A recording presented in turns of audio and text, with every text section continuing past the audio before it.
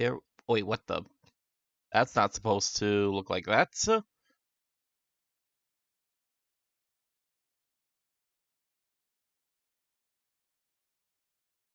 There. Oh, wait, that's not much better.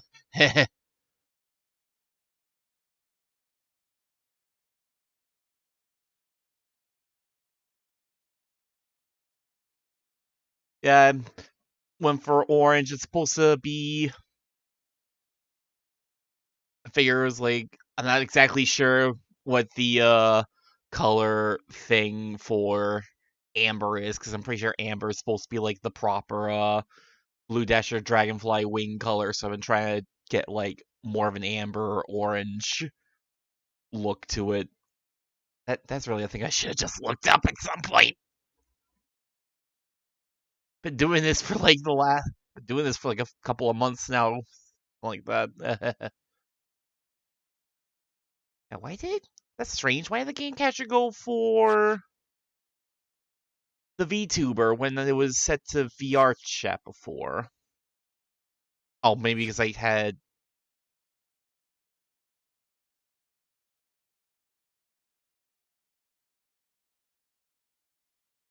Oh yeah, right. It's been so long since I've actually streamed the Great Ace Attorney that it still looks a little screwy from when I was doing VR chat. Man, it's pretty good to be back though. It's been a million years. Yes, it really has.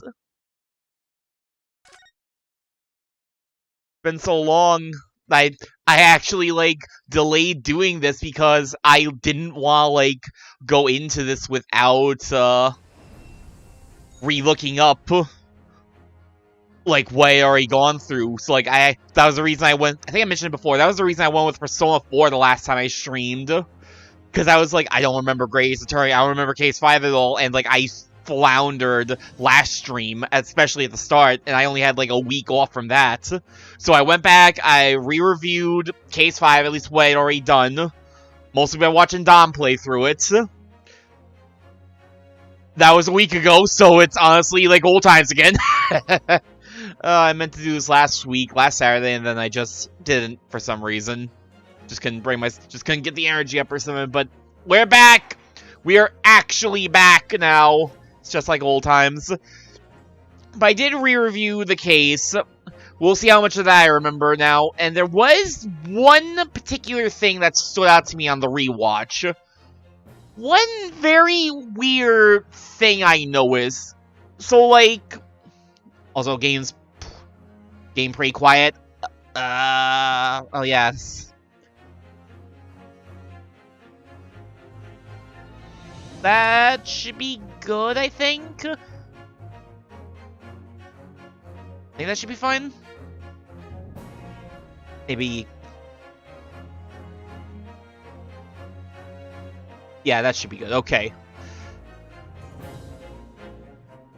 The thing I know is, so, like, near the end of the last time I played, we were talking about, all the stuff that was in the, pawnbrokery, and it was basically said by, what's his name? Baird von Zeeks, that there was nothing else really of note left in the pawnbrokery. It was all, like, normal bric-a-brac, common or garden bric-a-brac, I believe, was, like, the specific terms he used. Because we're trying to find the box or whatever that was also left behind, but there's one problem with that. In the very beginning of the case, like, when the whole reason we went to the pawnbrokery is because of Sholmes's violin. It got swapped for a viola, but also before we went there, we noticed that the big machine, the big analytical or whatever, the big analytical machine that's like sitting on the desk, was also gone and given to Windibank. I don't think we got that back. I don't think we got that back in between then and now, so shouldn't that thing still be at Windibank's? It's just gone? Like, I'm curious. Ew, bots.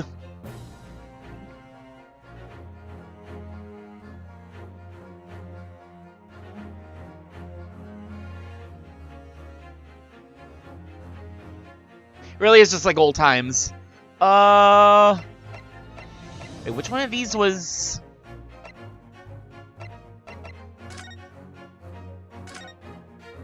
Well, let's get back into it. Maybe there's a reason for that. Maybe it's just a weird plot hole. Maybe I forgot something. Who knows? It has been a week since my re-review. Yes, it's time. I'd like to use this device, my lord, to view the two prints stereoscopically.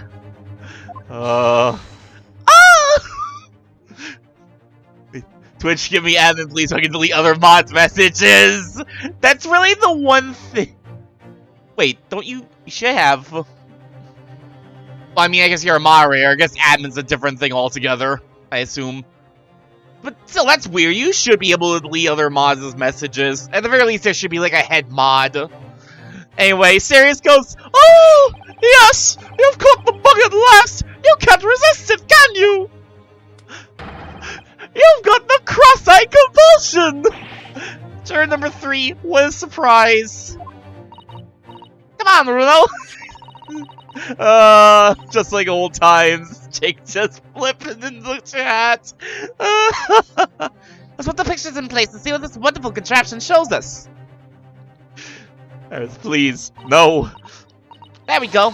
Now look through the eyepiece. Huh? I wasn't sure at first, but there's a clear discrepancy between these two prints. What? Don't you dare do the cross-eyed thing again. Come on, we need everyone. We need Barrack Von Zeeks to do the cross-eyed pose now. We need Barrack Von Zeeks to look at you cross-eyed. Must identify location in question for the court counsel. Indicate the... Are you serious? You really need me to tell you where the discrepancy is? Judge, please. Take that. Gee, I wonder where it could have been. Granted, these two prints are almost identical. I'm guessing you could like do that without even using the stereoscope. I really do wonder if you can like present all the stereoscope stuff without even using the stereoscope at all. Like if you just notice, like actually do like the cross-eyed nonsense and actually see it, can you just present it like that? Or I assume so. I don't know. That's a thing to test out, honestly. However, there is one minor discrepancy between them. What? Now I need to remember all my dumb voices. Me too. When you view the two pictures stereoscopically, a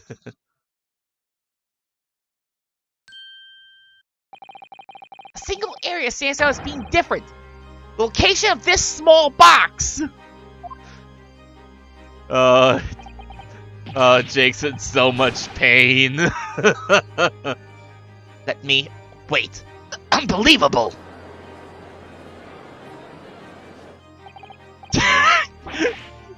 There's the judge! Cross-eyed judge for everyone who needed it. By Jove, you're right! How extraordinary! What this tells us is very simple. Mr. McGilden's small box is indeed not stolen from Winterbanks on the night in question. However, there can be no doubt that somebody picked up this particular box and then returned it to its place on the shelves. We're suggesting the small box originally deposited by Mr. McGilden is, in fact, yes, the very same small box I just identified in those photographic prints. Objection. Mindless guesswork. What if it was? Huh? The box was moved on the shelf. Nothing was stolen. Which means, quite simply, that nothing has changed. That may be true, but... Alright, McGilden's box wasn't stolen then. But doesn't the fact that it was moved like that change things?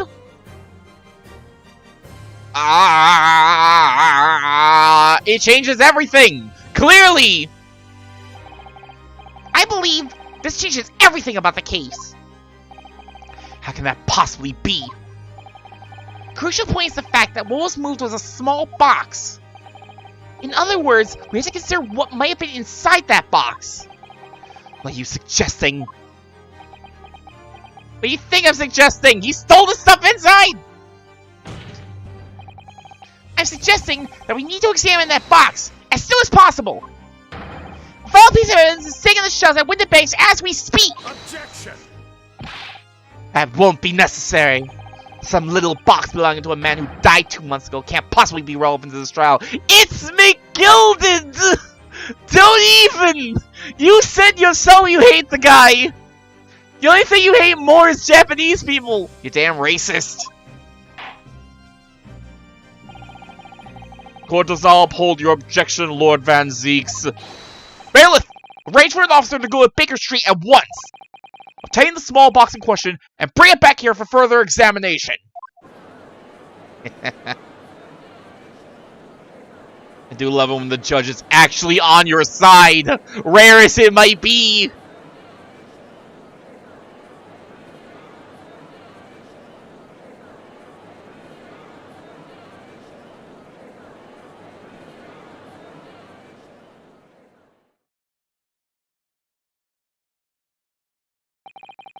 Should have a report within half an hour.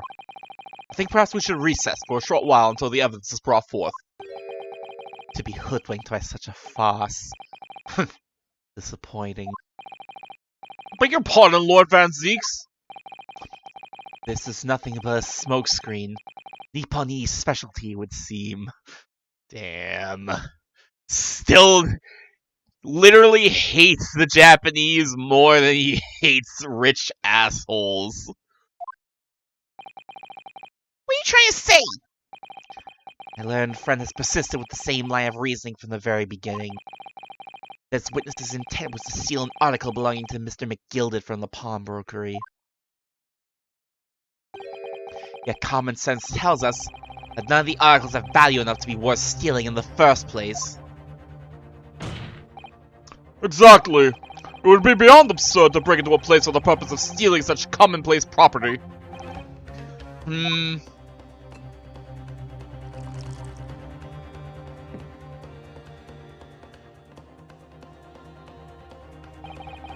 If your lordship recalls, Mr. McGilded perished 2 months ago, immediately after the conclusion of his trial, which I may or may not have done.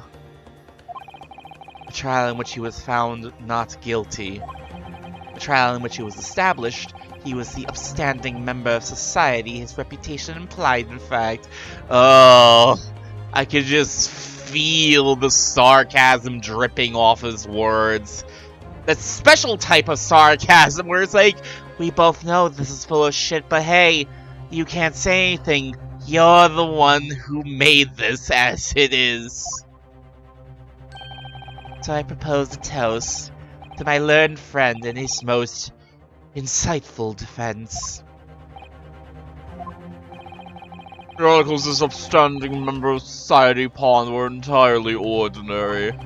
A black overcoat that just happened to have a music box disc in one of its pockets, and a small box. I assure you, I wouldn't accept even if the man tried to make a gift of such things to me. Whatever happened to, like, yes, I love music box and music box discs. We are very much connoisseurs.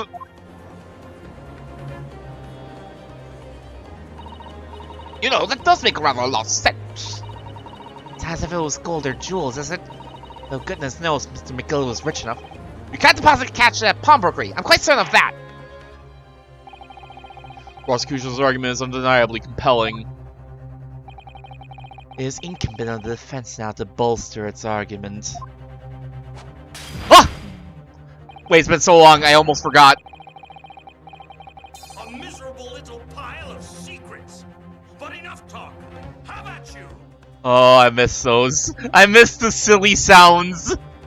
I miss playing silly sound clips. To explain what possible significance these commonplace articles pawned by this fine citizen could have. Well, counsel, is your argument in fact demonstrable? Are you able to show proof that the disc or the box are in any tangible way related to this case? Well, I don't remember anymore, Judge! What's the matter, Bruno? We know that they're related, don't we? They're both vital pieces of evidence. Yes, of course. You and I both know that. We know McGillicud's true character, and we know that this is significant even if we don't know why. But if we explain all that to the court at this point, we'll have to acknowledge that Mr. McGillicud's acquittal 2 months ago was a mistake. After all, we cannot have mistrials! It's not possible! We can't be like, yeah, we messed up! Yeah, he got us good! We can't own up to our fuck-ups! The defense's argument was flawed, based on false information. He's dead! It's fine! Oh shit, I didn't read that. Oh no! That mean that Gina committed perjury. Always double down. You always double down. It's not as if Gina was like coerced, threatened, or anything like that. She committed perjury. We have to keep going with the lie. We just have to keep the lie train going. Cover up all the lies with more lies. But Jenny, could it be that Van Zeek's knows? Is that why he's doing this now? Because he anticipated everything? Maybe? This could be a great opportunity for us. Sorry? What do you mean, Iris? Well, what is it that you always say, Bruno? Sooner or later, the truth comes out. Every time. Isn't that gonna kind of bias if, you know, it comes out and they're like, oh yeah, she committed perjury, because we actually care about perjury in this timeline. Alright, the exact significance of the things that McGill deposited with Mr. Winterbank is something that only Gina can explain to the court. Behind cheating and stealing, there is lying, and boy, you gotta lie! You gotta lie! If there's no other way, you have to just lie! Lie like a dog on a rug. But if I put her on the stand to testify about that, it could critically damage our chances of winning this case.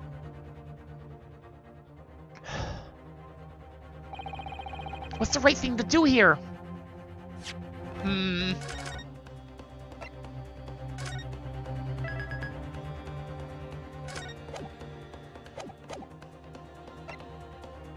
Nah.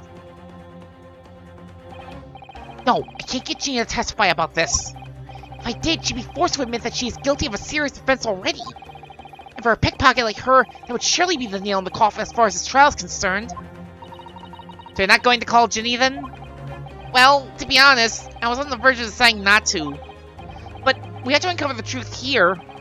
In order to do that, we might have to suffer a few consequences along the way. Well, no. In other words, there's only one course of action for us to take here. She's shaking her head yes, because she can read our minds. I don't think she's got any fancy invention for that either. My lord, the defense would like to make a proposal. Oh? What proposal, counsel? While the court awaits the arrival of Mr. McGillicud's small box, I would like to call the defendant, Miss Gina Lestrade, to the witness stand. Defendant? To what end? It's to do with the various articles deposited in Mr. Winterbank's by Mr. McGillicud, my lord. Miss Lestrade has information related to them. I believe it would be beneficial for the court to hear what she has to say. It'll prove the significance of the articles in question once and for all. Well, well, things are becoming interesting. I presume you've considered the implications of the testimony you're proposing. In particular, the impact it'll have on the accused's standing, and indeed your own. You know what? Everyone else is already like, yeah, she's a thief and a pickpocket. She's the lowest scum of society. So why not just be like, yeah, she also committed perjury. She's already kind of rock bottom in societal standing. Can't possibly get worse, right? I have. Lord Van Zeeks, would you care to explain that last remark? The prosecution accepts the defense's proposal. I move to interrupt the cross-examination of the current witness and hear from the accused herself. Very well, if you have no objection. The court now hears the testimony of the defendant, Miss Gina Lestrade. Witnesses currently in the stand may step down until further notice. Someone please make sure that Graydon doesn't run off or anything. You know what? Make sure all of them don't run off. I don't trust any of them. Except for Gregson. Maybe. I don't know. He's been pretty tight-lipped about government secret stuff. That reminds me, I wonder if how much of that's gonna play in. Then I shall bid you good day. Wait. You, sir, shall remain in the stand while Miss Lestrade testifies. As you wish. Alright then, Dina, it's time. I know this will be hard, but please, put your faith in me here. Good luck, Bruno.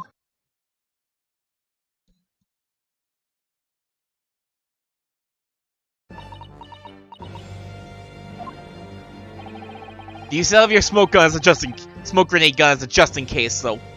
There goes Mr. McGill deposited in Winterbank's pawnbrokery.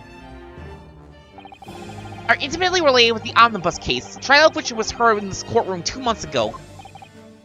Yes, I remember this young lady being brought before me in that trial as well.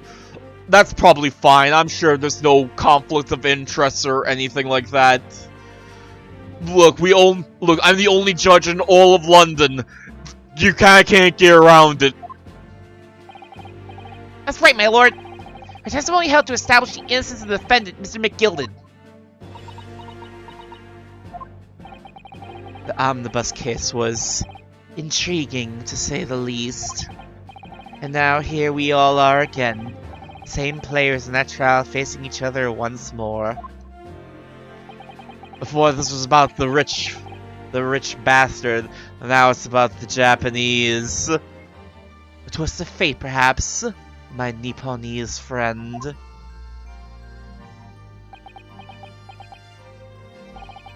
Allow me to recap the events of 2 months ago. An old bricklayer was stabbed to death in an omnibus running along London's winter streets.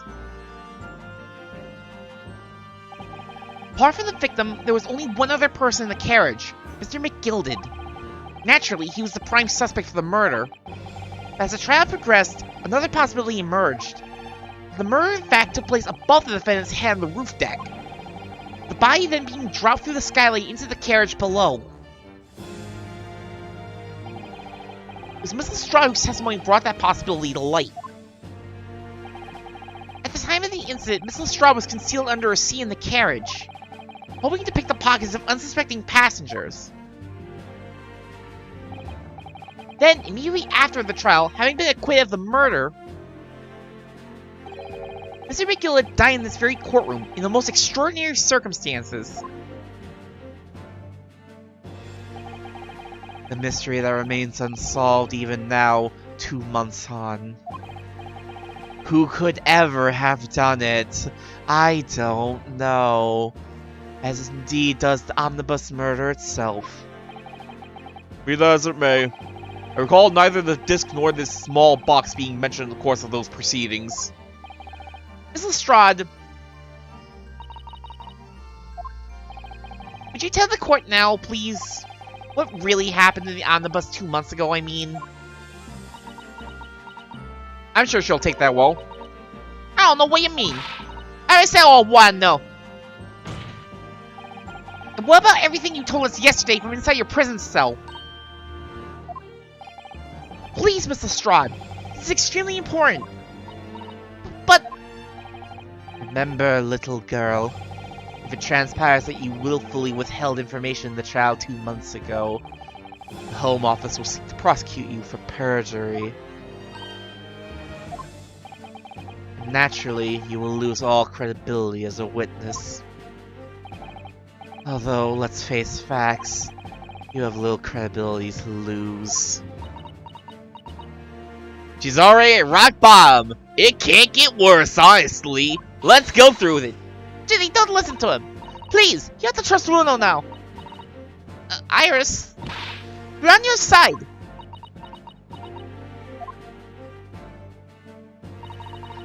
Alright then, I'll talk. It's the right choice, Gina. Well, it would seem that my learned friend hell-bent on bringing the entire courtroom down about his ears. So be it. Can you imagine if the trial ends and Fancy's just like, alright, you got her off, but I still consider you the guilty party, so die.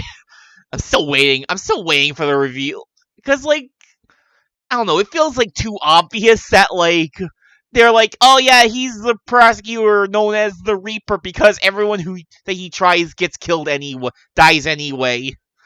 It feels too obvious, but at the same time, like, what other explanation is there, especially for the omnibus nonsense? I must confess I'm struggling to understand what on earth is happening here. However, it would appear that Mr. McGilded's pawn article is an extraordinary case of the omnibus, harbor secrets of which we have been hitherto unaware. I know I've seen that word before, I just don't remember the exact pronunciation. Hitherto, I want to say, I don't know. It's not even like super old word I never heard before. So, Miss Lestrade, you will now give your testimony before the court about the events of 2 months ago. You will reveal the truth, commodity sorely lacking in the original statements. This is it then. Everything's going to come out. Like Fancy said, this could bring the whole courtroom down about my ears. As a lawyer, I'm prepared to take that risk. Look, this is the Ace Attorney way. Everything's gotta come crashing down, so you can turn it about later. The real truth of the omnibus case. Truth is, that Brickmaker Cove was in the cabin of the omnibus the whole time. The Irishman dragged me out from under the seat. I saw that disc on the floor. All of a sudden, I heard a scream from over my head, and that pair on the roof deck went off to call the slops. That's when McGill had slipped the drivers and Tim to do a run to the pawn shop roundabout. He threatened me not to snitch, not to say nothing to no one about what I'd seen or heard. Good grief, this is outrageous! What you've just told the court bears almost no resemblance to your testimony 2 months ago! As you say, my lord. But then there's every chance I may have educated error in McGillard's trial. Sounds very much to me as if the man deliberately deceived this court. That's kind of your fault! Like, there was a jury for a reason, you're like, not enough evidence. He's innocent. Get us out of here. Like, it was kind of obvious that, like, yeah, it's not looking good. It looked like he might have actually done it, but you didn't let the jury do their job! In an effort to cover up the most wicked of schemes. Without doubt, your lordship is correct. A great injustice was done in this courtroom 2 months ago. The actions of the accused in that trial of this witness and of my learned friend are entirely inexcusable. I don't believe it! The whole trial was a farce? It was all lies? That McGillard fellow was robbed to the core, just like that pickpocket. Don't forget that lawyer for these! They're all in on it together! You're wrong, the lot of ya! Mr. Naruto, the lawyer, he didn't know nothing about it! Humbug! I don't think so. I really expected to believe that. You really stitched everyone up, didn't he? When the operation to get the man off scot-free. Unforgivable! Stop! Lies have to stop! Stop! Yes, the defense made a terrible error of judgment. I intend to take full responsibility and suffer whatever consequences are deemed appropriate. However, it's imperative that the court allows the witness to elaborate on her testimony. Because the true significance of McGillard's pawn articles must be brought to light. In other words, I must press every statement she made just now. Very well, my learned student friend. Given the depths of calamity you've just plunged yourself into, this may well be worth hearing. Words fail me. The situation is utterly deplorable. Mr. Naruhodo? Yes, my lord? I will decide upon your fate following the conclusion of this trial. Of course, my lord. Blimey, Mr. Naruhodo. Now, counsel, proceed with the cross-examination. I'll decide upon your fate of letting a man go scot-free by being his defense lawyer. How could you? McGill says that Brickmaker Cove was in the cabin of the omnibus the whole time. Hold it! And you were hiding in the cabin at the time as well, weren't you, Miss Lestrade? If I remember rightly, in the storage compartment underneath one of the seats. How dare you do your job? How dare you provide a defense to a man who needed a defense lawyer? How dare you provide a defense? How dare you be a defense lawyer to a man who literally had nobody else? Not one single other person would dare to defend him, all because of Barrack von Zeeks. How dare you do that? With no information whatsoever. Yeah, that's right. It's pitch black under there, so you can't see nothing at all. Now, in your testimony 2 months ago, I feel certain that you claimed Mr. McGilda was the sole passenger, did you not? False testimony, my lord. That's what he told me. That's what he told me I had to say. But it's important that you tell us the truth now. Were Mr. McGilda and the victim acquaintances? I don't know. I did hear him talking a lot. What were they talking about? Well, I couldn't hear too well, but if I had to say, I think it was about money or something. They were talking about buying and not buying. Perhaps business dealings of some kind. Gee, I wonder what kind of business dealings. I feel like, didn't that whole part of Mr. McGilda's character, like, kinda come out? Like, during the trial? Anyway, they got louder and louder. Started to sound like a proper fight. Maybe I should have also rewatched Case 3 in preparation for this. I was pretty scared by then. I hardly dared to breathe. And then all of a sudden, I heard a noise like someone keeling over on the floor. It was blooming loud and all. And I believe you let out an involuntary scream. Yeah, might as well gave me away. When the Irishman dragged me out from under the seat, I saw the disc on the floor. Hold it! Was the disc you saw this disc? Yeah, I reckon it probably was. You know, I've been wondering something. Wait, what the hell are you two doing? What are you two doing? Are you two talking amongst yourselves? What? Should I say something?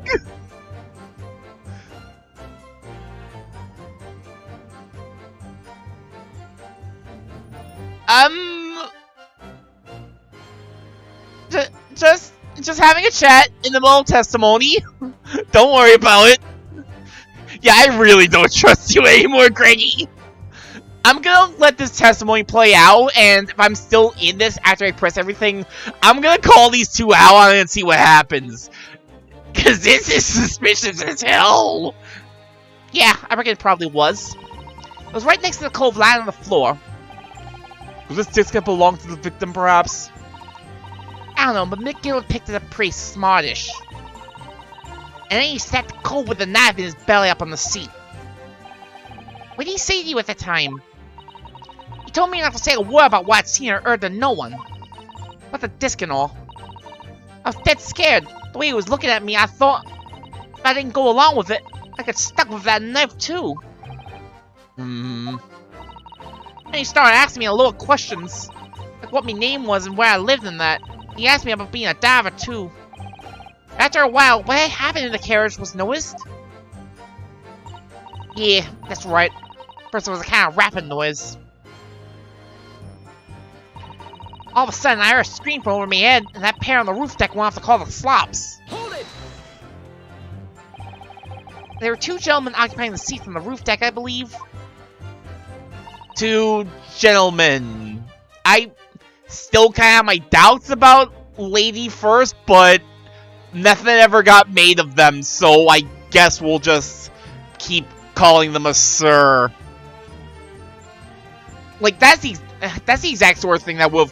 If they were going to do the gender reveal nonsense again in this game, they would have done it during then.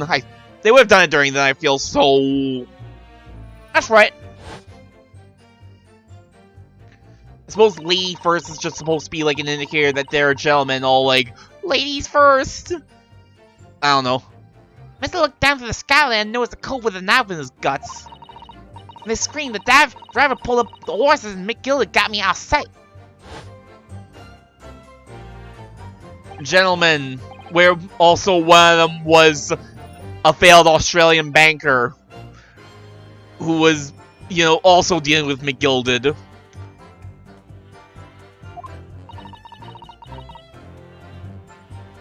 Out of sight? Where? Right in the seat where I started off. Once the carriage came to an halt, the two coats from the roof ran off to fetch the slops. If they immediately left to fetch the police, it would appear they were entirely unrelated to the incident. I left McGilded, the driver, and you still at the scene. Yeah, only the driver didn't know I was there because I was under the seat. I had the cabin door open and a voice from outside. The driver, yes. He also testified in the trial, I believe. You know, I think that guy lied about a lot more things. Fellow went by the name of Beppo, if memory serves. When McGill and the driver see each other, I don't know what happened and stuff like that mainly.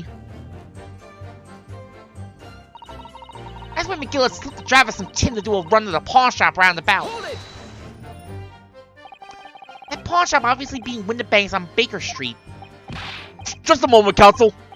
Do you mean to tell me the driver gave false testimony in that trial as well?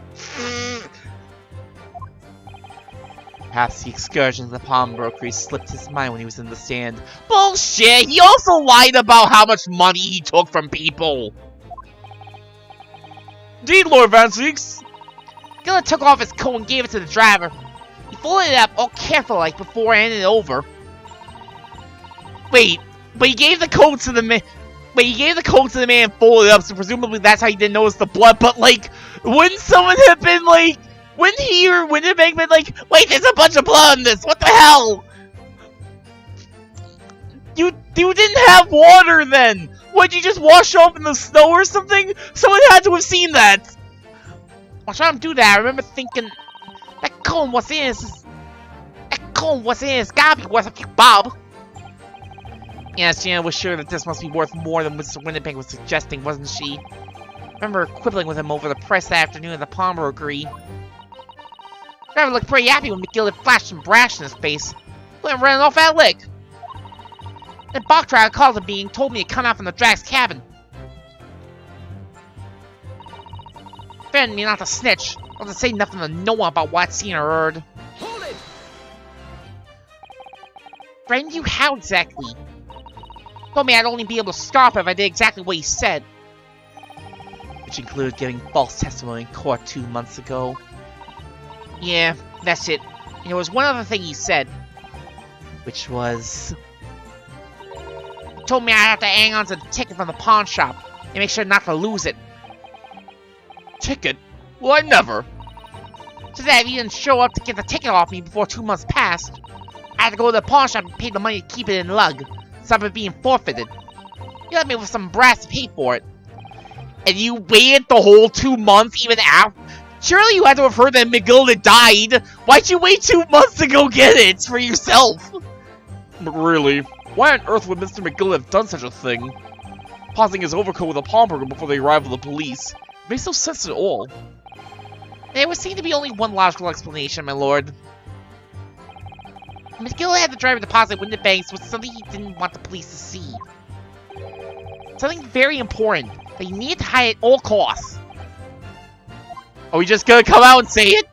Anyway, after that he let me go, so I laid him before the coppers showed up.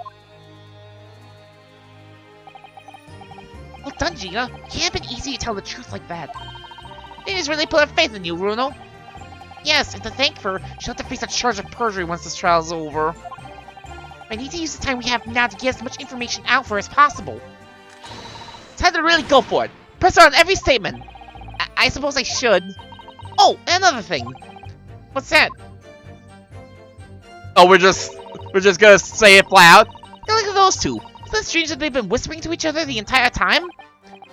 Yes, that is strange. Looks like they're having a secret discussion about something.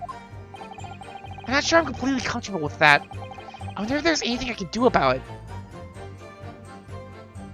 They didn't really react to anything at any point.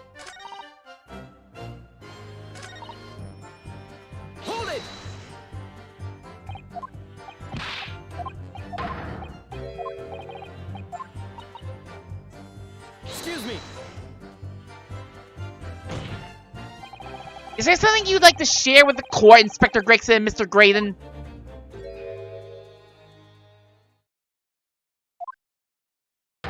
Inspector! Mr. Graydon! Blimey, you trying to give me a heart attack?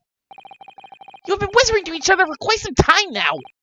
Tell us, what is the discussion about? Discussion? With this fella? Above the other one, Sunshine! You got anything to talk about with a shade jet like this? You've been whispering shit! I have nothing to say to this uncouth detective after he deprived me of that disc that was rightfully mine. They've clearly been talking the entire time I've been cross-examining Gina. It's as if they've been negotiating.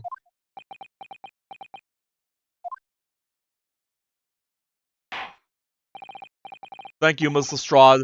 Thank you, Counsel. I've heard enough. I believe we now have a reasonable understanding of what actually transpired on the omnibus. It would appear on that night 2 months ago, a negotiation was taking place on the omnibus. Negotiation concerning this disc. However, matters did not run smoothly. Parties involved began to quarrel over price. McGilda took what he wanted by force, at the expense of the other man's life. Which proves my point! The disc is clearly extremely valuable in some way! Although I don't understand why as yet. That's really the big thing. Like, what has this disc in small box really got to do with all of this? And 2 days ago, precisely 2 months after the omnibus incident, McGillet's coat and its contents were due to be forfeited. I didn't know what I should do with the ticket. I mean, the coat died right after his trial. I knew that. So you decided you would try to claim the articles as your own after 2 months. Why not, eh? They're only gonna be forfeited. Why shouldn't I have got them? Anyway, you can't blame me for thinking about it. Thinking ain't no crime. Not yet! Not yet! God! That sounds dystopian as hell! Miss Lestrade, it appeared Mr. McGilda was prepared to kill in order to take possession of this disc. Do you know why that would be? I ain't got a clue. I reckon it must be worth a fair bit of brass. He's probably gonna sell it. And you can't blame me for thinking that. Thinking ain't no crime! Gina, please. My lord! The evidence your lordship requested and located ready for the court's inspection, sir.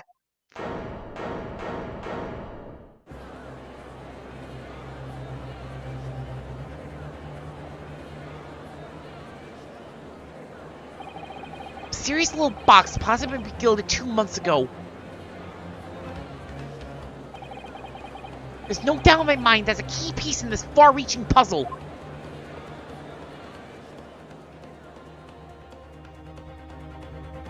To be continued.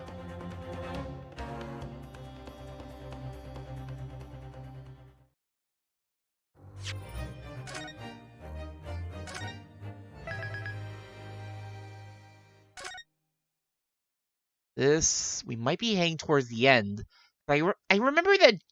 I remember Jake saying that like I wasn't really close to the end during like the last time I streamed this, but when I watched Don play this, I noticed there was only like I want to say like 4 parts left at the point where I like was last at, which was like 2-ish. No, like 4 hours. Yeah, 4 hours, because he does about hour-long parts, so, like, it's like 4 hours, I want to say, so... I don't think I'm gonna do, like... I don't think I'm gonna do, like, a full, like, 4-hour stream, like, tonight, but... Well, let's see what happens. I'd also be down to finish this case. I'd be down to finish this case tonight. I want to see if I can finish this case before the year ends. We'll see what happens. So this is the article in question, is it? The small box deposit with the pawnbroker by Mr. McGilda 2 months ago. Now, the night of Mr. Winterbank's murder, the only item on the shelves that was touched by whoever broke into the shop. Quick, let's open it and see what's inside.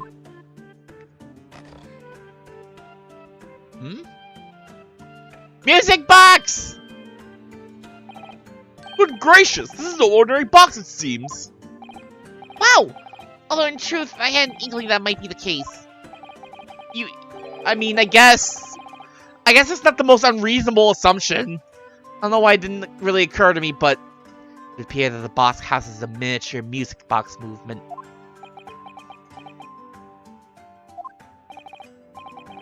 Then, is it too much to expect?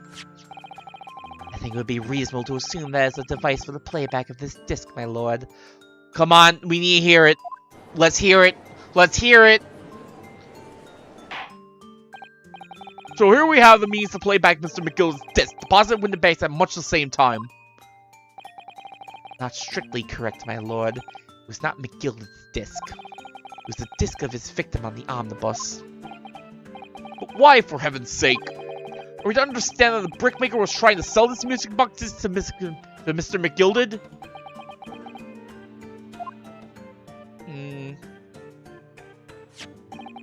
I have a question, my lord! I believe the answer will become clear if we listen to the music of the disc, my lord. Yes, very well. The court now listens to this curious disc at last. Wait, my lord! Good grief! What's the meaning of this, Inspector? Music box and the disc are... well, they're unrelated to the case. You're not pulling this! No! Get out! No need to spoil the somber atmosphere in the courtroom with some silly bit of music! This disc may very well have motivated the culprit in this case to commit murder! Clearly, there's every chance that's fundamentally important to understanding what happened! The prosecution has no objection. But no! That piece of evidence is police property now! You can't... It's Gregson's secret too! It's private! Gregson, what are you listening to? I need to know your taste in music, Gregson. What sort of hellish secrets music do you listen to? Are you a Maury stan? Are you a deadbeat, Gregson? Clearly Scotland Yard's invested interest here. There's policy of this prosecutor to leave no avenues unexplored. I feel like we can definitively prove that you were perfectly fine with not exploring all avenues of possibility, especially when it was possible that they undermined your entire case. Gregson is 100% a deadbeat.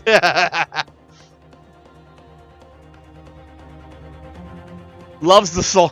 He loves the songs. He loves Maury. He loves the songs about...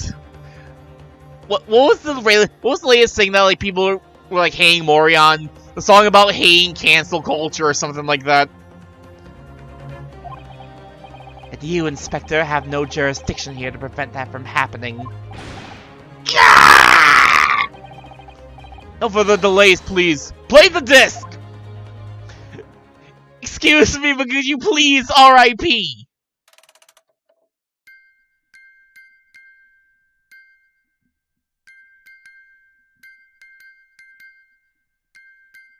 That's Morse code!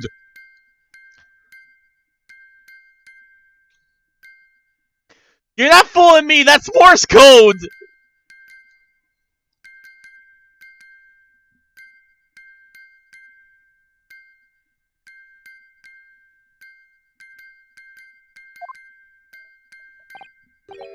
What on earth? That a fucked song. We got our hands on the prototypes. We got our hands on all this. Got our hands on that one song Maury doesn't want getting out. Oh no. Damn, Gregson, you are a thief. That's certainly not what we would call music. No. It's just the same note playing over and over again in a regular sequence.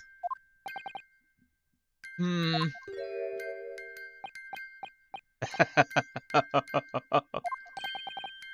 Graydon?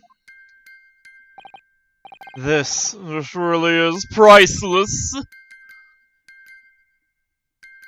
Man, when you sit there and laugh like that, you remind me of someone. My first thought goes to McGilded, but I feel like there's someone else. I can't put my finger on it, though. Dance! This is the music he dances to! After all that, the music box is broken. I'm still gonna do a little ditty to it, though. Broken? It can't be, can it? Well, obviously. In fact, I wouldn't be surprised if the officer sent to fetch it didn't drop on the way back to the courtroom. Well, with much regret, I feel the court must accept that this music box offers little in the way of clues. Are you ready to move on, Counsel? Come on! Yes, alright. It does sound as though it's completely broken, but is it? Could this music emanating from the music box possibly be a new clue? It's gotta be! We went through all this trouble! We can't just throw it out now! I believe that could be relevant, my lord. Good lord! But how can it be? It's an abomination, Counsel! Mere noise! That's what everyone says! That's what all music is! It's just noise! It's like words, they're all made up! Especially of letters. I fail to see how it can have any meaning whatsoever. That sounds strange, I agree. But there's one thing bothering me. While Graham stands there chortling victoriously, the inspector beside him has a rather telling expression on his face. As if Gregson recognizes the sound, as if he's familiar with it somehow. This making him appear extremely on edge. If that's the stance of the defense, my Nipponiese friend, answer me this. Oh!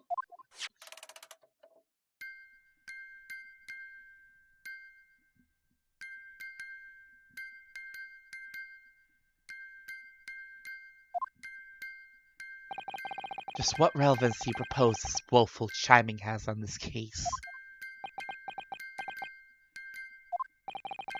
The defenses believe that the sound emanating from this music box is... I just want to say an unusual genre of music so bad. So bad.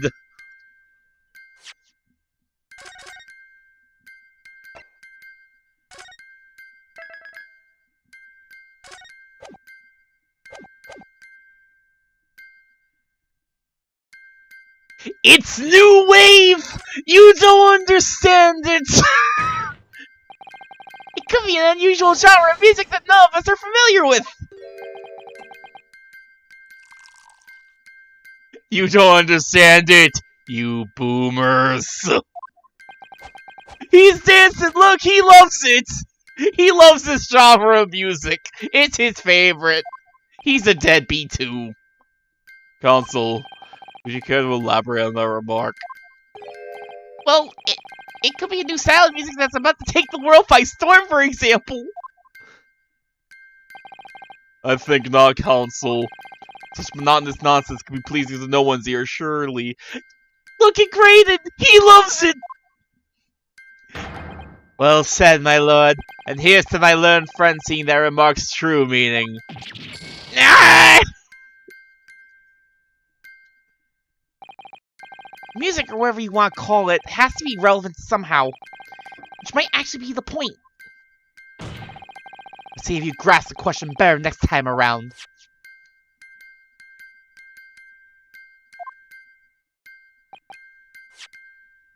Alright, that's enough screwing around.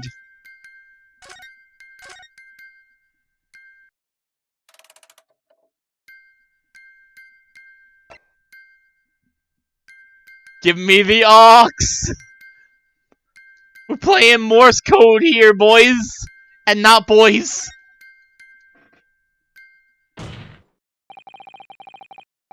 With some music, a miserable little pile of notes! But enough talk! Hand over the ox! Just because this is a music box doesn't necessarily mean the sounds we're hearing are music. Look at that! The smile vanished from Green's lips as soon as I said it. I'm on the right lines here. I must be. Maybe detection is based on how people react to what you say. You're acting just like Hurley, Bruno. Please! Objection! Sounds we're hearing aren't necessarily music. Well, now you've told us what they are not. I'm sure the court would like to hear what they are. Do enlighten us, my Nipponese friend. Well, surely you have an idea in mind. Because if not, it will be the death of your ill-formed argument. Exactly. The music box is clearly broken. Refusing to accept that fact is pure foolishness. You got me! I don't know what the answer is! Yet! Bruno. I just examined the music box very thoroughly. And I'm fairly certain that it's not broken at all. Really? You couldn't have thrown this in before. Really? The way it's been made can only produce a single note anyway. Thank you, Iris!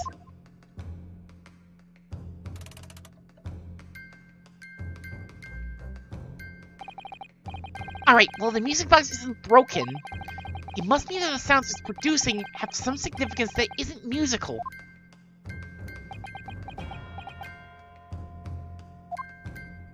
Problem is, I can recognize Morse code.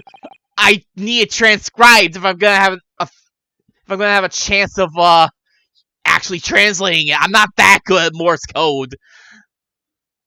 Ah! Could be? Is that what these sounds are? Things just struck me, Bruno. I feel like recently, in the past few hours even, I've heard another sound very much like the one this music box makes. Yes, it's a familiar sound. Actually, Iris, I was just thinking exactly the same thing. I'm going to have to press the defense for an answer. Pressing's my job. If your assertion is that the sound produced by this music box is not in fact music at all, then what the devil is it, Counsel? All the evidence we've seen so far, all the testimony we've heard, it's all pointing to one single answer now. The prosecution demands that my learned Nipponese friend presents proof now. Tangible proof of this latest wild speculation. Alright then. It could be the best chance I'm going to get the fight back in this trial. If I'm right, it's going to join all the dots together. Funny you say it like that. The evidence that explains the true nature of the sounds of this music box disc is... Wait, evidence?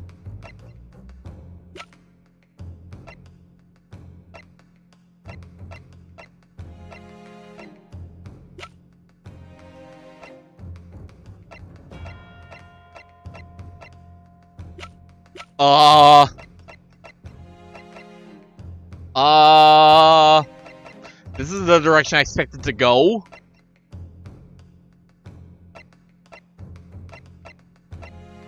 I'm guessing today's paper, because it's something to do with leaking government secrets, sounds right.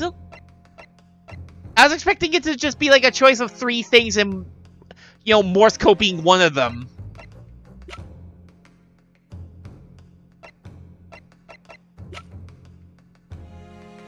There's a big part of me that just wants to present the stereoscope. I don't think that'll actually get me anything special. Take that! This paper, Counsel. The headline is Pawnbroker perishes in pick-purse plunder. Hardly supportive of your cause. Ah, no, my lord. I was hoping you'd look a little further down the page. Further down, Ministry Mole? Classified secrets may have been leaked overseas from Ministry of Justice. Yes, this is a very serious matter being investigated at the highest level, I understand. I've heard that international transmissions along supposedly secured lines are somehow being intercepted and linked to various other countries. And presumably, those transmissions are in the form of wire telegrams that, you know, a communications officer would use? Maybe? Of course. Jury number 5, your input, please. Oh! Me, sir? Whatever's the matter? You told the court before you worked at the same communication station as Mr. Graydon, did you not? Yes, that's correct. The particular station where you work deals with government communications and newspaper reports. Oh yes, we're not your run-of-the-mill communication station at all. Our work is extremely important. And tell me, is this not a very familiar sound?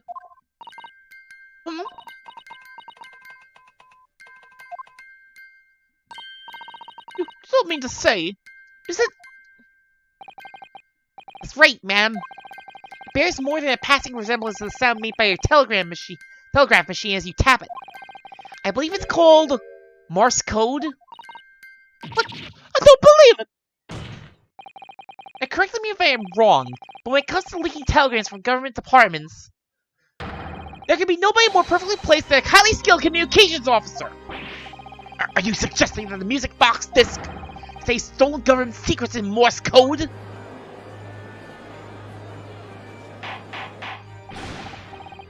Order! Order! Please, everyone, order! But this is high treason, Council, deserving of capital punishment. Much new vocabulary. What is this treason? And what is capital punishment? The source of words I'd half expect you to know. Damn. We don't actually have any definitive evidence that, you know, he's an international criminal or anything. It's just very implied. It's just heavily implied. For a sovereign government's confidential information, hostile nations would surely pay almost any price. Yes, and on that night 2 months ago, was the very negotiation that was taking place inside the omnibus. But in the end, Mr. Gilded perished, and the all-important disc lay unclaimed in the pawnbrokery. My word! In which case, whoever stole that information in the first place must surely have been beside himself with worry. Because the disc would be discovered before it found its way out of the country. It would reveal an act of high treason punishable by death. So the culprit had no choice but to retrieve it. In order to do that, he would have to gain entry to the pawnbrokery illegally in the middle of the night. Because the article left behind McGilded would incriminate him too much if it got into the wrong hands. Isn't that right, Mr. Graydon? You think I've been stealing government secrets? Preposterous! Absolutely preposterous! So in response to the defense's accusation, you claim complete innocence, do you? Well, of course I do! I've had to stand here in silence while that pretentious foreign lawyer has been prattling away. You stand there in silence and do jigs! Don't pretend! Then by all means, counter the charges, sir. Prosecution demands the witness testifies in response to the accusations brought by the defense. Delighted, I'm sure. Witnesses are reminded of the crime under scrutiny in this trial is the murder of the pawnbroker, Mr. Windibank. That being a most Yeah, it's been a long time since I've pulled out good ol' Google.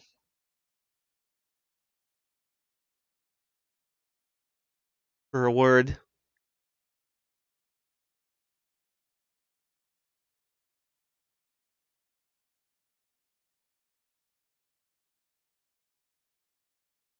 Flagitious. That's how I figured it was pronounced. that being a most flagitious. Flagitious. Flagitious. That being a most flagitious offense for which the law of this land sanctions a capital punishment. The heinous act of high treason is no less serious a crime. I urge you to bear that in mind as you testify, Mr. Graydon. So then, let's proceed. Get out of here, Grady! Wait, no, it was you two. It was Nash. You gotta have a time of riding and walking, Governor. We got things to say. I beg your pardon. Who do you think you are? Shouldn't you two have gone? Well, maybe not home, but to the clink? Name's Nash Skulkin. Occupation's professional body. It's Regal Skulkin, who eat base at the cellar, motherland! That's right. We're what they call. The three Skulkin Rivers!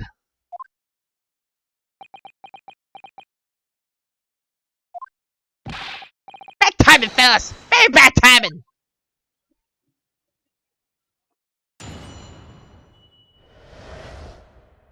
Raisin's counter. Mere communications officer couldn't possibly steal confidential government information. Then who could? Besides, the sounds produced by that music box aren't even Morse code. Excuse me? It was some low-class brickmaker negotiating with McGilded anyway, was it not? I have no relation to the man. Okay, that one he's got me on. Look, all we done is break into the gaff the other night like Wade told us to do. If we know there was touching government secrets involved, we would have touched it!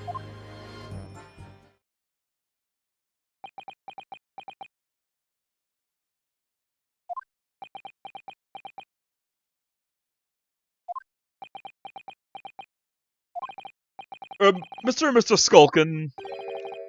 What Mr. will do, Governor? What's up? We're taking that you now admit to the crime. That the night in question, you did indeed gain entry to the premises illegally. And moreover, you did so as a party of 3 in collaboration with Mr. Graydon here. Did they just rat themselves out? Definitively. We did, Gov! We did! Quiet them down, please! What's the use of that, Mr. Graydon? I have no idea what these 2 ruffians are referring to. You little rotter, get us mixed up in all this monkey business! You never said enough about no government secrets! It was supposed to be a strap job! And what was the geezer who showed it, was it? Paul Buck didn't have to die, did he? Even they're like, okay, murder's way too far, what the fuck? Nice to know who your friends are. Well, these men say I deny the accusations. Indeed. Well, I certainly wasn't expecting this little music box to become so significant in the proceedings. However, as it has, I will admit it into the court record as evidence. Small music box has been entered into the court record. The strange music box only appears to be able to play a single tone. It was deposited in Winterbank's 2 days before the Black Overcoat.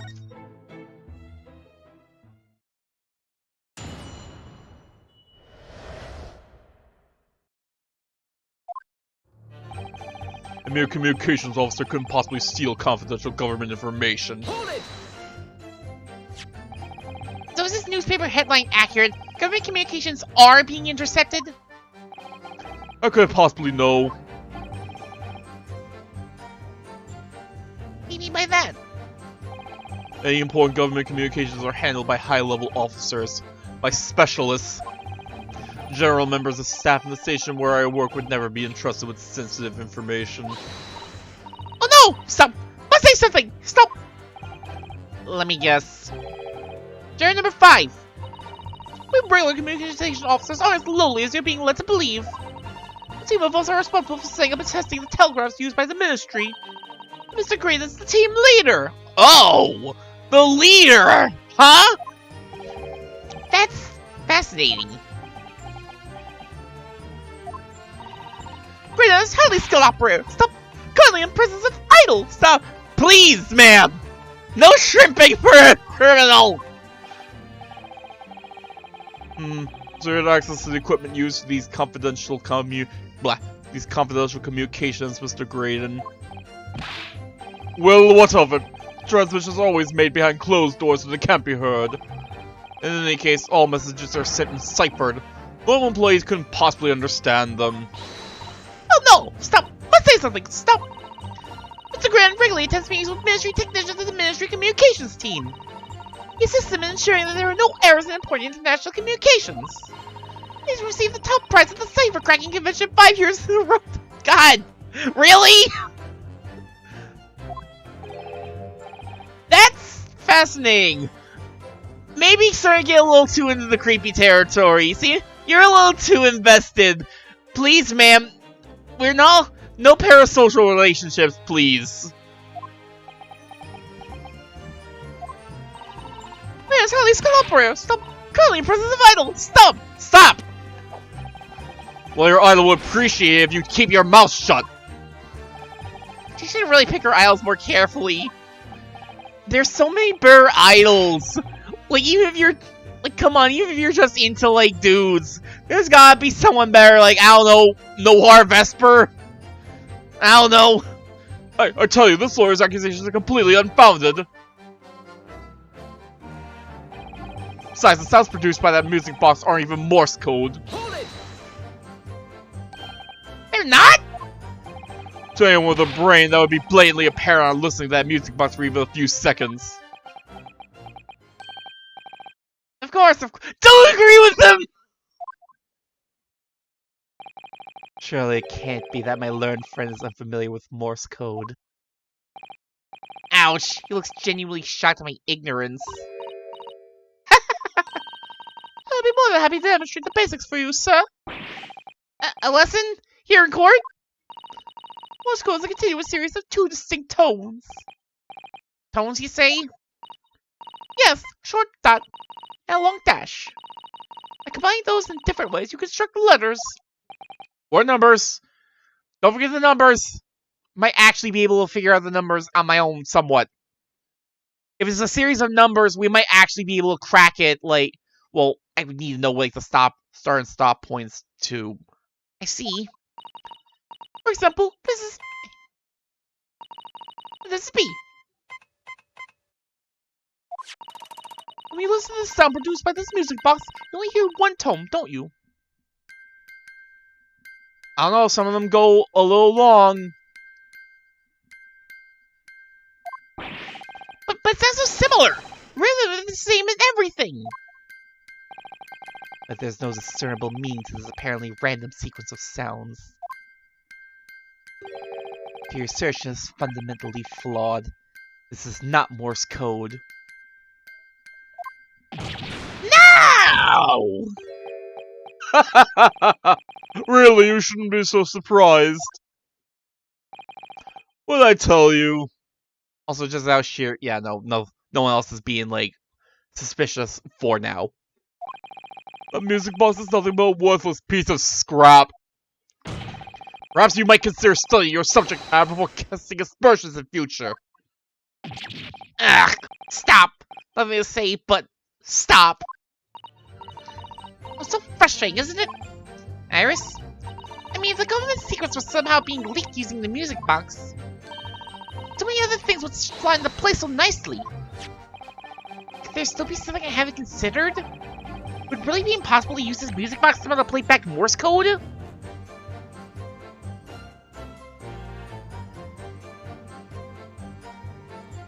I mean, isn't there supposed to be multiple music box discs?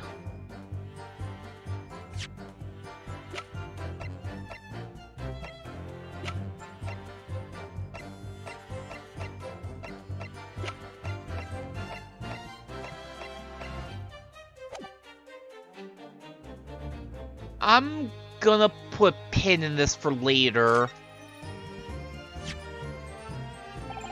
The fence will concede that the music box is irrelevant, for the time being. I didn't lose! I didn't lose! For the time being, such optimism. Too debonair to admit defeat, are we? Shut up! Ugh, those gesticulations are really starting to grate. Can't be Morse code unless it has 2 distinct tones. As I should examine that music box in a little more detail.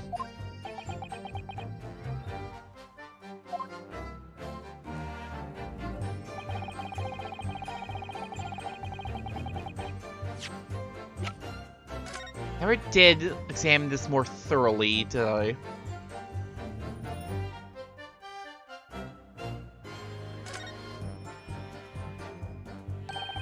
Now the 4 McGilded disc sits in the music box the man deposited at Winterbanks?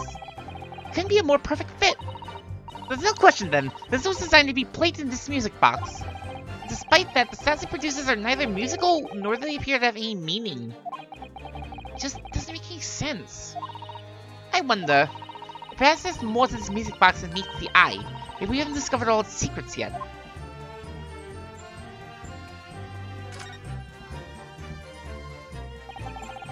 This is the mechanism that turns the bumps on the disc into sound, isn't it? Yes, the movement. It's all thanks to the comb with its teeth that are plucked by the passing bumps. Usually, the teeth on the comb are different lengths so that each one produces a different tone. This comb is very strange. The teeth are exactly the same length. Well, what does that mean? It means that no matter which tooth is plucked by the passing bumps, the music box will make the same sound. I've never seen a music box like it before. Yes, it is strange. Music box can only play a single note. There has to be some significance to that, surely. Alright. This looks like a button. Oh! What is it, Bruno? I just noticed something about this music box. It looks like the bottom of it opens up as well. Huh? Ah, you're right! Well, come on then, what are you waiting for? Let's open it! Alright then, here goes. Look at that! There's another movement on the other side. So, does that mean... is there another disc to play back on this side? Yes, I think so. It looks like the two movements are linked together. They're linked? If you had two discs, they would both play back at the same time.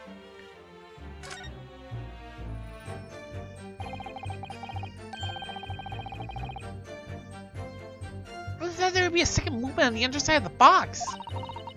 This movement is like the other one. Comb's teeth are all the same length.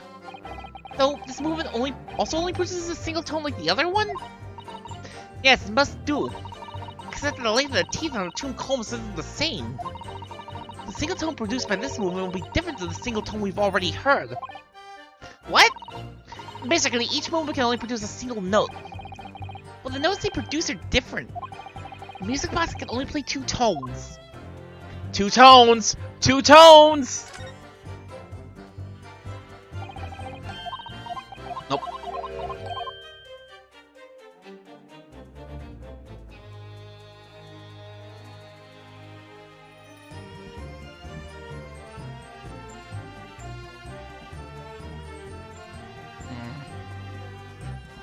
Yeah, second disc. That's really the thing. Wasn't there supposed to be two discs? If he only moved the box, then he probably stole the other disc. It was some low-class brickmaker negotiating with McGilded anyway, was it not? I have no relation to the man. Hold it! So 2 months ago in that omnibus, McGilded killed the brickmaker and stole the disc. Mr. Mason was a single man with almost nothing to his name. Seems he lived in an artisan quarter some years ago, and people there remember little about him. That doesn't make much sense though, does it? How did a humble brickmaker come to acquire secret government information? Oh, indeed. There must have been somebody else involved behind the scenes of all of this. Somebody who acquired the disc and gave it to Mr. Mason. In order to take it to the meeting with McGilded and negotiate a deal. Dear me. I must pose on you now. Do you know my... I don't want to. I don't know where I'm going with that. You may have it in for me, sir, but I assure you, I have far more class than that. No brickmaker from an artisan quarter in this well-to-do communications officer. Well, I can find some evidence to link the two of them together.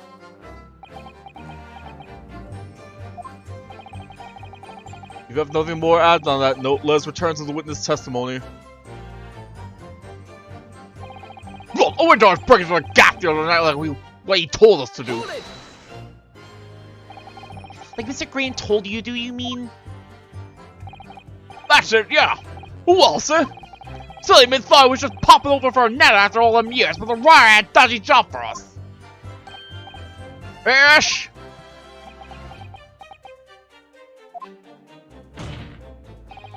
Let me stop you there, Mr. Skulkin. After all them years, you say? Do you mean to tell me that Mr. Grant is an acquaintance of yours? We're the sociable kind of baddies, you know? Sure, let's say Gray is in old China. Enough! Why don't you say baddies desist? Why don't you baddies desist with the fiction? Ah.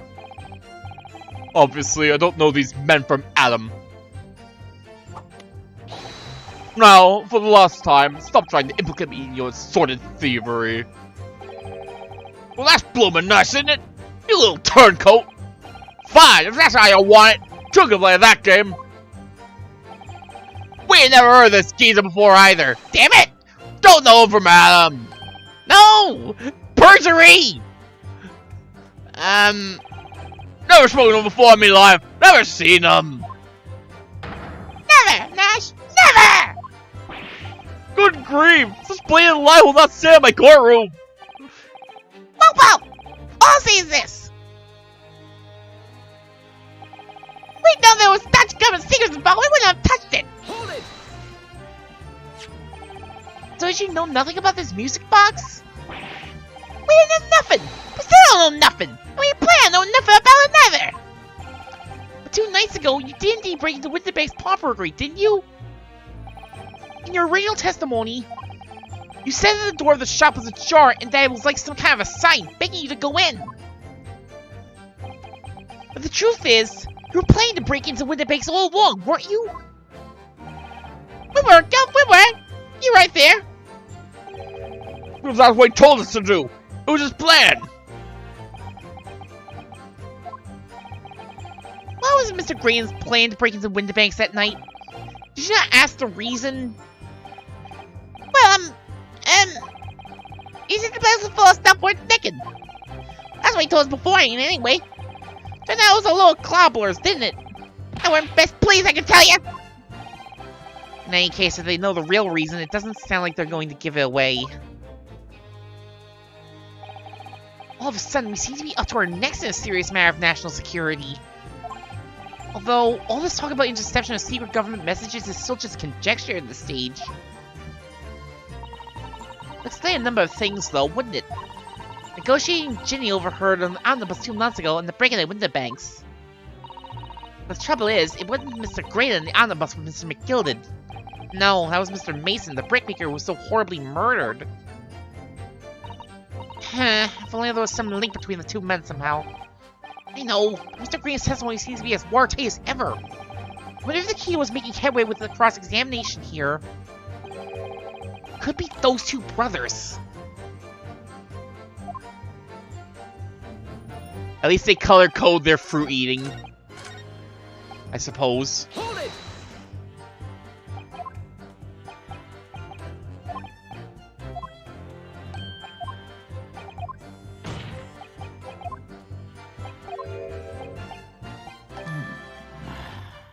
Here, let's say Graydon's in old China. Excuse me. Is something wrong, Mr. Skulkin? Eh? Oh, the other Mr. Skulkin. What? Who, me? Your brother was testifying just now. He said something that seemed to cause you to react. Oh, I just remember the old days, that's all. We used to have a real lot together way back when. Together? With Mr. Graydon, you mean? Yeah, with Ash, I mean. You look at him now in his fancy white... you look at him now in his fancy whistle boot and he wouldn't have an even. When we was younger, he was from the poor part of town, just like us. That's so. He was always a leery one. He had the brains. He had the savvy. Always coming up with smart ideas like what would never have gone through our heads. God blimey, ain't that the truth? Remember Military Skulkin's milk run? Oh look, it's Mario and Luigi. Oh my god. Now you say that. It's so obvious now you say it. Oh man. Damn. They fell on hard times after Chris Pratt came around. Oh. Or Wario and Luigi in the sky. Nah!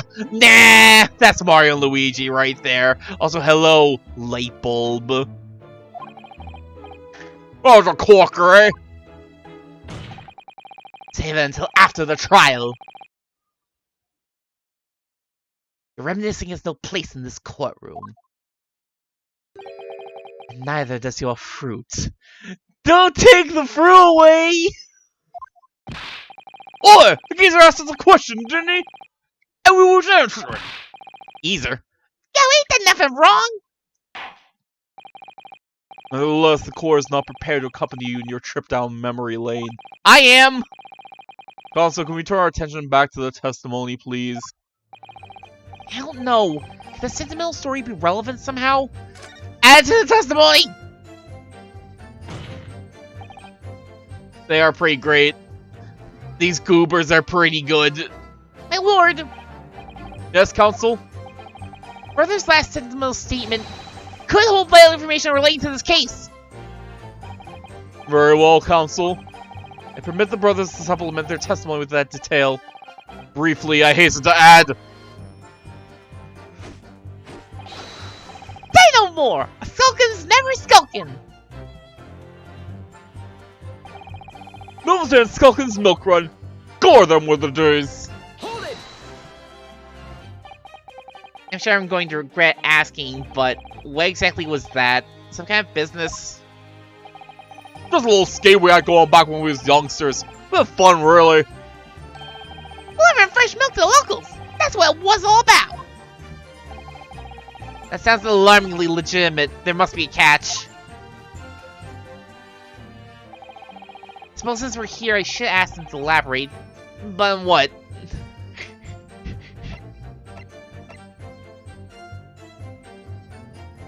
Tell me the name. Tell me all about the name. So this business is just a bit fun, you say? It was just yourselves and Mr. Grayton involved? Yeah, that's it.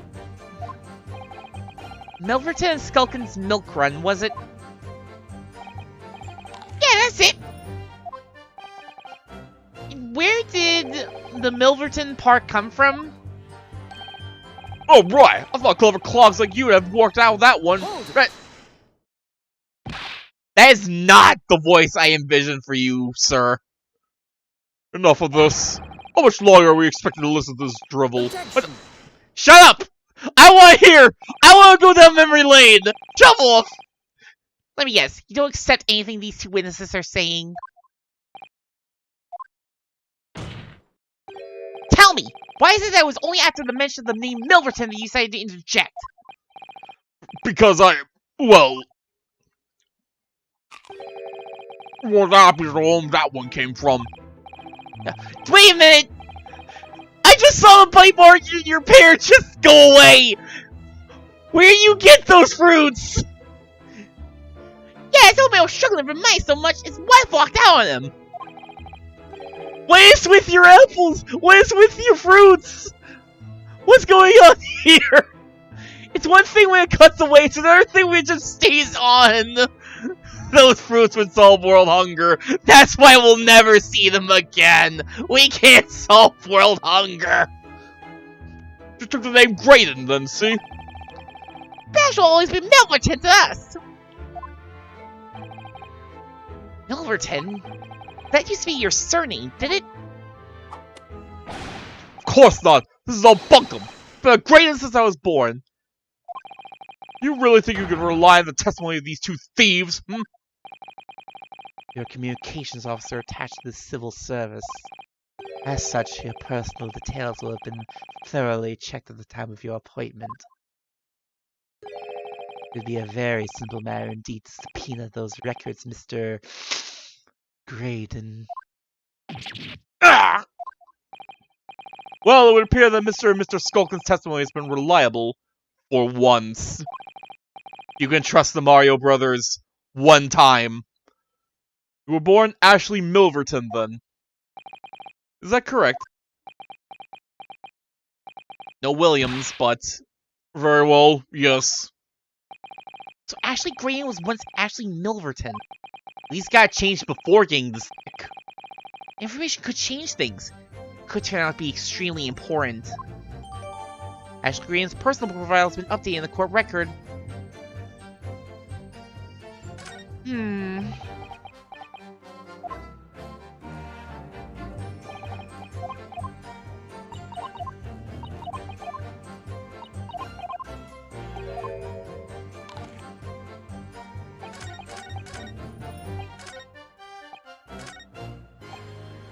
Hold it! I want to hear the other thing as well. So, I don't exactly... So how did your little business work exactly? Well, every morning down our way, the milkman will come with his cart to deliver milk, see? You stuck your empties outside your front door, he would leave them full again, right? So, we sorted out the action. The people sat with us. We promised to deliver milk for half the price of the other geezers doing it. People couldn't wait to sign on the dotted line. We were raking it in, we were. So, did you live on a dairy farm or something? Gordon Bennett, you off your rocket? We had nothing! What's your point having a farm? Gordon Bennett? Right. Yeah, what we had going was simple one. Blah. What we had going on was simple once you had the idea. We just switch them over, see? Our customers' entries with the photos from anyone who wasn't on our books. Oh, right. I think you meant to say A diddle. Damn. Mario and Luigi were diddling people who wouldn't pay for their milk. that's a crime. Which is an harmless bit of fun, that's all. Milking the general public is such a fashion is most certainly not armless, as you put it. I mean, yeah, they kind of had to have arms to steal milk. Especially milk bottles. Blah. Well, that what came up with the idea? Ash's the evil genius. You mean Mr. Graydon? So Ashley Graydon was once actually Milverton. That information... Okay, whatever. That information could change things. It could turn out to be extremely important.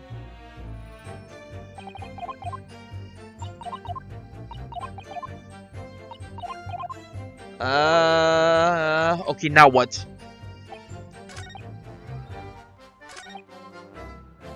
Hold it!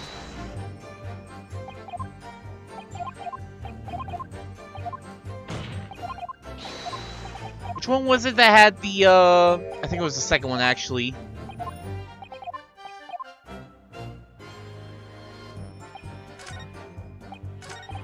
Hold it!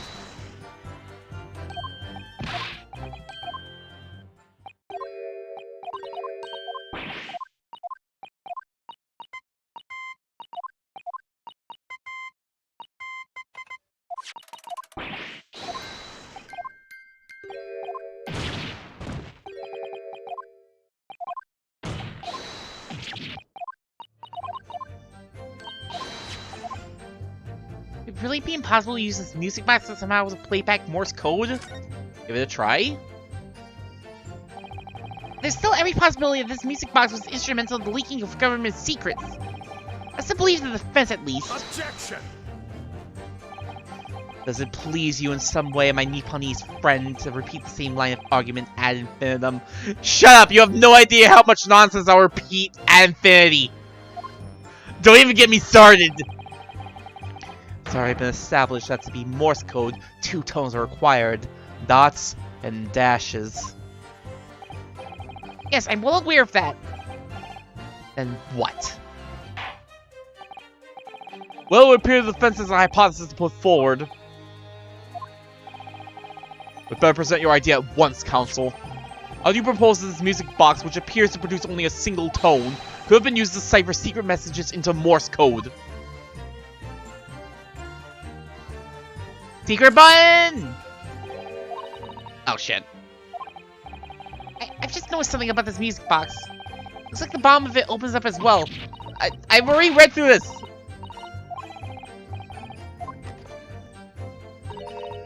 Look at that! There's another movement on the other side. Underside, blah.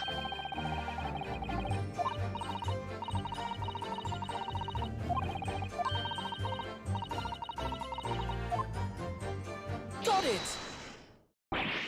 Good gracious! What am I looking at here? Another movement on the underside of the music box? What? Appears, my lord, that the two movements are linked together. In other words, you put 2 discs in that music box, and the sounds of both will play back at the same time. Good heavens! As the chorus heard, Morse code comprises of 2 tones, a short dot and a long dash. With the second disc in place, this music box can be used to generate Morse code and convey a message.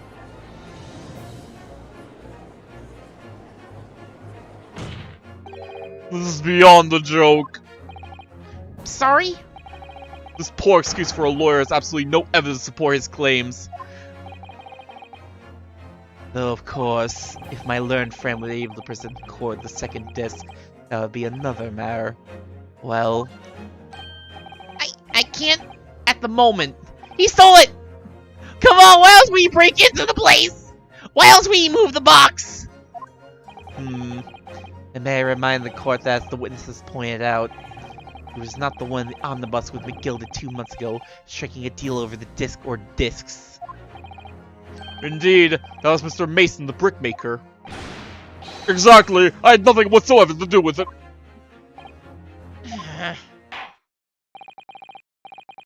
Though it has holes, I must admit the argument presented by the defense has much promise. I believe the cross-examination should continue. What more is there? Like, between Graydon and the victim of the omnibus case must be there somewhere. I haven't found it yet. Oh dear. Looks like you need to give your argument more strength, Bruno. You will reiterate your testimony if you please, Mr. Graydon. If I must, though I maintain exactly what I did at the start of this pointless cross-examination. Some low-class brick...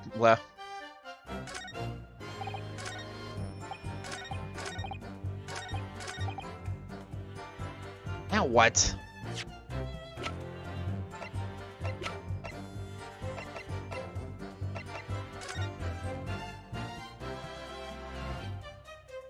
Wait. Oh.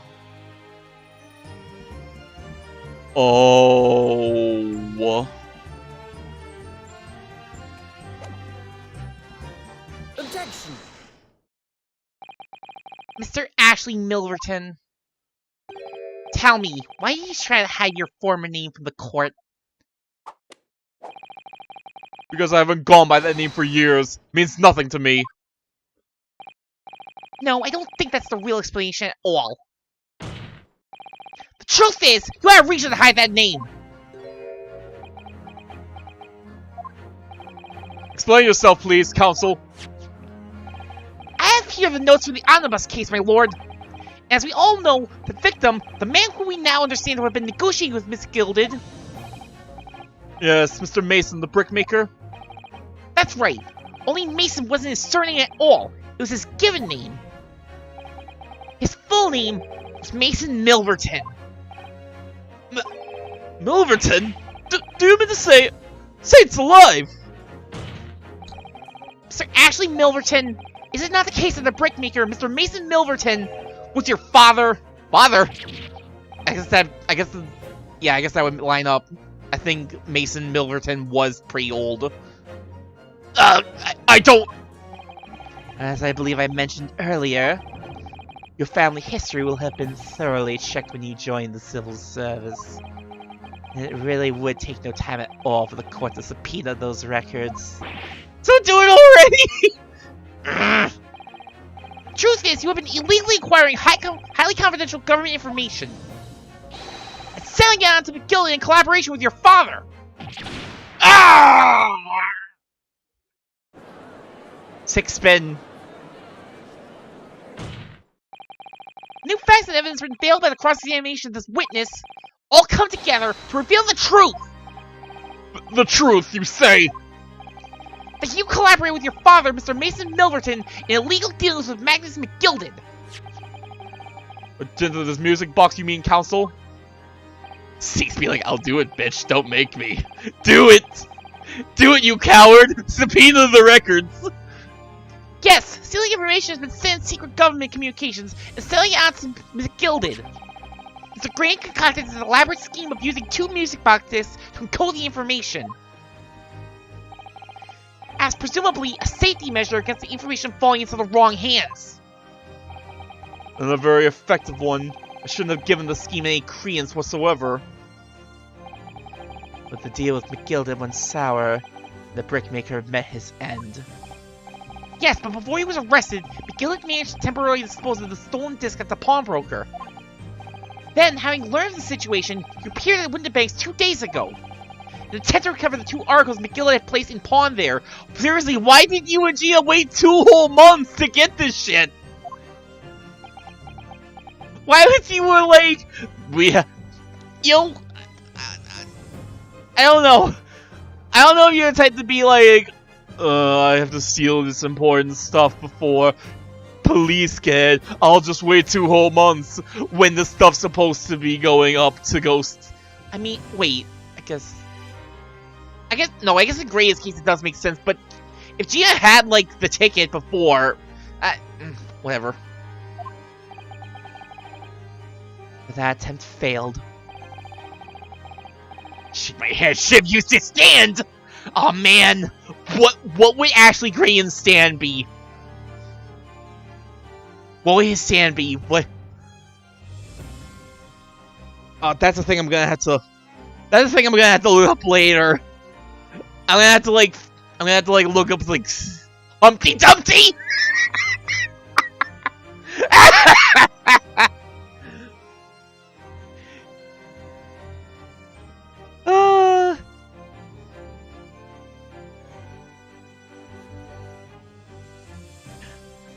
One of the discs was seized by the police and the other you never found. So that same night, you enlisted the help of the Skulkin brothers and broke into the pawnbrokery. Motherfucking Eggbirds. I'm still stunned that, like, the man with the stupid name was in fact had an alias, a false name. I can't believe that they were like Eggert Benedict. That's stupid even for this series. That can't be a real name. This time, determined to recover the second disc. Are you suggesting that the second disc was inside the music box? We never knew nothing about that! On the night that Mr. Winnebago was killed, this guy has had two aliases, Diego Shin, his old last name. I mean, I don't see, like, any, like, funny little, like, puns with Ashley Graydon or Milverton, but, like, Eggert Benedict, like, come on! That's the exact sort of name that would just be on any old, like, witness or whatever. And you're telling me that it's, like... You're telling me that, like, nah, that's bullshit. That's a load of shit. That's not real. That's not real even for Ace Attorney. Insurers of the pawnbrokery touched 1 AM and 1 AM alone. The music box... was rather ingeniously demonstrated using the two prints from the security camera, indeed. No. I just love Jake's, like, absolute, like, just done with Stereoscope bullshit. We only had, like, 2 Stereoscope mentions today. Well, like, explicit mentions. Yeah, because they didn't actually say, yeah, no, they didn't say Stereoscope here, so he's safe. For now. I really do have to wonder if there's just a bigger storm coming, though. The question that naturally begs answering is this. Why was only that one article disturbed? Well, I'll go back to... The answer is obvious, because it contained the second disc, which Inshiro was desperate to retrieve. Please, no! 40 is enough! It really is! I can't believe that we just have a case where it's just like, let's just use this one gimmick and say it 40 times! Like, someone had to have, like, spell checked that and just Control F and just typed in Stereoscope. I mean, I guess they wouldn't do it like that, they were spell checking, but, like, someone just could, like, do a spell check and just be like, Stereoscope, and there is at least 40 mentions. That's wild. I mean, I guess some of it is stereoscopically, but whatever. Fuck Stereoscope. Stereoscopes. The answer is obvious, because it contained the second disc which Drew was desperate to retrieve. Since it were to fall into the hands of the police, it would be proof of high treason.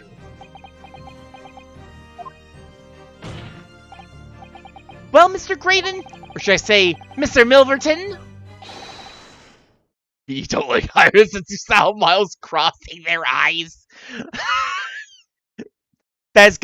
I will make that a reaction image if I need to. 2 anime girls staring at you cross-eyed. That's gotta be like a meme somewhere. See the night all this actually began, that fateful night two months ago? I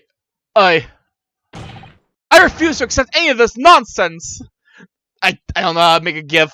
You will have to figure out GIFs on your... You'll have to figure out GIFs yourself. It was hard enough for me to even get, like, a good picture of it without the text box. Gifts is like gifts is a different matter entirely. I need to figure out at some point.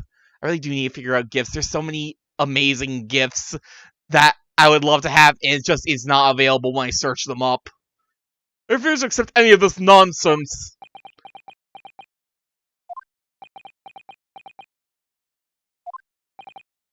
Sir,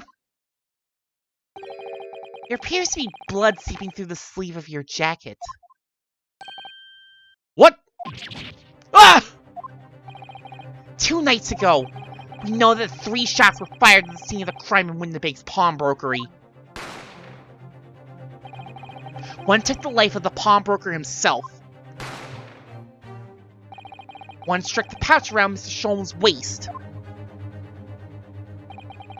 And the final bullet struck the calendar on the wall of the shop, having first pierced the arm of one of the intruders. Mr. Graydon, that wound on your arm that you seem to be trying to hide, it's a bullet wound, isn't it? Break out the metal detector! We already know that's a thing! It was 2 fine bullets on people! Break out the metal detector! He's got you now, me old China! Pentecost quit and croak, I reckon!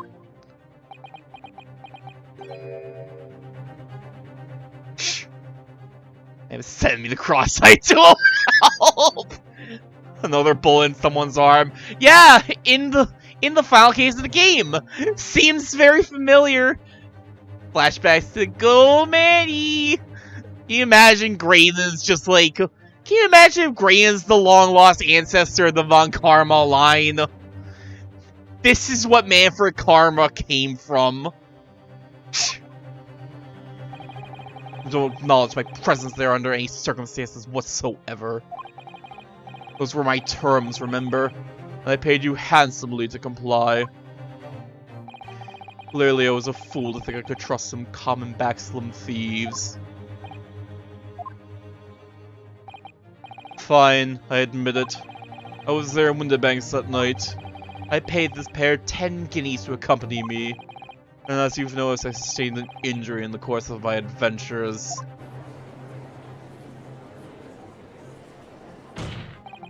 That is all. I admit to nothing more. Stealing government secrets, negotiating with Mr. McGilded. I dance in the face of this foolishness, and pose. As God is my witness, I'm sure I recall nothing of the sort. It's not going to go down without fight. Not until I can show hard evidence, I suppose. Nevertheless, the defense has now established a crucial fact. Which is... I dance with a literal blood wound. I say, pa to your argument. I dance, and blood just starts squirting all over the place. We know that one bullet was fired from each of the 2 firearms we have in evidence. Bullet from the Skulkin brothers' gun hit the pouch around Mr. Sholmes' waist. The bullet from Mr. Windibank's gun clearly must have been the one that caught Mr. Green on the arm. Indeed it must. You can rule out the possibility that the man shot himself. And that leads us to only one conclusion. Mr. Windibank was shot by a 3rd gun. Which could only have been fired by the 3rd intruder. Goodness! We're finally getting back around to the gun stuff? That's right, Mr. Graydon. Ugh. The only person who could possibly have shot Mr. Windibank that night is you! Hold it!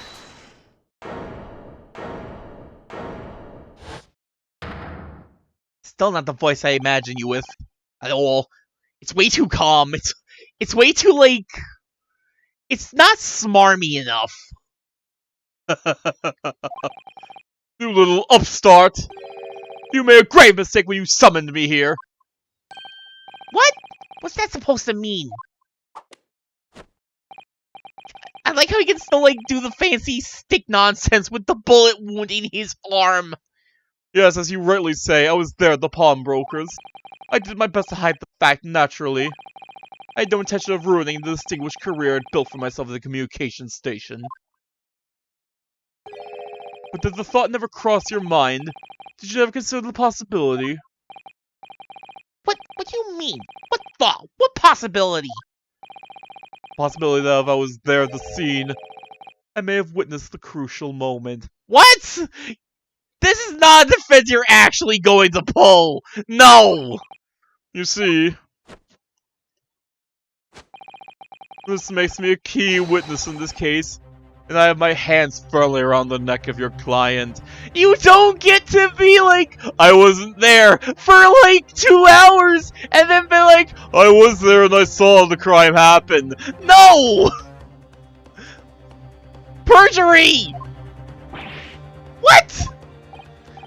Are you suggesting? I saw it all. I saw the very moment that pickpocket girl pointed the gun at poor defenseless pawnbroker and shot him with my own gun! You what?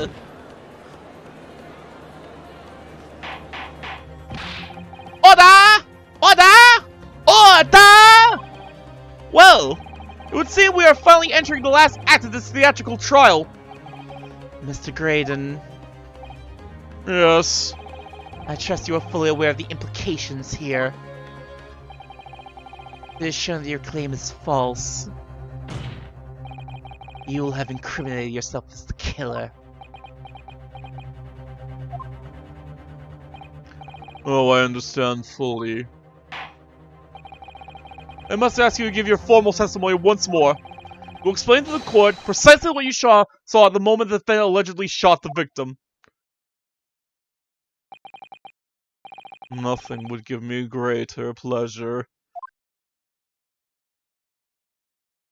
I would love to completely get a pickpocket backslum poor girl killed. Moment of the shooting. While these ruffians were jostling with the broker, I was still near the entrance of the shop. When the bank threw Nash over the counter, I felt a sharp pain in my arm. Oh yeah, that's right. When the pig did just throw an entire man over the counter. I felt a sharp pain in my arm. I pursued the man, but he shut himself in the storeroom. I could see him through the peephole in the door, though. The accused, in a black coat, shot the man in the back as he was trying to flee to safety.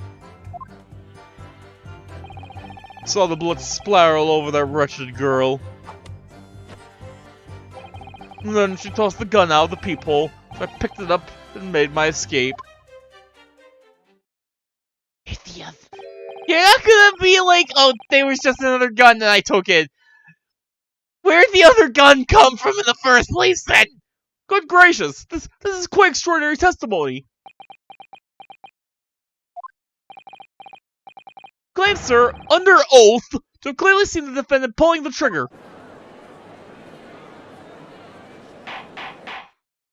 Order! Order! Order! It wasn't my intention to testify in this way. But neither is it my intention to be found guilty of a murder I didn't commit.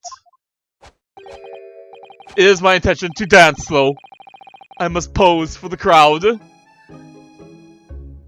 Soon, he will be defeated by my stand, Humpty Dumpty. So you see, my hand has been forced. I tell the truth now as an act of self-preservation. Truth? Until now, the prosecution was completely unaware of these details. Yes, well, sorry about that. Having shot me in the arm, the pawnbroker was then shot in the back by the accused. And as I said, she was showered in his blood. You say the blood splattered all over the accused's coat.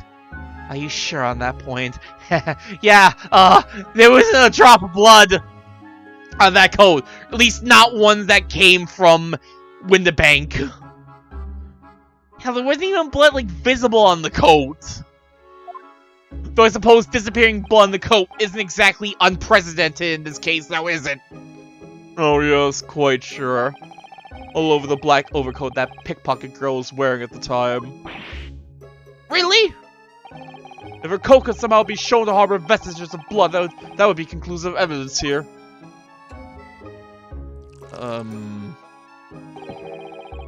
Such an investigation is entirely possible, my lord. What? Only very recently, a German scientist has developed a technique to identify human blood. Wait.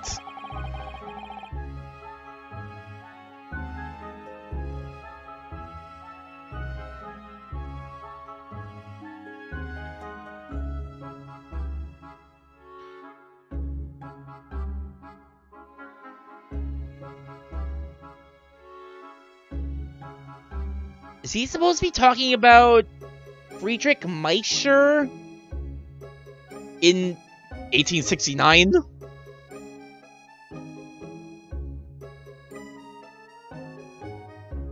Hold on, I'm looking this up. This is probably everything to do after.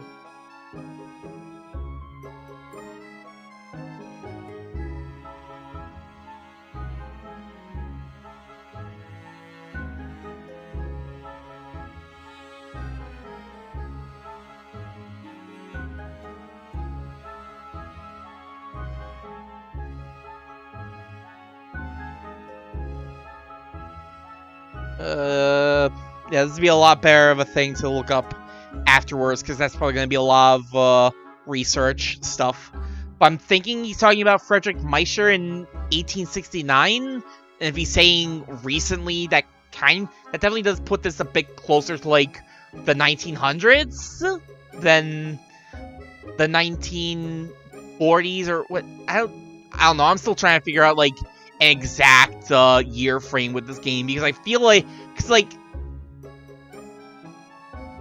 I don't know, because, like, it seems like it's supposed to be, like, the early 1900s or late 18...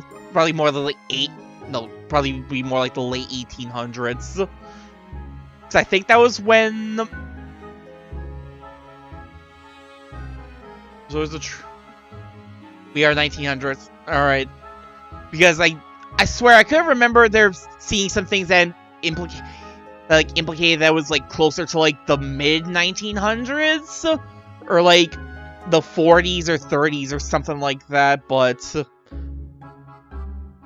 I don't know, but yeah, like early 1900s, late 1800s does sound a bit more credible with Sherlock Sholmes running about. So here's the true science, and not some amateurish detective's dubious foray into the world of chemistry.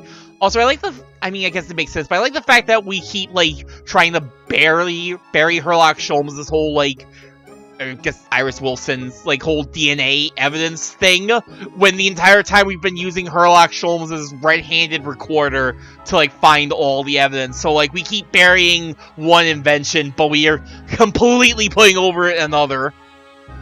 I get it, it's, like, two completely different, like, schools, but I don't know, that rubs me the wrong way for some reason at the same time. There's nothing dubious about Hurley's work! His ideas are all sound!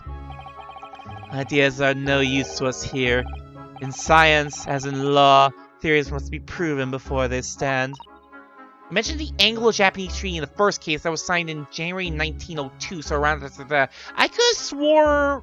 Yeah, I could have swore like, Don mentioned, like, another, treaty like that was signed, like, closer to around World War II, like, after World War II ended. It's been so long since I watched Don's first episode on that I don't remember the exact details anymore, but I guess if there was another Anglo-Japanese treaty in the 1900s, that's also a thing. And I guess there's also always the possibility that, you know, alternate history. Because I think I remember reading somewhere that, like, the idea of, like, the Great Ace Attorney, or, like, rather the Ace Attorney series itself, is that it takes place in an alternate universe type of thing where, there's a lot less anti-Asian... There's a lot less racism against Asians after World War II and the like. I remember reading that somewhere. It was so long ago that I don't remember exactly where, though. In Germany, the technique has already been employed in the courtroom as the basis of evidence. Scotland Yard has a small quantity of the chemical reagent used. With your lordship's permission... Shit.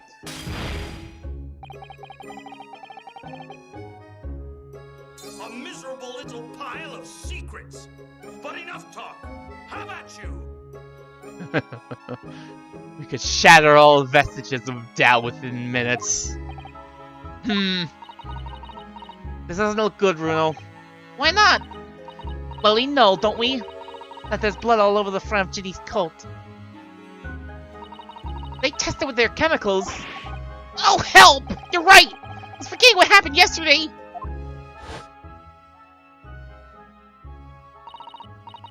Don't move, Ginny. I'm going to shoot.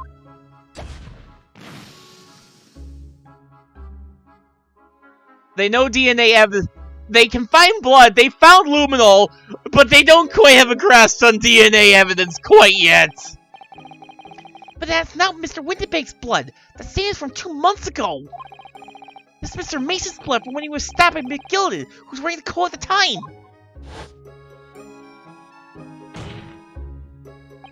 My lord, defense objects to the test proposed by the prosecution.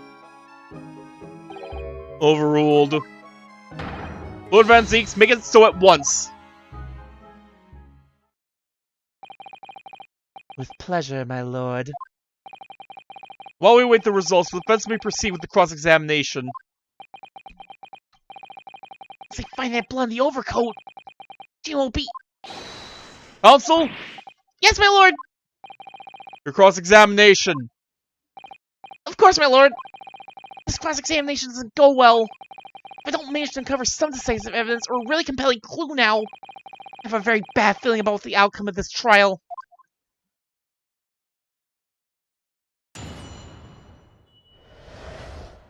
Moment of the shooting. While these ruffians were jostling with the broker, I was still near the entrance to the shop. Hold it! Mr. Winterberg emerged from the storeroom, I believe.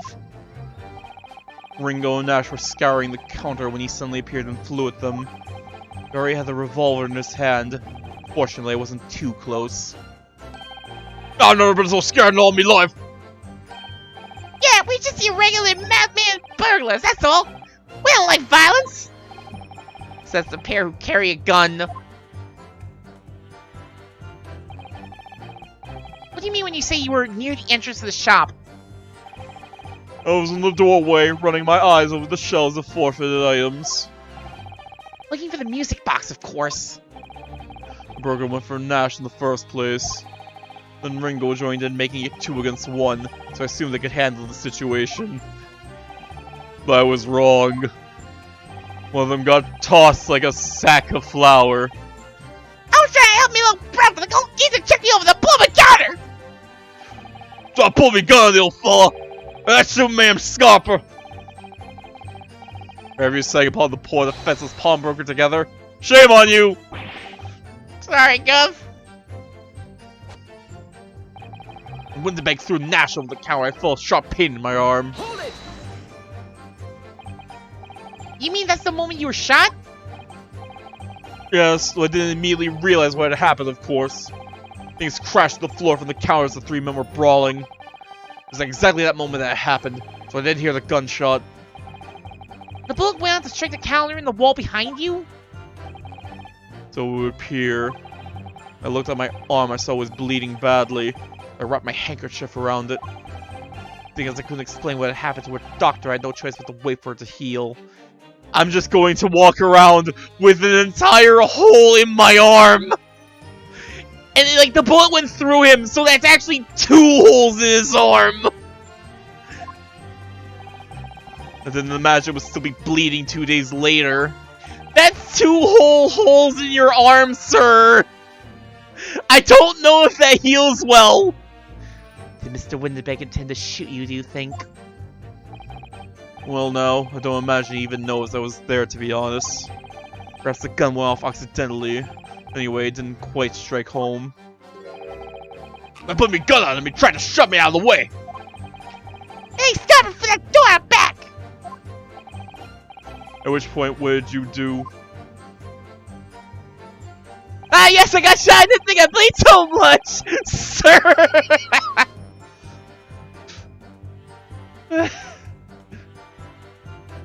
2 whole bullet holes in my arm. I can walk it off. Oh god, there's still so much blood. I pursued the man, but he shut himself in the storeroom. I can see him through the peephole in the door, though. Hold it! You mean you chased after him? I don't recall the reason why. I ran after him to the back of the shop. What about this peephole in the door you mentioned?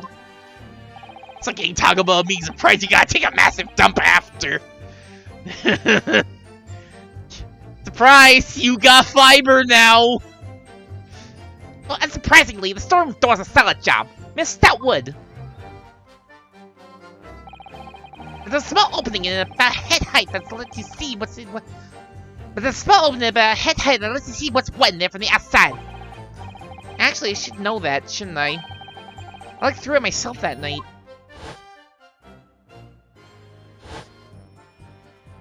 Did we ever have an explanation for why Gina was just passed out on the floor?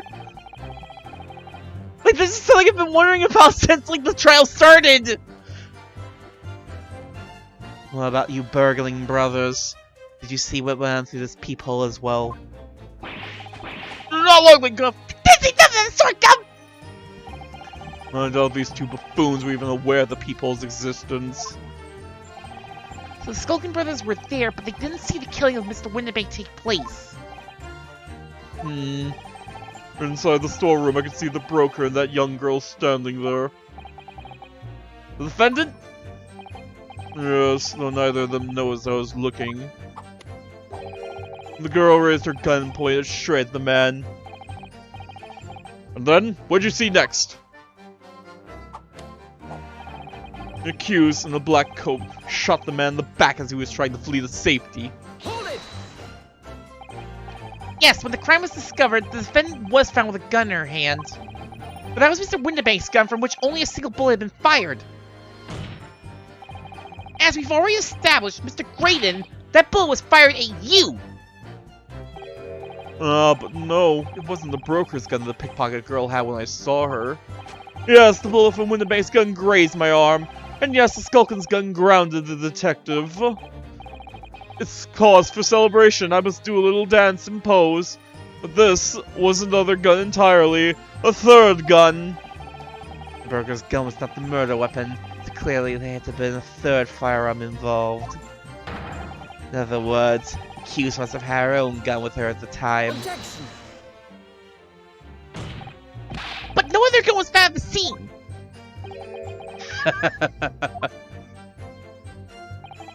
Calm yourself, counsel. Sorry? You must consider the events in order. At first I saw the broker and the girl glaring at each other, but then all of a sudden, the broker turned to run. It was at that moment that the little gutter rat shot him in the back. Chilling image, I must say.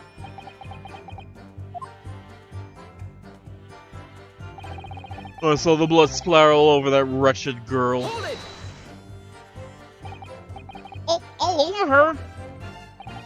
Yes, through the peephole I saw it clearly. Of course, the stains are invisible now, what with the coat being such a dark color. That's the explanation we're going for? Just like on the night, they just disappear because they're dark. On the night it happened, they just picked up Gina in the overcoat. They looked her over and like, yup, this coat's clean. Just like hours after it happened. But I assure you, that garment is sullied with the victim's blood. Well, it is sullied with blood, that's for sure. But it's not Mr. Winterbank's blood, is it? No, that's right. It's Mr. Mason Milverson's blood from when Gilded stabbed him 2 months ago.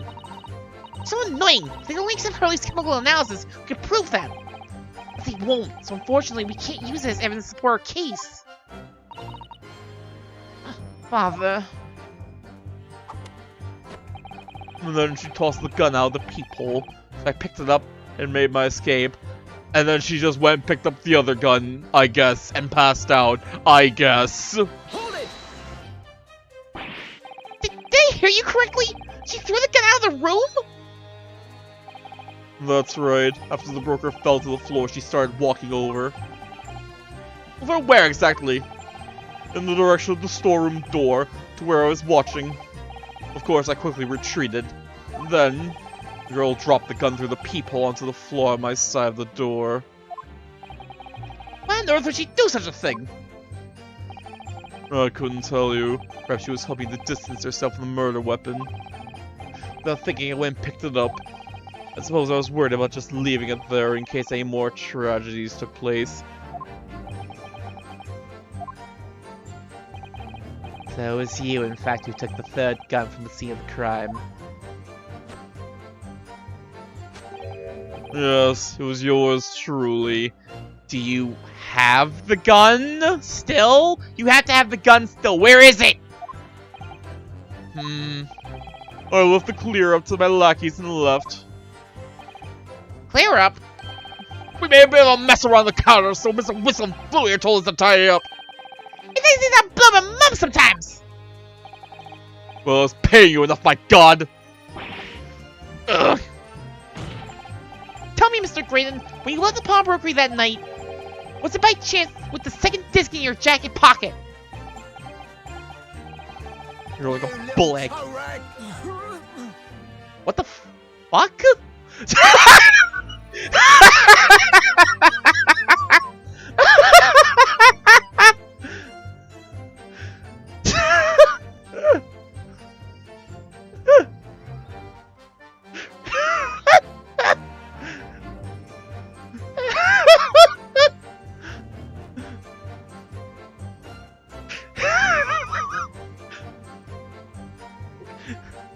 We're gonna let that go for now. I want to see how long he just shakes him. You're like a bull egg gay, aren't you? Oh, that made me a little lightheaded. I admit to nothing of the sort. After all, you can't even show the court such a disc exists, can you? As expected, he won't admit to anything unless I can thrust the evidence in his face.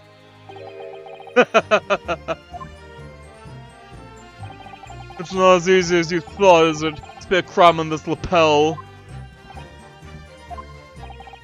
It won't stick. Not murder, not treason. Maybe not right now, but he won't be. Right, I'm trying to avoid getting a little too close to that word. Won't be laughing like that forever. Good feeling, Runo. Yes, focus on the testimony. Don't worry about the men of the sight again. They're fine. They can have it out, but they're just having a nice little chat. No reason to interrupt, right? As much as I hate to admit it, I don't see any obvious holes in his testimony at the moment. We have to find a way to break this man. Quickly, too, because once he discovered the blood in the overcoat Gino was wearing... It's strange that he's so sure of himself about seeing the blood splatter all over Janie's coat.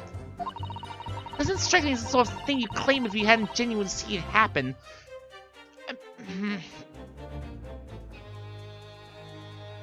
Doesn't strike me as the sort of thing you'd claim if you hadn't genuinely seen it happen. He has to know about, like, the other murder, right? But he just puzzles. I mean, they're trying to make a thing that he's actually pretty smart, or at least he's cunning. Maybe he just clued it out himself that... Maybe he just... No, but that's McGilded's coat, not Mason's. But I suppose if he's going there, he knows about the coat. He must have known it was, McGilded's. Maybe he did clue it out that he murdered Daddy Mason in that coat, and so probably has some blood splatter on him. But we know that Gene didn't shoot Mr. Windibank, so what's going on? I know that's very unfair. Why should some German scientist's test be acceptable as evidence when mine Hurley's wasn't? Bethesda's gonna use test tubes too! Never mind that, I have to find a really stark inconsistency of this testimony somewhere. I have to find it before the prosecution discovers the bloodstain in Gina's coat.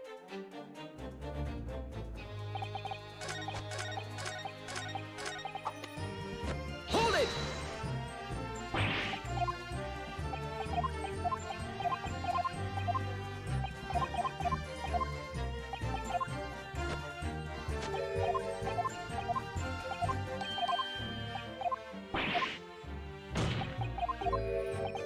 You little toe rag!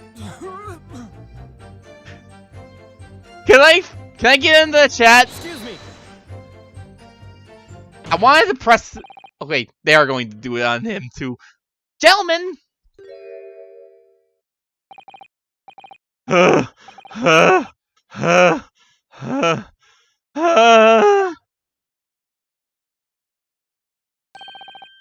you two have a good time? Something wrong, Sunshine. That should be my line! You do realize you were just violently shaking Mr. Skulkin? You little toe rag? Blimey, this seems a bit of an hooligan, eh? What was going on just now? You saw him? He grabbed me whistle. What the blazes he said? Didn't you mention the third gun when you got done at the station? Why didn't you? Cause we didn't know nothing about it. What that flaming peephole in the door? Sorry about that. I can be prone to losing my rag sometimes. Sometimes. No, do you really care? Boy, blimey, see the way he's looking at me. I'm telling you, this dude gives me the willies. That was strange. Inspector doesn't normally get quite as worked up as that. He wouldn't normally grab someone. We've only known him for like 2 cases. And half of them he was spent sucking up to Iris here. No, that wasn't like Grexy at all. He's normally all sweetness and light, no matter what I say to him. Yes, well, I think you might be a special case, Iris. But anyway, that was definitely out of character.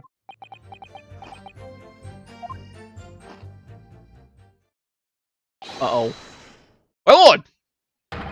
Granting your lordship's permission to interrupt the cross-examination. Explain yourself, officer.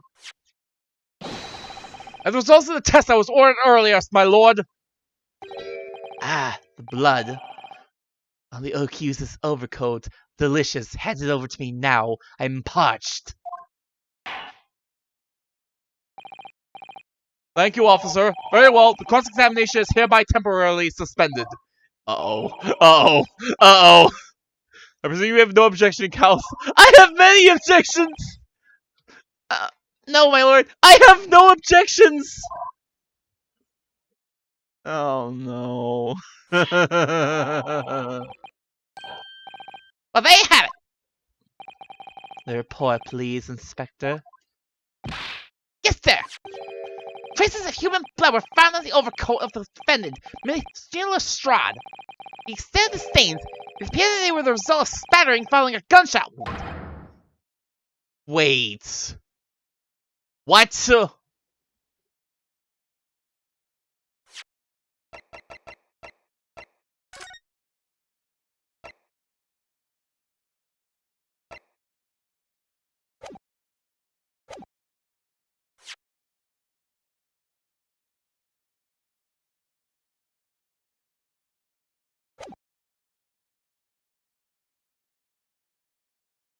Result of spattering from a gunshot wound? What about the stuff from the stabbing, though? Goodness me!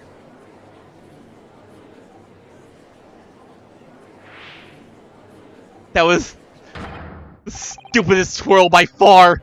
That's impressive. See, what did I tell you? No! Blood is not Mr. Winterbanks! What on earth makes you say that, counsel? Coat originally belonged to Magnus McGilded. Just before his coat was deposited at Winterbanks, McGilded had fatally stabbed Mr. Mason Milverton.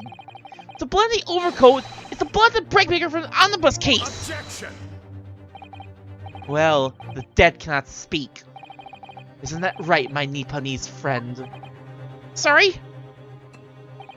2 months ago, in this very courtroom, did you not argue fervently for McGilded's innocence? And yet now the man is dead, you brand him as a murderer. Don't even!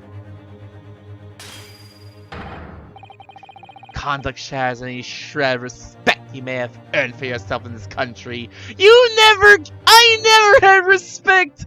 Not once! You're all racist! Ah! But that was... I call it belly disgrace. Treachery, that's what it is. How does determine whether the blood in that coat is 2 months old or not. Even a stereoscope couldn't help me answer that problem, Pop-Out! It can't be done! You can't stereoscope your way out of this one!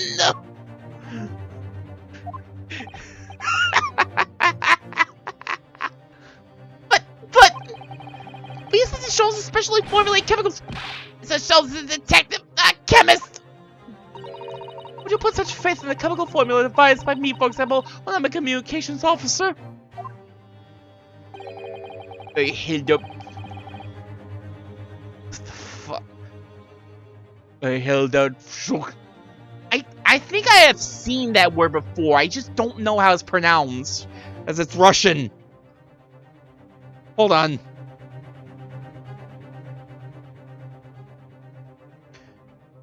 I know I've seen that word before. I don't remember where though.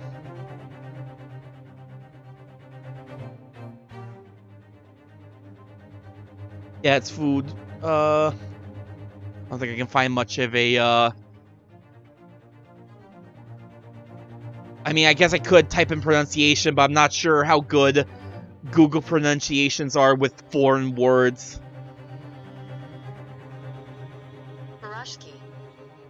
I feel like I have I held a Pereshki to starving boy, and he ran away crying. Sherlock Sholmes is barely more than a figment of the public's imagination. Sherlock Sholmes does not exist! He is not real! He is not in the hospital right now! His name carries no weight in this courtroom. No weight at all. His red-handed recorder does not exist! It's fiction! It's nonsense! Could you say that? Victory is sweet indeed. This proves that my testimony is the whole truth from start to finish. And you have to conclusion, sir? As the witness said, the Hughes coat was spattered with the blood of the victim. The only way Mr. Graydon could possibly have known that fact is if he saw it happen. In other words, his testimony is solid and the conclusion is singular. It was the accused who shot the victim in this case. That is the whole truth. Ah! My lord! Been a long battle this one, but this old warhorse has something to say now, if you please. Oh no. Are we gonna do 3? Are we gonna do 3 summation examinations in this one case? Mr. Foreman? As of this moment, sir, the squadron has reached its final decision. Ready, men? All for one now. Sir! Guilty. Guilty. Guilty. Guilty. Guilty. Guilty.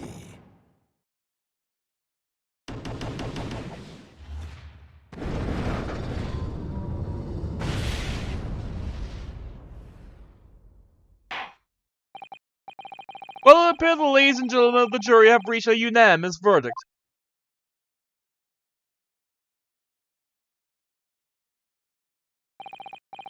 The defense has consistently failed to unpick this witness's testimony. I forgot you had not terrorist Bell Lover in this case. We gotta save Bell. We gotta save Bell from the not terrorist. You already tried to pop public gazette. Yes, any attempt you may make at unpicking the jurors' decisions being equally successful. I don't believe it! After I've come so far! How is it all unraveling on me so fast?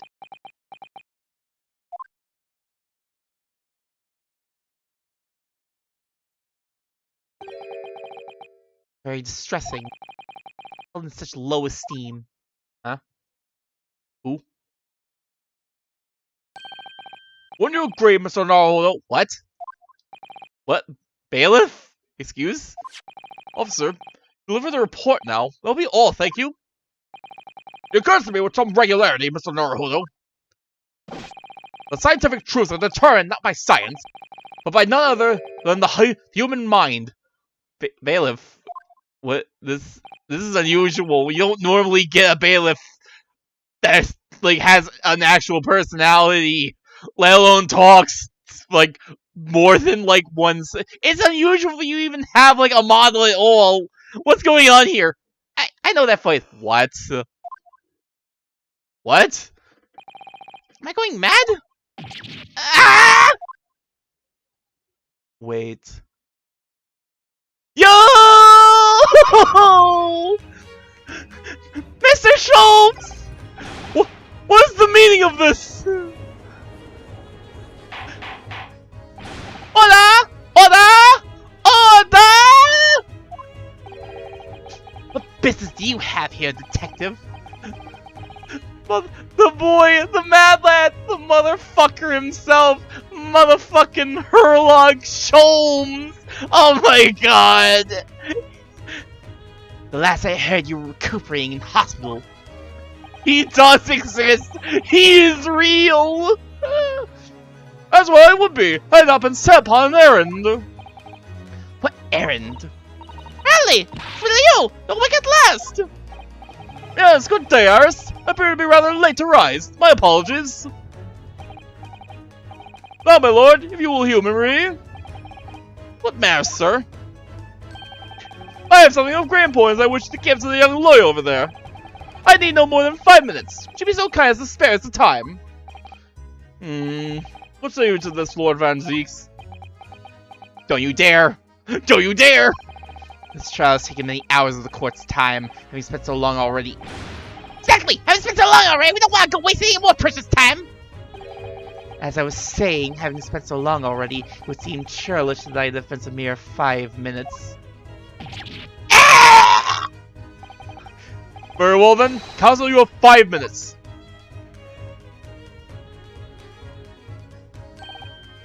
My dear fellow, I apologize for my tardy arrival. Mr. Sholmes, you alright now? Alright, I'm all wrong. Sorry? I've only just managed to summon the strength to stand, man. I asked the judge for 5 minutes. But I fear even that may prove too much for me. Pray forgive me, should I pass out? No! Let's make this discussion as short as possible. Apparently, this place is full of idiots. Nothing I can see how wonderful your chemical blood analysis is. Real cramped in here, please don't. Please don't be here. You're gonna fall on one of us. Oh well, that concussion of mine was really just a bit of sport to assist me in my investigations. I never took the trouble of finding out for appraisal by the scientific community. An oversight on my part. Right. Modesty? Surely not. Enough of that. I'm here to give you this, my dear fellow. What's that? Lavender furoshiki wrapping? Leaving present from Miss Susato. Miss Susato? If possible, matters are to be settled without me giving you this. Those were her instructions when she asked me to do her this favor. What? I don't understand.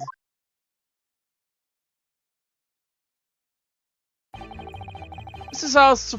Sal foresaw today's events, I believe. That would be impressive. That's a little impressive, honestly. She knew that the culprit would attempt to escape justice by means both devious and underhand. I'm getting a lot of talking up for this twist. Oh boy. That you, Mr. Naruhodo, fighting fairly as you are wont to do, would find yourself in considerable peril. We're dumb. Oh boy. At that very moment of crisis, you were to be given this small parcel. Those were the dear lady's instructions. A leaving present from Susato's son? Whatever could it be? We were / art. What is this? Oh! Is that? Isn't that Iris's cat door maker? I guess I forgot. I completely forgot to mention it at the start, but that was another thing that struck me as odd. They made a big deal about Iris making a cat door maker invention at the start of the trial. I honestly forgot to bring that up before. It's been so long. It's the machine I made. Ah!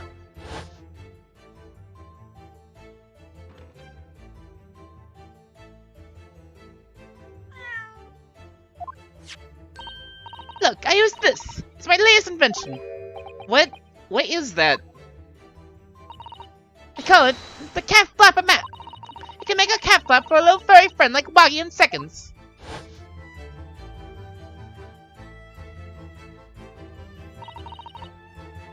What's Susie up to? Mr. Salma following words before she left. I'm a failure. I don't deserve to be a judicial assistant. What? Did she say something like that?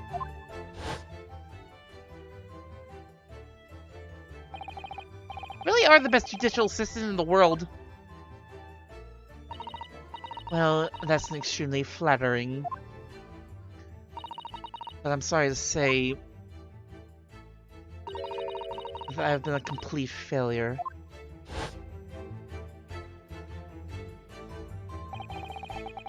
What did she mean by that, Mr. Sholmes?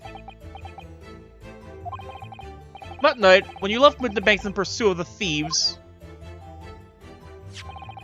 Mrs. Salma made use of this contraption for a certain purpose. She made a cat door at Winterbanks? She break in? That is your answer, dear fellow. Not all cryptic then. So Samson used his cat flapping mat that night? But why? Pack machine for the rapid creation of small flaps and larger doors will allow cats to come and go freely.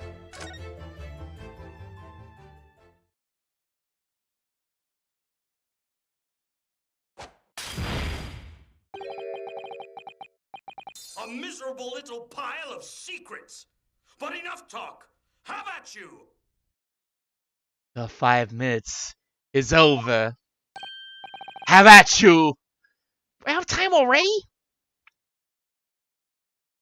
Time for me to doze off, then. Up here on the witness stand, please fade on Graydon. Please fade on Ashley. I'm grateful to you for affording us that brief recess, Mr. Reaper. I need no thanks, detective. After all, you are merely a ghost, right? Die is cast. Is it really? The jurors are unanimous in their leanings. No doubt my learned friend will consider a summation examination.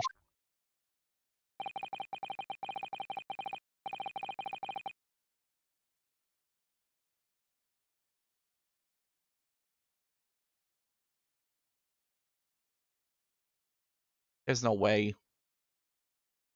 There's no way that peephole was made by the cat flapper man, right? There's no way.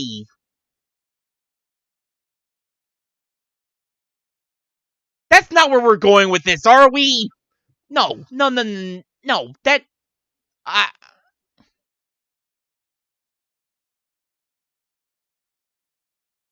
need to see if I can get animated emotes to work with Restream somehow. But son of a bitch! Any attempt to alter the verdict now would be utterly futile. I wonder... So Naruto, Yes? the rest is down to you, dear fellow. What is your plan? Rest is down to me? I need to be careful here. If I make a wrong move, the trial will end badly. My lord, the defense requests...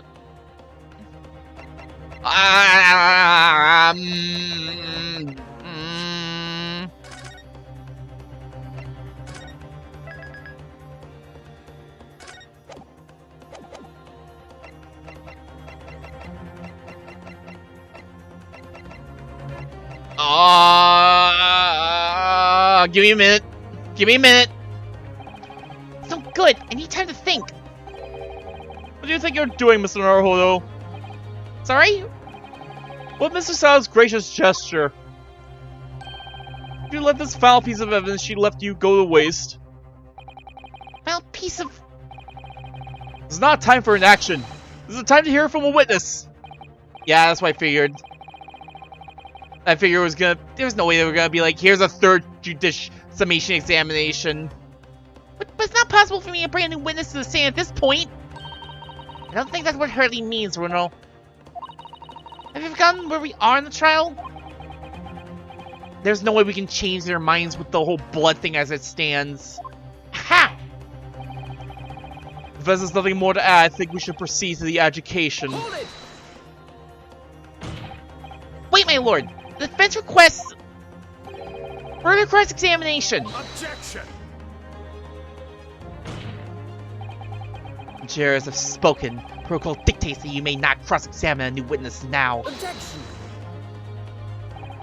Defense is not asking for the cross-examination of a new witness. Rather, to continue with one of an existing witness. What? It would appear that rather important details escaped your attention, Mr. Reaper. My lord! Requesting your lordship's permission to interrupt the cross-examination. Thank you, officer. Very well, the cross-examination is hereby temporarily suspended. Alright, we did kind of pull a similar move like this before with the summation examination. I presume you have no objection, counsel? No, my lord. Nobody can say anything then.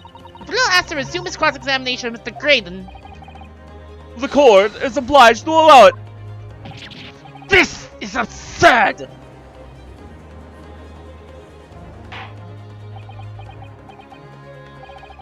I will remind those present that this is my courtroom.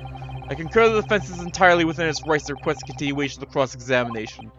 However, I will not permit an unremitting protraction of these proceedings. Therefore, I have decided to afford the defense one final opportunity concluding the cross-examination. Also, you must choose but one statement from the witness's testimony. Oh no! Oh no! No more pressing, fucker! And but one piece of evidence to present in support of your argument against it. Oh, this is giving me bad vibes of the end of Justice for All. Single chance to present evidence? If following that the situation remains unchanged, I shall move to adjudication. Is that clear, counsels? You will not press the witness any further. One shot! You get one shot! My lord. Yes, my lord! Single statement and a single piece of evidence. Most generous. Well then, Mr. Naruhodo. High time I fell in a dead fate. Wait, actually. I leave this in your capable hands.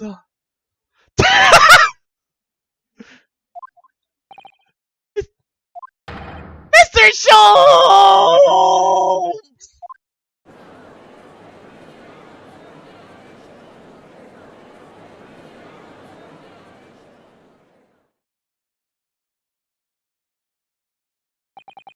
Sounds so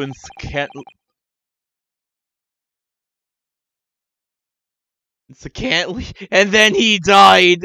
The end. No. What will I do without him in the sequel? Hold on.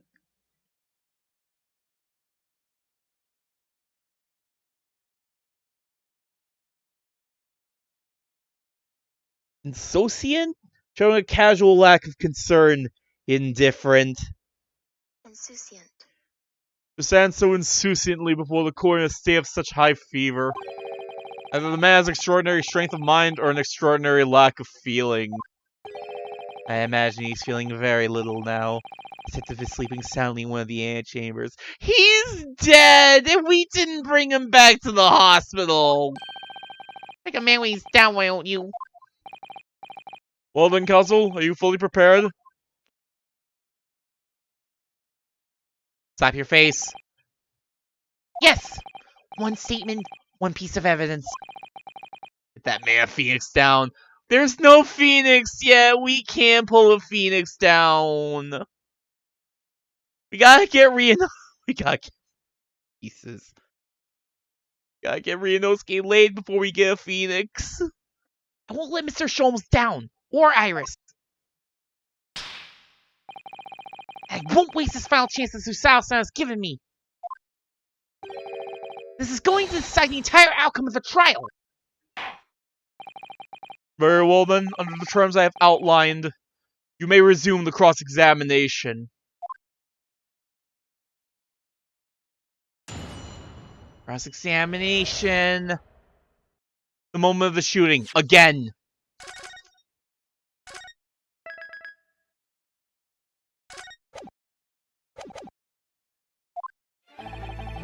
Oh! While these ruffians were jostling with the broker, I was still near the entrance of the shop.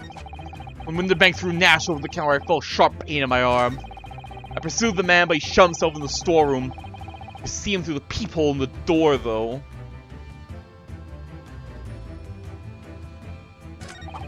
The accused in the black coat shot the man in the back as he was trying to flee to safety. I saw the blood splatter all over that wretched girl. Then she tossed the gun out of the peephole. I picked it up and made my escape. There's 2 peephole options here.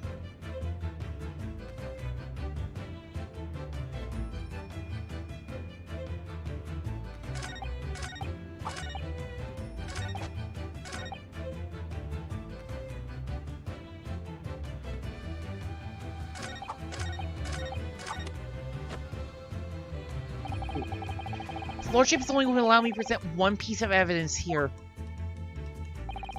It's clear what that piece of evidence should be. How in the world did Susie manage to sneak off with this without me noticing? Did she use it in the pawnbrokery? Yes, at least that was what Mr. Sholmes said. I was only gone from the place for about 5 minutes when I went after the Skulkin brothers. What possible reason could Susanna have had to use Iris's contraction at that time? Could it be that what she did with the cat flapping mat completely changes one of the key premises his testimony is based on? Maybe it doesn't matter which one I do it on? Objection! Maybe it doesn't matter. What on earth is that eccentric contraption, Counsel? Oh, it's my cat flapping mat, my lord! May as well wait for cats to get in and out of the room! You can cut through any door you can think of, and make a new little door in the middle of it! That's right, my lord! It's a device for creating so-called cat flaps. Small doors for cats come and go as they please without their owners having to open the main door. I'm sure we can all work that out for ourselves. Ah! But that cat lover's contrivance has no possible relevance to this case. Oh, really? Of course it doesn't. To start with, there was no cat flap in the pawnbroker's door.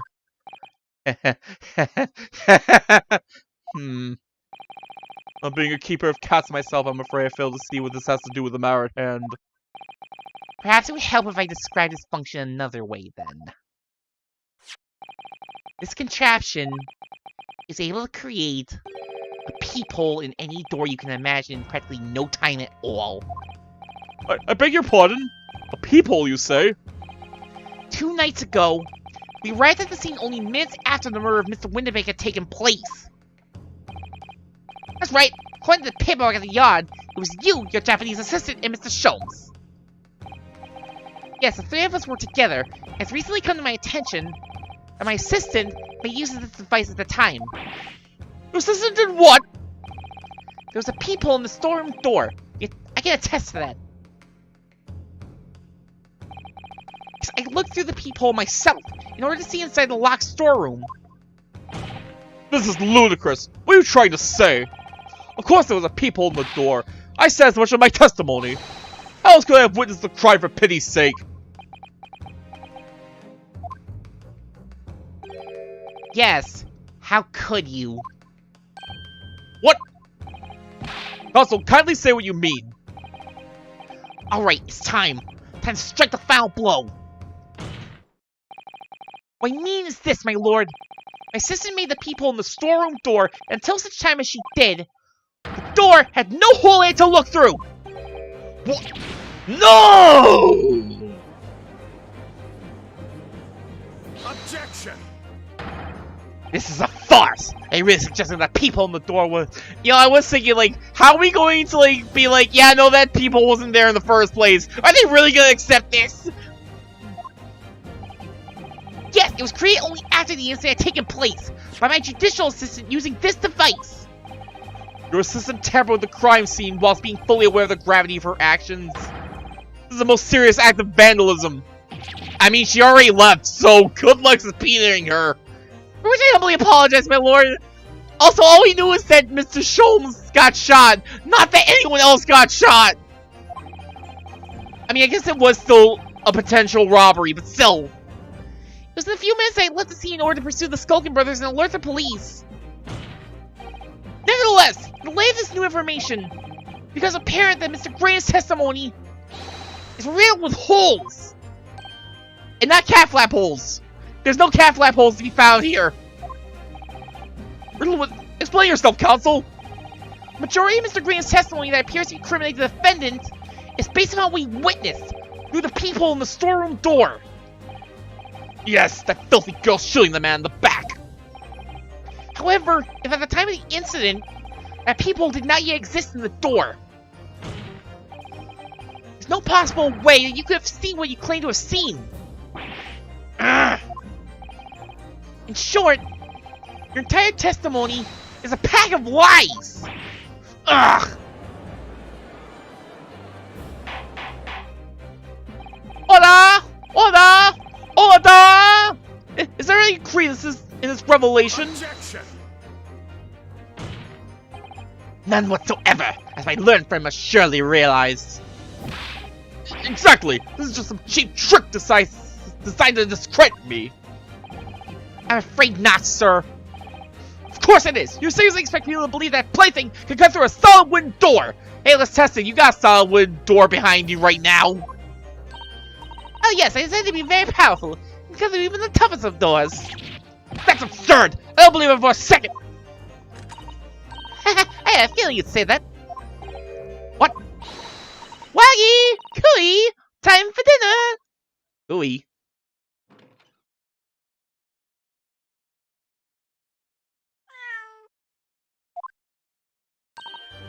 Well? Ah! Young lady, this is the Old Bailey! What does that make cat flaps in the Old Bailey? It's the Old Bailey! I'm not done yet, don't worry! This doesn't mean that the people in the storeroom door at Winterbanks was made by your machine. And there's no way you can prove that it was. No, that's easy. What? Iris, you defaced the courtroom. That's a crime! We're already got so many crimes in the rebels. We got like some counts of perjury. We like got murder off scot-free. They certainly seem to be treating that like a crime. She probably should have been held in contempt of court by now. What's one more crime? Cat flaps my crates are of a fixed size. The dimensions of the people at Winterbanks are an exact match. Ah! Old Silky's lost for words. Excellent work, Iris. Thank you. Now it's my learned student friends trying to be lost for words, I feel. I believe your judicial assistant has already left the country for your Eastern Island home. Well, yes, that's true. Then you may have some difficulty in establishing all the facts. For the sake of argument, let us assume the people with dimensions are a perfect fit for this contraption. In that case, when was the peephole cut? The prosecution demands proof of your answer. Ah! What's the purpose of your life inquiry, Lord Van Zeeks? Very simple, my lord. The defense argues that the peephole was created after the incident using this device. But now that the perpetrator has returned to her native land, she cannot testify to the fact. There is no proof. Ugh! For as long as the defense remains unable to prove when the peephole was made, my learned friend's claim amounts to nothing more than a baseless accusation. What? Indeed, that's so, Lord Van Zeeks. Well, counsel? Don't give up now, Uno. This is the time to create your own opening and force your way through. I don't know if I can do this, but I do know one thing. Sao San is the greatest judicial assistant in the world. This is not the time! She could've... Why didn't she just say this outright to us at the start? Why does she feel the need to hide it and just make a dramatic reveal like this when she can't even appreciate it? Very well. The Council of Defense will present evidence to support the claim made. Make your own cat flap in this case, Runo. Just make more cat doors. Make more cat doors until we find... Make more cat doors until we find the hole that proves it all. Prove that the people in the door of Window Bay storeroom was created after the event and not before.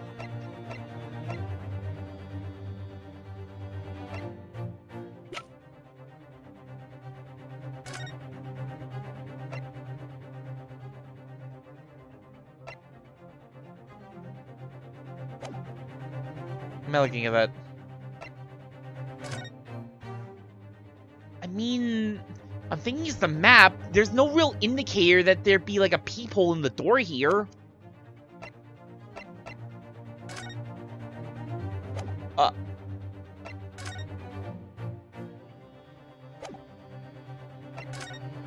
Oh my god. Oh my god, it's been staring us in the face the whole time. Take that! What are you? Print from that detective's infernal cameras again. My judicial assistant, Miss Susao Mikodaba, is an extremely intelligent and capable woman, which is why I never had any cause to doubt. As she would have considered this scenario and made sure I had the necessary proof. The necessary proof is this photographic print, Council. This print shows a scene of the shop moments after the defendant entered the premises. God, this is just like the friggin' like the burn mark from the first case all over again. It really was just staring me in the face. Agreed. It also shows the accused mercilessly wielded a gun in the direction of the defenseless broker. But more to the point, it pictures the storeroom door in the background. Let me see that print again. Felt like the burn was more obvious. This one just felt like a punch to the guy. I don't know. I think I just completely like. I don't know. I definitely like completely overlooked like the mark on the plate because it just was not relevant at the time at all when I first looked at it. It was only like during when I was like looking through it again that I was like, oh. I don't believe it! This really is quite remarkable! The door to the storeroom! It's completely devoid of the people in any description! Ah! Mr. Graydon! You couldn't possibly have witnessed the crime as you claim to have done! At the time it happened, there was no peephole in the door! Ugh! In other words, your testimony is a catalog of lies! Ah!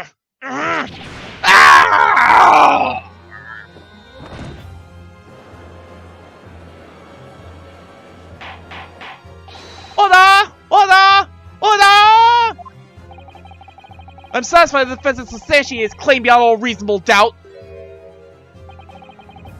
This witness's testimony was entirely fallacious. It would do amazing on Broadway! It's not the only thing we know now beyond all reasonable doubt. I learned Francis' assistant's guilt can no longer be denied when tampered with a crime scene. You shall blow up on that! But more importantly, But Lord, there's more Lord Van Zeeks? the defense may have established a reprehensible instance of perjury. That is no proof that this man is the victim's killer. Yes, that's right. What? I was there at the scene. It's true. And I was shot in the arm. It's true. But that's all. Is this shirt a bit undone? Yes, in fact, if you look at the circumstances, I am the victim here! Oh, please! No! What? I don't believe this! They're right. As it stands now, I don't have any definitive proof that he's the culprit. Still, he can't worm his way out of it now. Iris, you know what they say. There's no point locking the cat's door. after the cat is bolted. Oh. Finally, they're drinking it. Drink it. Drink it. Drink it until it's gone. I did have a drink before, but I drank it all during the course of this. I'll be right back.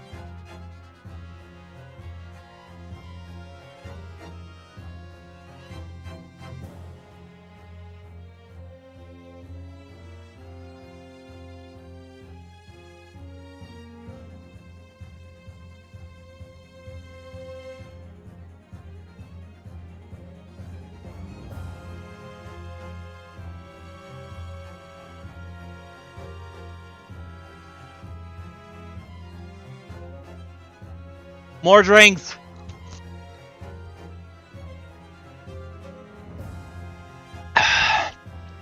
Thank you for the hydration.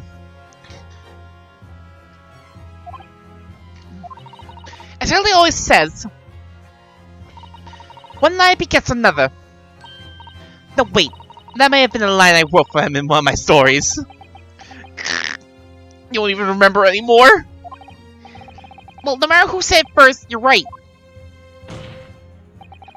Mr. Graydon, not only did you give false testimony to the court, but the lies you told make no sense. Make no sense? What do you mean by such a remark? What you say in your testimony reveals that you know something you shouldn't have known.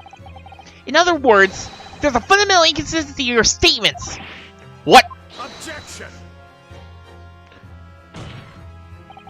This is provocative talk, counsel. Won't you enlighten the court? Explain this alleged inconsistency. I was right. One lie begets another. The inconsistency was revealed by the lies in the witnesses' statements. You show that Mr. Green acknowledged something you shouldn't have known anything about. Namely,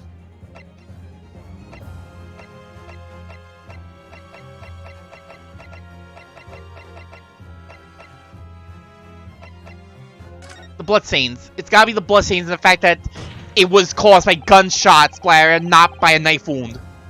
the bloodstains that are present on Ms. Lestrade's coat.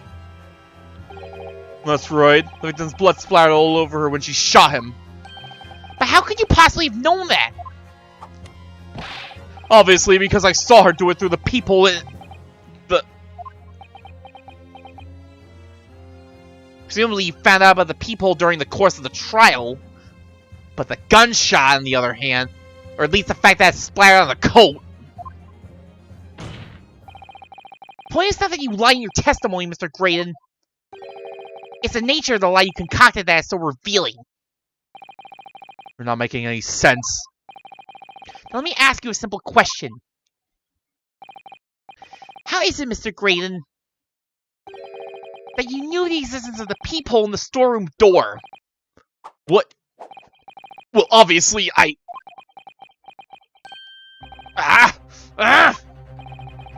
Has the cot got your tongue, witness? People in the door was made after the incident occurred. And once I returned to the shop, having failed to catch the two burglars, Scotland Yard's investigators arrived immediately. Since that time, the police have been at witness banks constantly, carrying out their investigation. Isn't that right, Inspector Gregson? Well, yes, of course. The place is chock full of pawned articles, and my lads have to thoroughly examine them all. So I gave the order to have officers working around the clock and shift so we get through it all. And consequently, there's no way that you, Mr. Graydon, could have gained access to the shop. Therefore, you should have known nothing about the people in the storeroom door. So the fact that this isn't forced the basis of your testimony is completely inexplicable. Objection! And yet, the fact remains that Mr. Green did maintain that he witnessed the crime take place through the people in the door. On earth is that possible? Can I have a word, please, Lord Van Zeeks? Speak, Inspector. It's just that I really ought to be getting back to the station now to put in my report. There's really nothing more I can add to this testimony, so it's all the same to you. Permission denied. Oh. It's not all the same to me, Inspector. Not all. You will remain exactly where you are until this trial concludes. Greggy, you're acting very suspicious today. Of course, sir. Mr. Graydon... You should have known about the existence of that peephole. Oh my god, is he This is something I've been wondering about. They've been so, like... They've been pushing it so hard. Could it be that Gregson really is the third Skullkin brother? And he's, like, providing inside info? I'm really starting to wonder that now. Which can only mean that you must have been informed about it by somebody else. Ugh. Objection!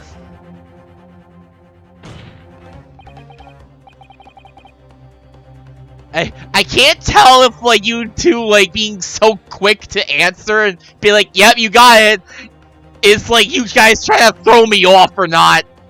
Stop there, my learned friend. You realize I trust that the words you just uttered have extremely serious implications.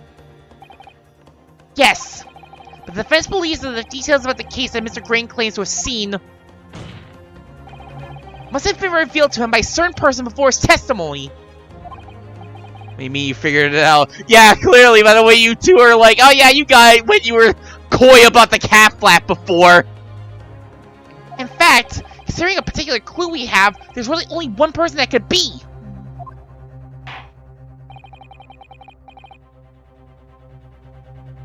Who's the person in question, counsel? Who gave this witness details of the crime scene to facilitate his false testimony? Reggie! Take that! Truth is, it can only have been you, Inspector Gregson. Me? Objection! You'd better have some proof to substantiate such a rash claim, my learned friend. I cannot tell what that emote Jake put in is supposed to be. I assume it's supposed to be animated. It's probably another damn ass emote. I just don't know which one. I want to say Kieran's. Yeah, Kieran's. Yeah, I can see like a bit of the purple, so I figured.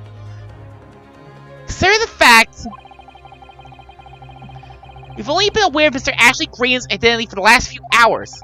We learned of it only during the course of the trial today.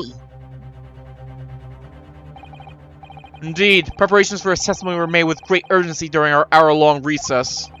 The police executed the subpoena and brought the man here from the communications station.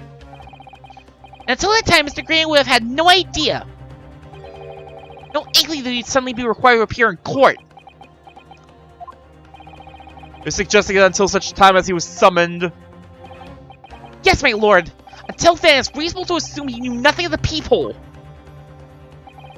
It was only once Mr. Green was in the stand that he realized his position. That he would have to defend himself against the accusation that he was the third intruder. You're suggesting to the court that it was while his trial was in progress they received the information? While they were talking! While they were talking during Gina's testimony! You sons of bitches! So they could commit perjury in order to save his skin? Exactly! And the only person with knowledge in the investigation that he had any contact with, it's you, Inspector Gregson! This is a blooming outrage! Why have I been given away? Details of investigation is I was someone who was Lordship's chambers during the recess in any case. Have you forgotten that? Quite true. I had a number of questions regarding the events that transpired at the pawnbrokery. Which means the first time these two laid eyes on one another was after proceedings resumed following the recess.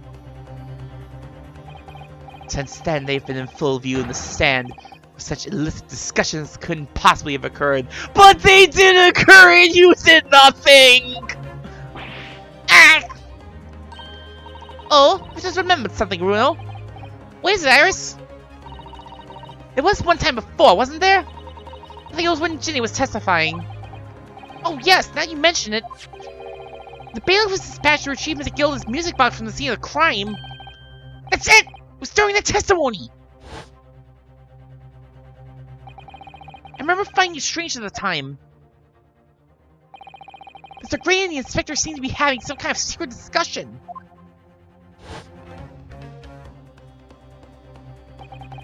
It would have been possible for you to give Mr. Gray the information he needed then!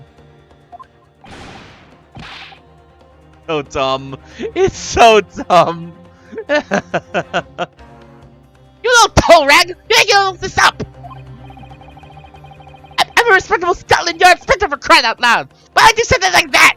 Just two guys, Chen on the stand, backs to the stand, while Gina's just talking about all the crimes she committed. It's a stenographer. Why would I be giving like confidential details in the life of this bloke? Admittedly, you wouldn't have had any reason to do something like that for no gain. Where's the court video recording? We only even have fingerprints. We barely have blood. You think we have court video? You think we have a stenographer? We have a woman who's playing with a Morse code machine. And that's being treated as some fancy device. Stereoscopes are still treating as fancy devices. Stenographs? Bah! But perhaps... It's better than Japan guessing how someone died! What are you talking about? They took a good long look and just went like, yup, he's dead. He's dead. It had to have been there's a gun bullet. There's a bullet wound in him. It was the bullet. It had to have been the bullet. There's no other possible explanation. It's part of a deal of some kind. Then it starts to make more sense. What deal, Counsel? I wonder if perhaps in exchange for details about the people of the crime scene, Mr. Green agreed to give a certain something to the inspector.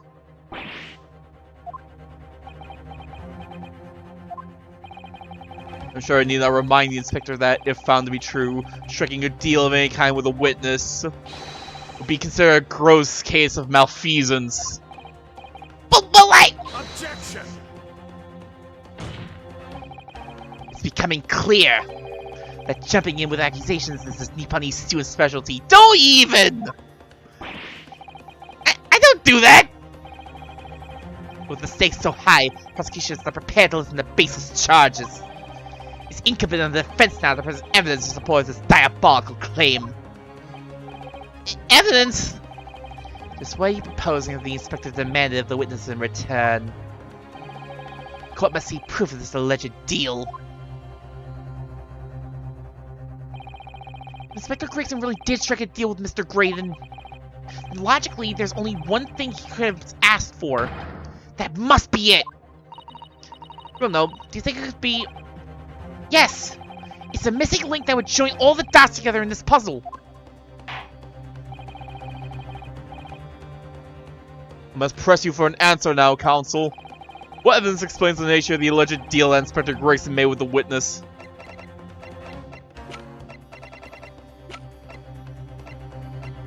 Which one would it be?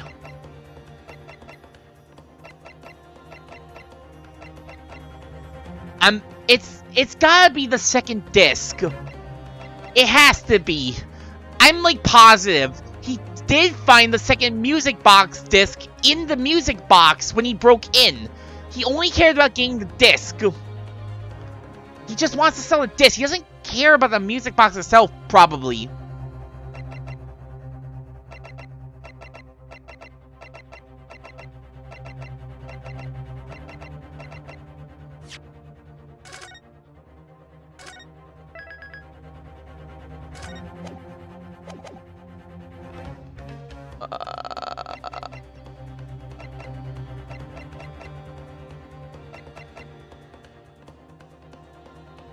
You took it from the music box, so I'll present the music box? Take that! Yes. Inspector Gregson, Besides his murder, is it not true that you've been working on another very important case? What? Get it now, Sunshine! Is it possible that this other top-secret case is what's alluded to in this newspaper article here? Classified secrets being leaked overseas from the Ministry of Justice? How the bleeding Nora could you... We discovered during the course of this trial the music box deposited at Winterbanks by Magnus McGilded.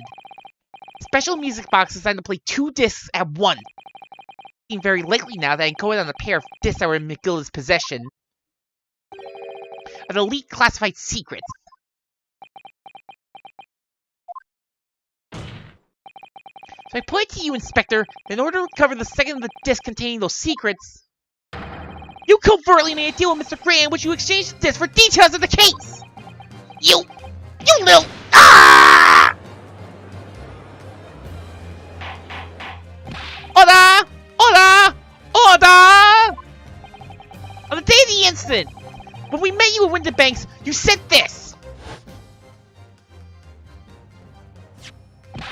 Let me take that whatever it is of McGillis down the yard, thank you very much. So hand it over. No, don't give it to him. It's mine, that is. Mine. I'm sorry, miss. But anything belonging to McGillis has to be taken in as evidence now.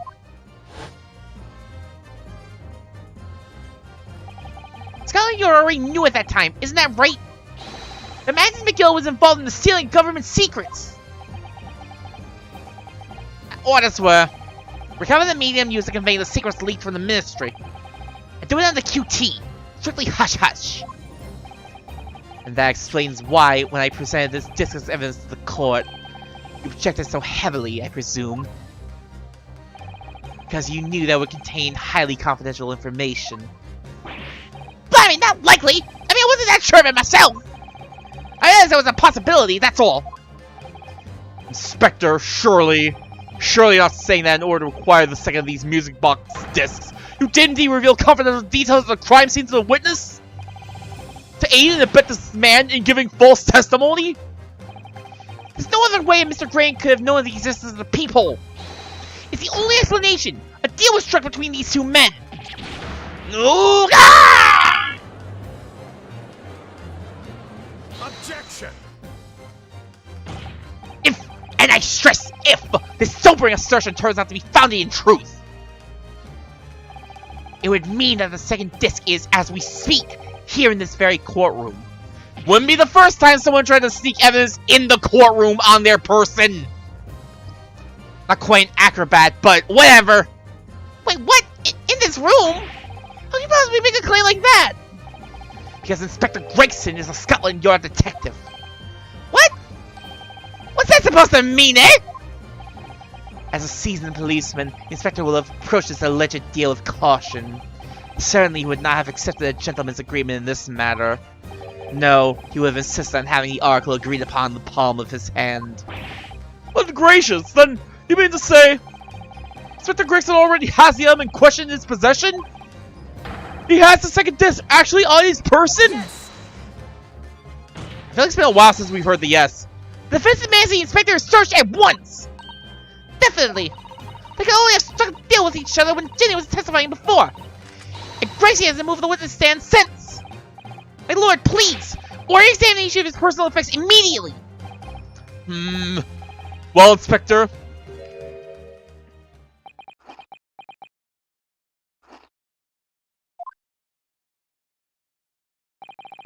This young guy wants to tone down his imagination. He doesn't let me in my profession quite enough. However, he'll put this man to bed, despite any doubts about my involvement. I'll happily submit to a body search. Oh no. He's either got a really good hiding place or... What? He's going to agree to it? Search the ships too! I presume you're aware of the precipice on which you now teeter, my learned student friend. You've made a most serious allegation against Scotland Yard here. If, following the search of the Inspector's personal effects, no disc is found, you will be deemed unfit for court service, this trial will end, and my country's government will formally demand of yours that you were severely reprimanded. If you don't find the item on his person that I myself said would be on his person, Then you're fucked! This is serious! Indeed, to have a visiting student make such defamatory remarks about our country's most senior police force.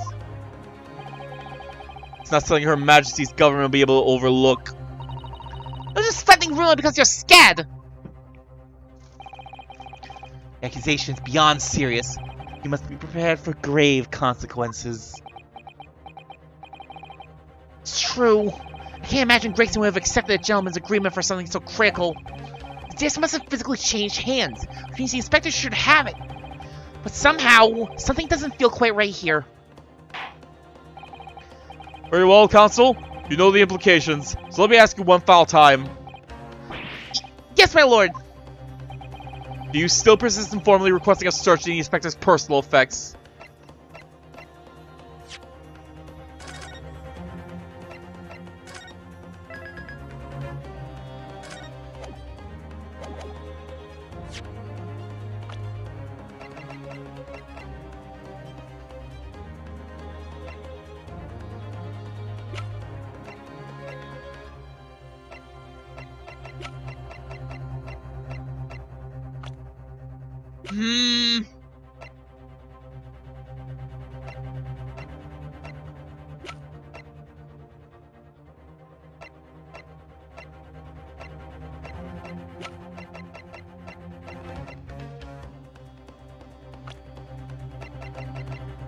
They've been standing next to each other the entire time. Maybe they swapped hands again?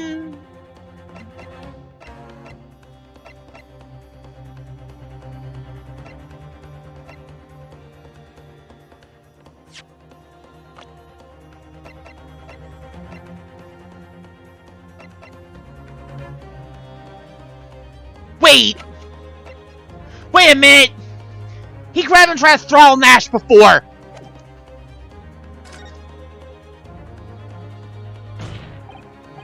Yes, the defense formally demands a search be conducted. Whoa! Don't say you weren't warned, but your typical Nipponese stubbornness may well land you in hot water this time. Perhaps the lesson will do you some good. Enough. I got nothing to hide. Wait, I did click, search another person, right? Very well then. Bailiff, conduct a search of the inspector's personal effects. Okay, good. I was a little scared there. Don't do a weak slap now! Come on! We've come so far! Don't fall back to the weak slap! Please! This is a search, but not of Inspector Gregson. What? That was all this! I'm the one you're accusing, aren't I? I thought you wanted to search me! No, Inspector. Not you. Somebody else. What's the meaning of all this, eh? Look at last, have you, Sunshine? Question at the pub of this nonsense. You're being completely irrational. Quiet, all of you. Who? Who? Iris? Will's doing what you all told him to do, and having the courage of his convictions. So you should respect that and listen to what he has to say in good faith. Because that's the British way.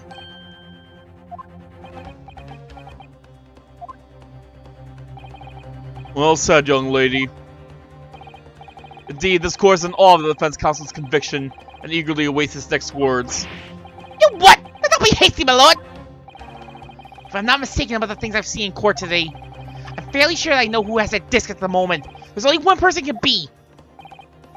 Also, of whom do you request this search now? Take that! Of my lord, Mr. Nash Skulkin. Well, I never. And blimey!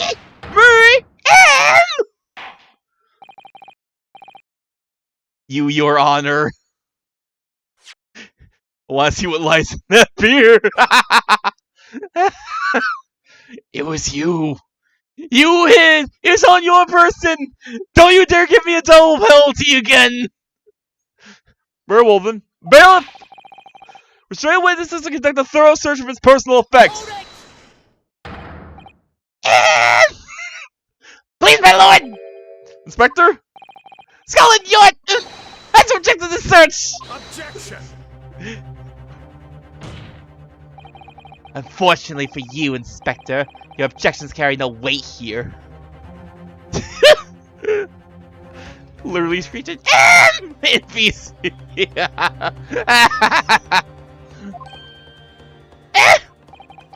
In this courtroom, only the prosecution and the defense have the authority to object. But Lord Van Sieg! I have no idea what forces are in play that may influence your actions. But personally, I have no intention of obstructing the course of this trial. Ah! Bailiff, carry out the search. No, Mo. I don't know nothing. Nothing about no disc. Come on!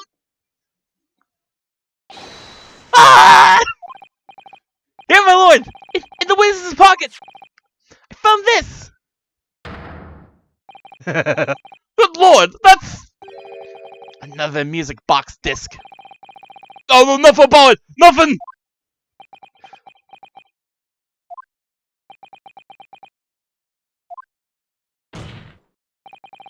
That's the second music box disc left behind by Magnus McGilden!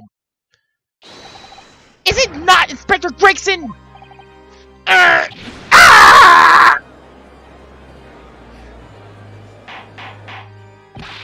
Order! Order! Order!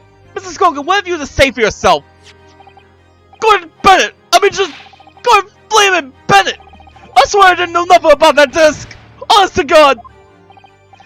Also, would you please explain what exactly is going on here? Legend dealer struggles between this witness and this detective, no? Without question, my lord. Then for pity's sake! What on earth was this man positioned to send Inspector Cray for information? Inspector Gregson is a shrewd, calculating man who rarely loses his composure. At one particular point in this trial, he did some unusual behavior for a brief moment. I don't recall. What unusual behavior? Ah! It was, yes, during my cross-examination of Mr. Graydon. Tell me, Mr. Graydon, when you left the pawnbrokery that night, was by any chance with the second disc in your jacket pocket? I admit to nothing of the sort.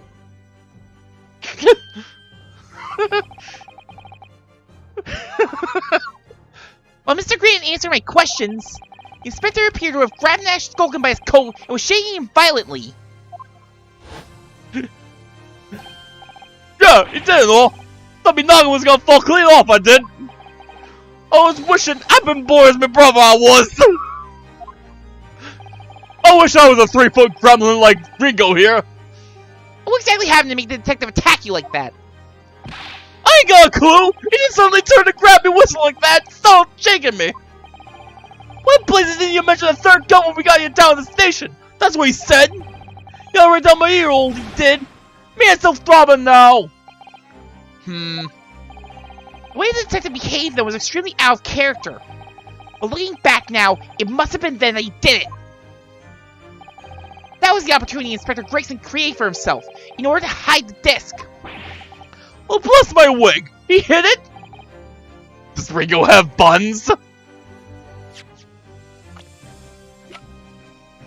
I mean, he's got a bit of hair, like, peeking out under the hat. Maybe you took the hat off, they go straight up. But not as pointy as Nash's, but... the possibility is on the table. Well, I'm afraid I failed to comprehend the motive here. The detective had acquired the disc he was after. Leave the Pugman alone! The Pugman did nothing wrong! He just got thrown across the counter! That's punishment enough for him! Why on earth would he then proceed to hide it in another man's pocket? This is a court of law! He could have submitted the item as evidence! It would appear, my lord, that the inspector was not at liberty to do that. Whatever not! As the man himself revealed earlier, his current assignment has some special conditions. I know as well. Cover the medium used to convey the secrets leaked from the ministry. And do it on a QT. Strictly hush-hush. Hush, hush! Top secret assignment, is it? As far as we're aware, the information stolen comes from confidential government communications. We've seen that if that information would be revealed in court as evidence, it would be problematic. Does that solve the situation, Inspector? I'm operating under direct orders from the Ministry. I'm afraid I'm not at liberty to answer that question. So, realizing there was a chance that you may be searched here in court, you took steps to hide the disc you had acquired from the witness. Ah! Does this mean... He only pretended to attack Mr. Skulky in order to get close enough to him to slip the second disc into his pocket!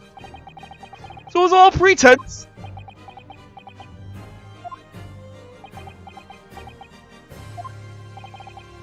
Well now, Inspector Gregson, and you, Mr. Graydon, are you prepared to admit to the accusation made against you of this alleged deal?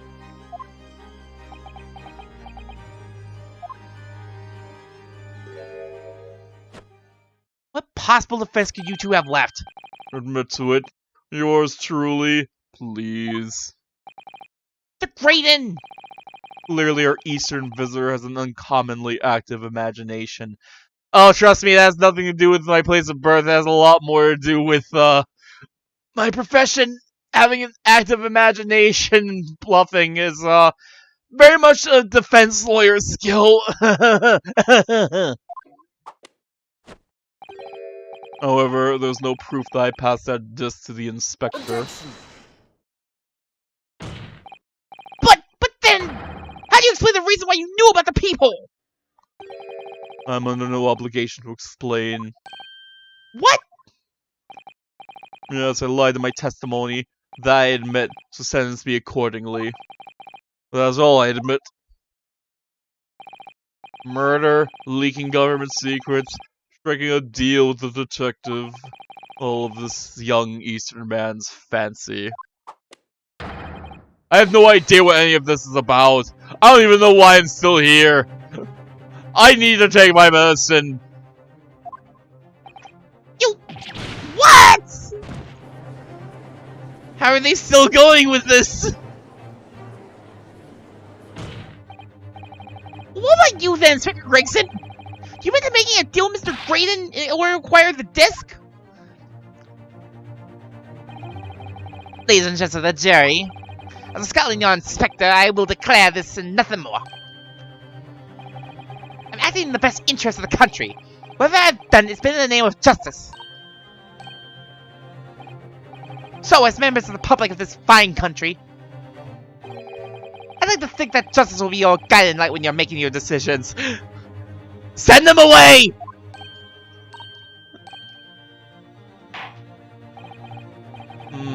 This is quite a quandary indeed. Rarely have I encountered such extraordinary tumultuousness in the concluding of a trial. Nevertheless, in the absence of any further evidence to be presented, I believe it is time that we put the matter to the jury for their final leanings. Oh no, as a full servant of Queen and Country, I must say I sympathize with the old inspector. Come on! Yes, he's a dependable man, I'm quite sure. In service, one becomes a good judge of character. You have declared Gina guilty, like, 3 times! You close your eyes and help when it comes to looking at this case. It's all blood to me. Well, as a fellow professional, I'd like to put my faith in the detective, really. Grant, how these called operator? Stop! Currently in presence of vital! Stop! Get out! Detective has weary but twisted eyes. More than this I cannot say. I don't believe it! These 6 jurors are... They're going to believe Gregson! They declare the decision now! Is he going to be found guilty? If I don't manage to produce some definitive evidence right now, then... we're going to lose! Pet your bell. Pet your bell right now. Pet the bell. Do it now! Either some proof that Mr. Graydon killed Mr. Windibank or stole those government secrets. Or some evidence to support Gregson admitting that he struck a deal with a witness. Just play the disc! Well then, counsel, I think it's time I impose on the jurors to declare their final decisions, no? That is, unless you have some compelling evidence you have thus far not presented to the court. And let the judge call on the jurors who announce their leanings. She'll be found guilty. There's no choice then, Bruno. We have to throw some more evidence at them. This is it! This is it now! It all comes out of this! Who do I present evidence against? Gregson or Graydon?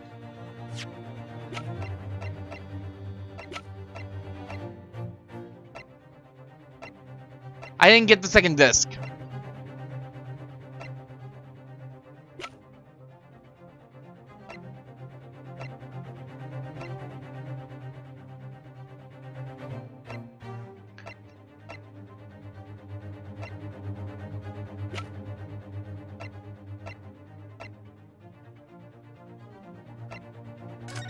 I never did look at this, like, thoroughly. Woo! Those fishes' teeth look like they can rip through almost anything!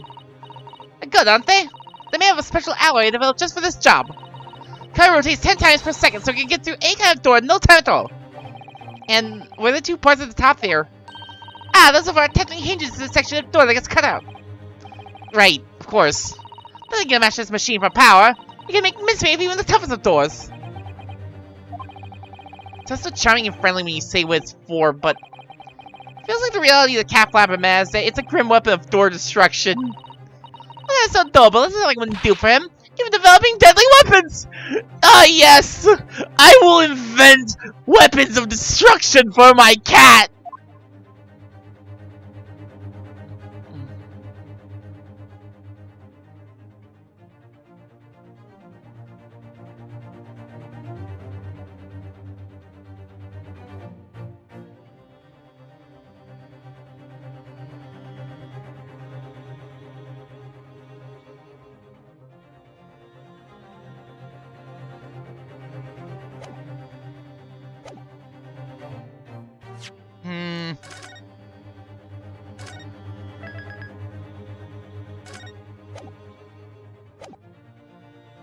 Oh. Hello there, Mia. How you doing tonight? Nice to see you here. We are very, very deep in Case 5 of the Great Ace Attorney right now. Very deep. Like, I'm hoping we're getting close to endgame, so I'm not sure if Great Ace Attorney is something you'd be interested in trying out yourself. I would suggest either playing it more so playing it for yourself, but also just watching the rest of my series, because I have the rest of the series on my YouTube channel. Hey. But yes, we are very deep in Case 5. We're getting hopefully close to the end. So beware, we are in deep spoiler territory.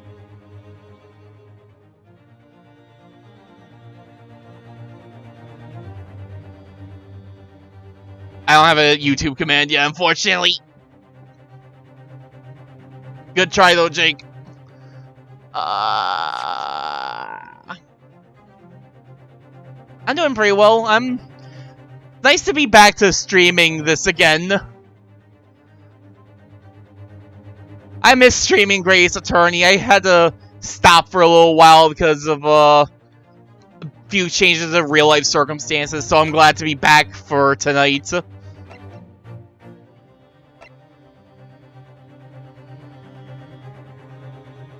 Hopefully, I'm hoping to get this done, probably won't be tonight, but before the year ends, so I can at least say I'm done with, well, the first half of the Great Ace Attorney Chronicles. There's the whole second game of the duology you consider. That's definitely going to be a 2013 project, but we'll see what happens. I'm really trying to think, like, what would be the best thing to present. I'm thinking that we have to present the music. If we had the second disc, this would be a bigger, this would be more of a slam dunk. Sounds like a good project, yeah. Nice to have something to shoot for. I'm gonna...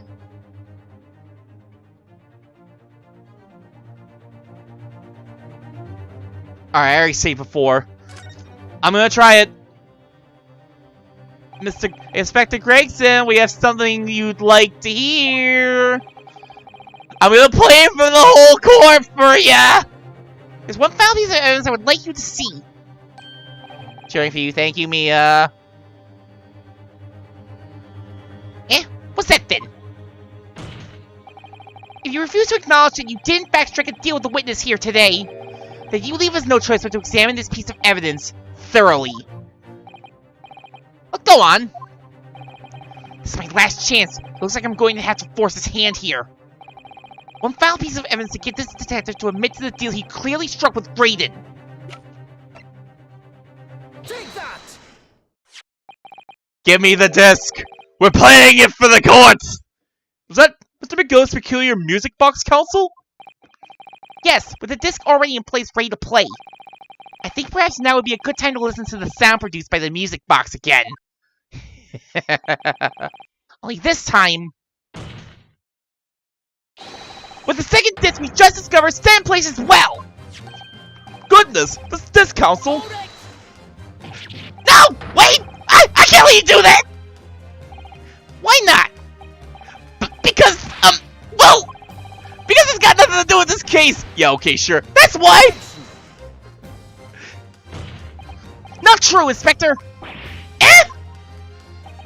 The defense has already proposed that the sounds heard by the court earlier from this music box reported a Morse code message. We know that Morse code comprises of two distinct tones. The defense believes that the same disc contains a second tone needed to complete the message. And now we have a chance to confirm that theory. For crying out loud, Sunshine! We're talking about state secrets here! If you go in the whole courtroom hear confidential information like that, it's treason! We already have so many crimes under our belt for tonight! What's treason? Do you admit the charge that in order to protect those state secrets, you engage in unlawful dealings with the witness? You're mad! If you let this secret information out into the public domain, you'll be making an enemy of the entire British government, you idiot! Objection! It was to win the case! I'll make the entire world my enemy! Let's not forget, Inspector, that you, a Scotland Yard officer, leaked confidential case details to a witness! You continue to lie to the court, and all because, by fair means or foul, you're determined to do your duty! Well, by fair means or foul, I'm prepared to do mine! Don't you dare! I will stop at nothing to protect my client! I don't care what I make an enemy of!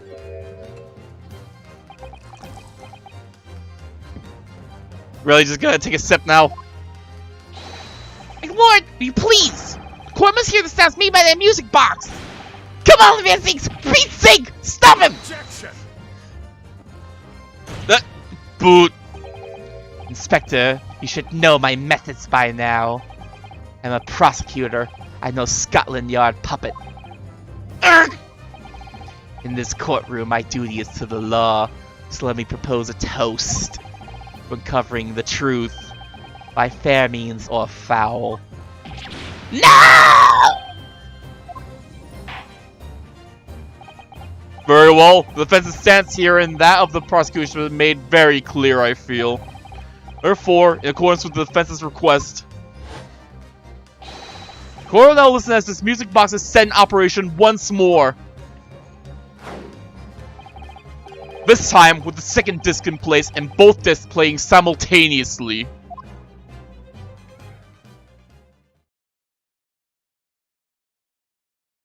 Let's hear it. Play that Morse code.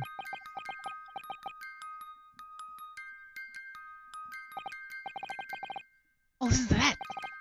It's unmistakable now. It's Morse code. What? Alright, I admit it. Whatever you want, but for the love of God, shut that bloomin' box up!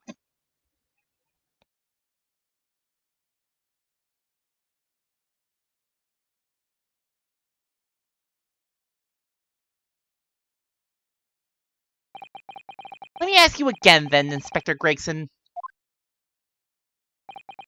Did you, or did you not, strike a deal with the witness next to you in the stand, Mr. Ashley Graydon? Specifically, did you furnish the witness with confidential case details in exchange for this music box disc? Did you reveal the existence of the peephole in the pawnbroker storeroom door, Inspector? I did. Stop! What are you doing, man? all exactly like the young Eastern lawyer said. The trial resumed after the recess, and we were stood here in the stand together. That's when he approached me with the deal. Shut up, you imbecile! Shut up! Psst, you there. You're the detective who turned up at the pawnbroker the other day, aren't you? I may have something you're looking for, Inspector, with me at this very moment. Well, how about a trade? I suggest you accept. Well, information that may make certain individuals uncomfortable will soon become very public indeed. I couldn't let that information become public knowledge, not under any circumstances. So I accepted the man's proposal and told him the details about the case that should put him in the clear. The peephole in the storeroom door and the bloodstains on the overcoat. By giving false testimony, this witness intends to have the defendant wrongly accused of murder. Inspector, you knew that! Yet you still revealed those details to facilitate the witness's perjury! I did. But then it turned out the peephole had only been made that night, after the incident took place. Scotland Yard wasn't aware of that, if I'm perfectly honest. Well, Mr. Graydon, what do you have to say for yourself? There's nothing and no one left for you to hide behind. You struck a deal with the inspector in order to escape conviction of a very serious crime. Namely this.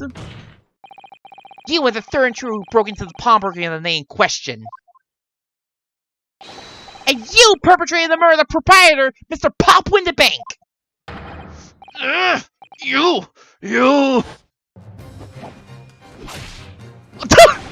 Traitor! Oh no!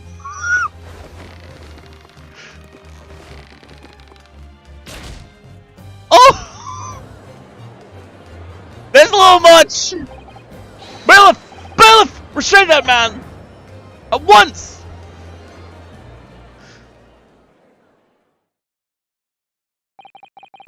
That's it then. Okay, he did the Heimlich maneuver. He stayed cranky. He was choking on the chips. That man's a hero. Clearly. It's all over. That's not how you do it. That's how they did it back in the early 1900s. That's how you save a man's life. You just break your stick and wrap it around a man's neck. I mean, hey, this was probably they were probably still like, man, amputations are the most advanced medical science. Okay, I'll save you by strangling you. Okay, I know we did like I know we had anesthesia like in 2 cases in this game, but you know, amputations were probably still very much a thing that were like, yeah, that's how we do it. Oh. I despised my life growing up. The slums are vile places. I was cursed from birth, born into poverty, the son of a penniless artisan. My parents did nothing but quarrel all day long. What little money they had was never spent on me. I just want mommy and daddy to buy me fancy things. Oh, woe is me! So I set about studying to better myself, to one day escape from that hellhole. You eventually became a communications officer. I admire your determination. And then you decide to try to steal government secrets? Why?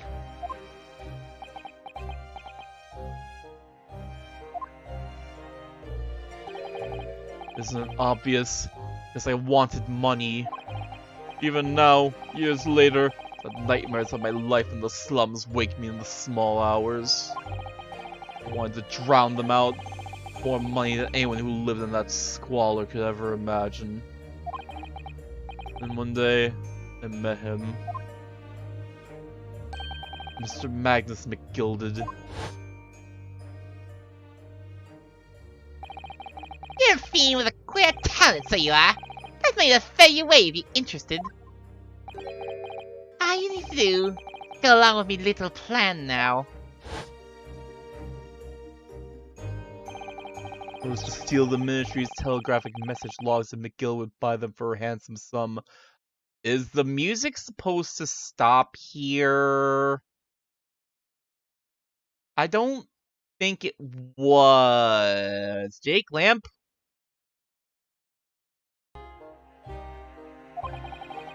Oh shit. My back?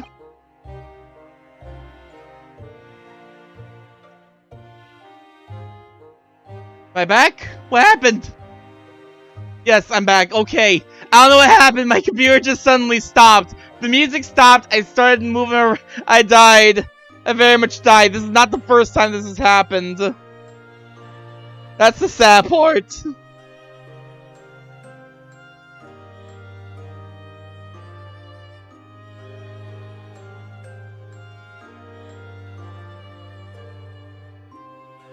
Okay, I'm back, but I do wonder if maybe that's a sign that maybe I should give this a break. I don't know how much time is... I don't know how much more is, like, left to do, because this very much feels like the end.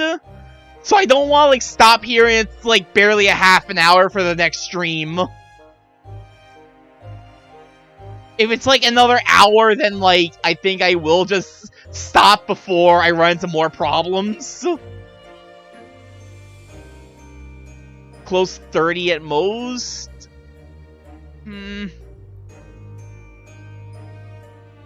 Epilogue is a tad long, like 30 minutes, or... I know I just said I didn't want to go 30 more minutes, but I didn't know I just said I didn't want the next stream to just be 30 minutes, but... At the same time... Screw it, I've stayed up past 5 before.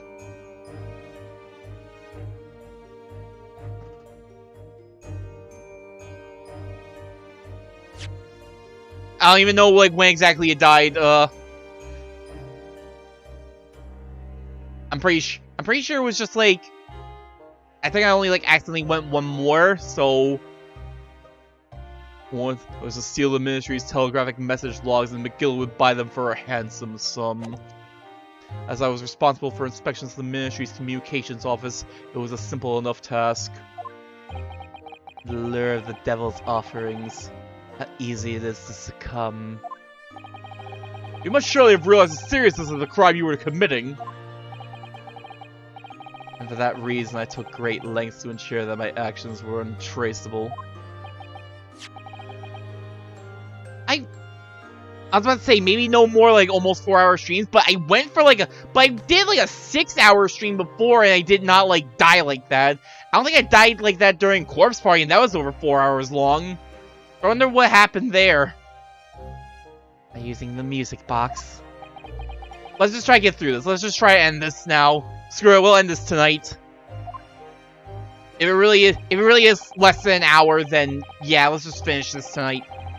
My father was a brickmaker, though my mother divorced him when I was still a child. Yes, Mr. Mason Milverton. That's right. He was very skilled with his hands.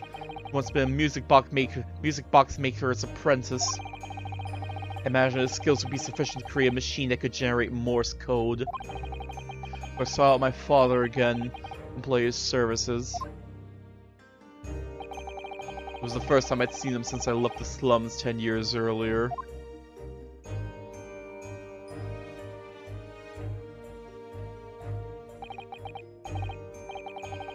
YouTube's still on the original. I think that happened before. I think, like, something like this happened during one of the, AI the Somnium Files parts where, like, I just suddenly died like that. It's like 2 separate videos on Twitch, but on YouTube it's all one video, it just cut ahead. So, like, there's kind of precedence for this, unfortunately. I just don't know what caused it. My computer just decided to take a fat dump in the middle for some reason. I don't like it. Look at you, Ashley. What fine shit you become, eh? He was a different man to the one in my memory. A thin, frail old man. Poverty had never broken him. Never corrupted him like it had me. I was sure they wouldn't help me if I told them the real reason. So I made up a story. Got some work for you, Father. I need some music box discs made. Music box discs, eh? A musician friend of mine has written some music he wants to sell to the public. I brought the score with me. There are 2, actually. Be delighted, son. It's been 20 years since I did any work like this, though. Fetch my tools, would you? They're in the loft.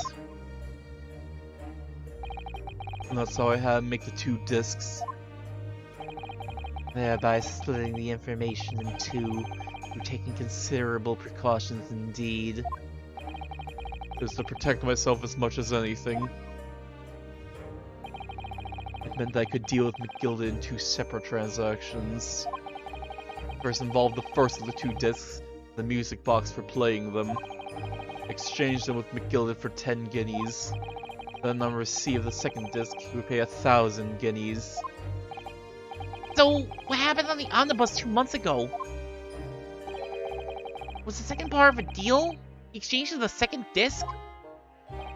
Yes. It sold the man information that way a number of times already. Things became reluctant to part with his money. Well, that doesn't quite make sense, Mr. Graydon. But why was it on the omnibus 2 months ago? Your father, Mr. Milverton, was the one dealing with Miss Gilded, not yourself. When I received 1,000 guineas after my first completed dealings with McGilded, I decided to give 200 to my father for his troubles. When my father realized something was amiss, the time he worked out that I must be involved in something dubious. When he did, he said to me, Tender's an exchange, you'll let your old man do it, understand? Otherwise, I won't take your money anymore.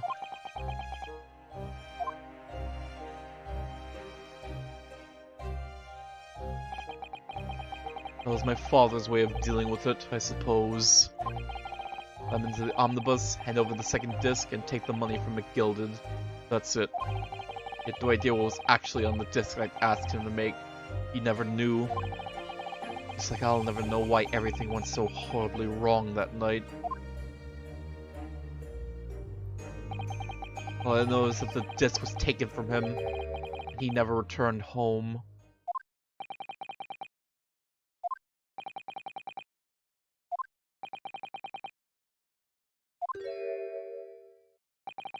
It was only then I found out what sort of a monster McGilded really was. After 10 years of not once uttering it, I swore my father's name. I would do a 6 spin for him, in his memory. Exact revenge! Revenge? As anyone with even the remotest knowledge of the man will no doubt be able to imagine. Gilded brought all his wealth and influence to bear in the most despicable of ways. To crush any semblance of justice in his trial.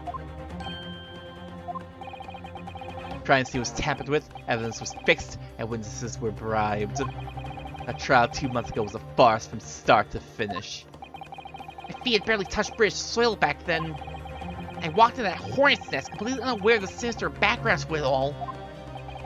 I'd made plenty of money out of my dealings with McGilded by then. I spared nothing in my arrangements 2 months ago. Knew exactly who to hire. If you're willing to pay the price, there are people in the city willing to do anything you ask. McGilded himself had shown me that. Are you saying that... I think you have the picture now. After he twisted everything to his favor in this courtroom to ensure that he walked free. I took matters in my own hands, delivered the justice that monster deserved. So you? That tragic accident following the trial here 2 months ago was planned and executed by yours truly. How? Gilda's death that day was caused by this man. Everything is right, sir. You'd like to follow me into the courtroom. What's this, officer? You still what I was led to believe. Hope it's not inconvenient, sir. with some changes to the schedule. Well, I must be making tracks now. It's time for the inspection. I gotta examine the omnibus again, so I'm told. As if I could be present for it myself.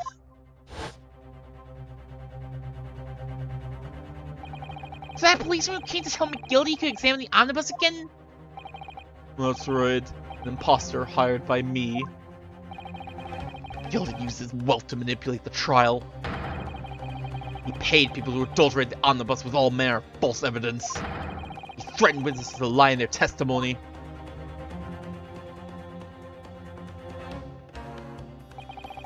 So I gave the man a taste of his own medicine. His omnibus was doused in paraffin. Paraffin? I don't feel like looking that up now. I just want to get through this before this thing tries to die on me again. One of my sham policemen ushered McGillen inside and sent him on a one-way journey to hell.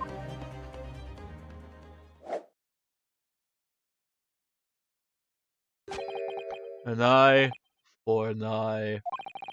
That's how I avenged my father's death. Fine chilling account indeed. That wasn't the end of it for me. It was a loose end, you see.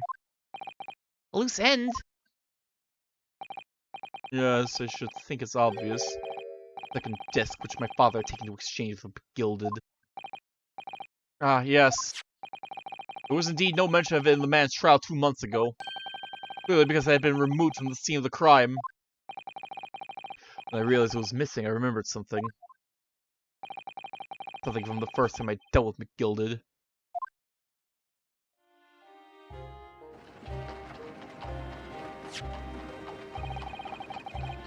This is the first of the 2 discs and the music box you need to play them.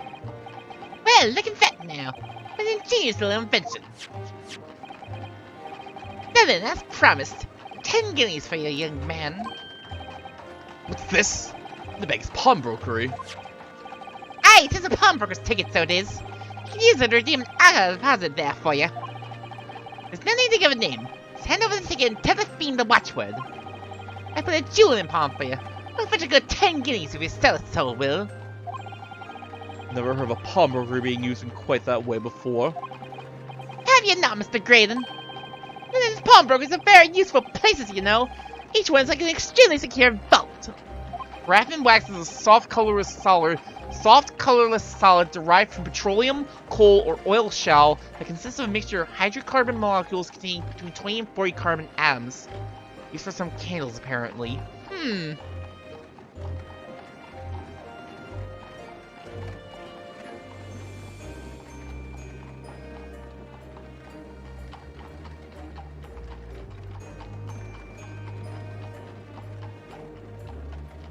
So you got wax all? I mean, I guess it doesn't have to be wax. I guess it could just be the stuff that makes the wax, but still.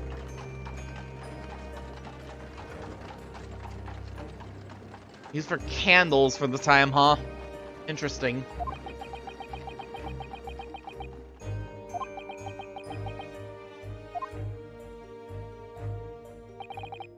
But I knew that if he'd taken steps to hide the disc, it would be in that pawnbrokery somewhere. And on the night he killed my father, he must have entrusted the ticket to someone. Yes, to Gina. I remember now. And when we first met you at Winterbank's afternoon 2 days ago, with the description of Miss Lestrade written down. How'd you know who you were looking for? In the trial, that pickpocket's testimony was clearly peculiar, and we could see that. Heh. I realized immediately she was another of McGillen's pawns. They must have threatened her somehow. I was fairly convinced it would be her who had the ticket. I started to make some inquiries.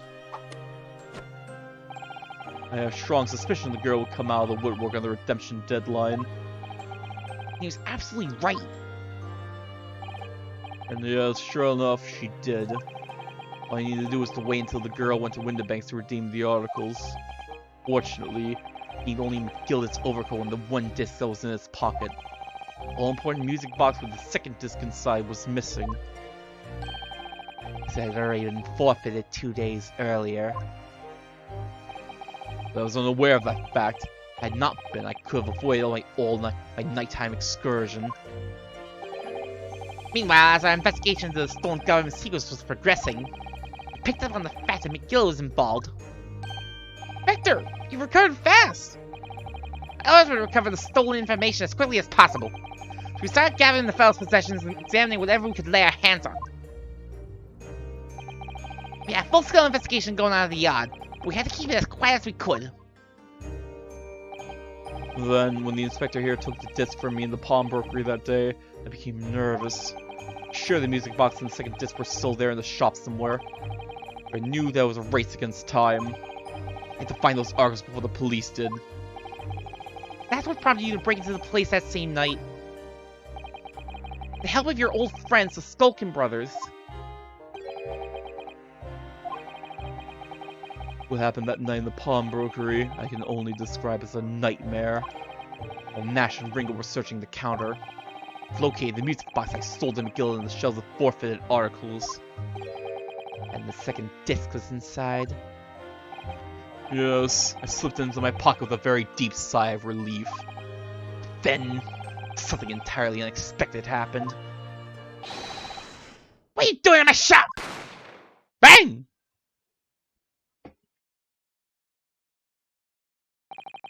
Gunshot rang out in the shop and I felt a sharp pain in my left arm. The broker fired his gun and the bullet pierced your limb. Yes, exactly. Unfortunately, I decided to bring my own gun with me that night, just in case. Bang!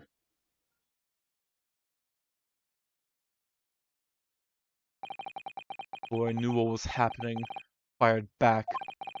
I had already turned to flee and intended to fire in his direction, much as to kill him. Fortunately for both of us, the bullet hit home.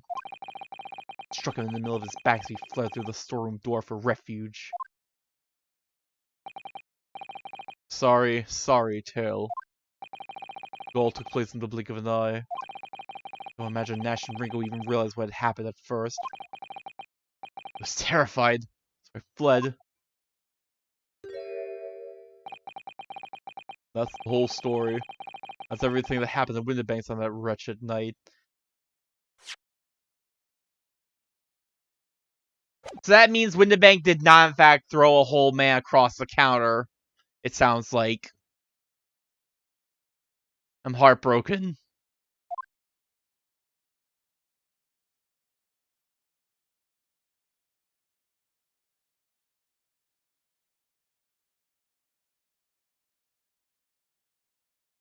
I mean, I guess maybe it's just that they didn't realize that the dude had been shot at all.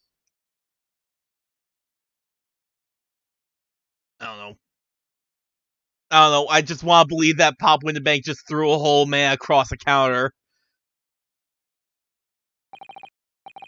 Earlier you called McGilded a monster. A man who used his wealth and influence to distort the facts and escape justice for the crime of murder. This fucking bro. He had to have threw a whole man across the room. The tragic irony. What you have done is exactly the same. Only a death battle of the Skulkin brothers versus the Mario brothers. Oh man. Can we at least, if nothing else, we just need the Skulkin brothers to be a, we just need a death battle of the Skulkin brothers versus Chris Pratt and Charlie Day. What you have done is exactly the same.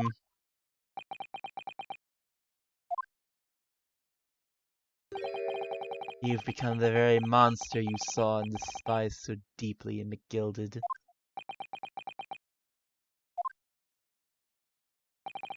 Yes, I think I have.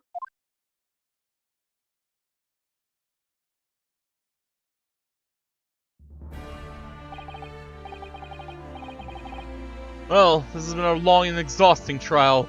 Yeah, it has.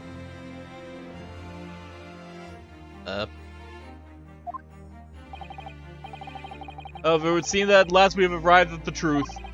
Inspector Gregson, what of Mr. Ashley Graydon? He's been restrained, my lord, and is being escorted to the yard. He'll charged with the murder of Mr. Windibank. The stealing the government's secrets. Very good.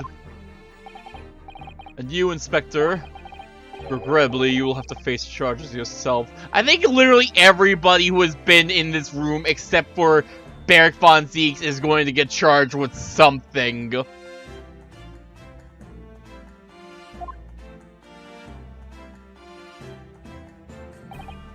Yes, my lord. Of course. If it transpires that you were complicit in helping a criminal escape justice, that fact remains whether or not you were doing so in the line of duty. What you mean? The Skulkin brothers are totally innocent. Yes, yes, of course. They were the victims. One of them got thrown across the room. They can't be charged for anything. Breaking an errand, but it was a job. It was an honest job. Crime is a serious one, Inspector, and inexcusable. Now to the defendant, Miss Gina Lestrade. Yeah? It is time for the final education. The jury ready, Mr. Foreman? Yes, sir. Guard squadron standing by, sir. This really is it now. Last push! Final call! The finishing whistle! I'm now ready to deliver the verdicts. Thank you, Mr. Foreman. Very well, ladies and gentlemen of the jury. Do not declare your final decisions to the court. Not guilty. Not guilty. Not guilty. Not guilty. Not guilty. Not guilty.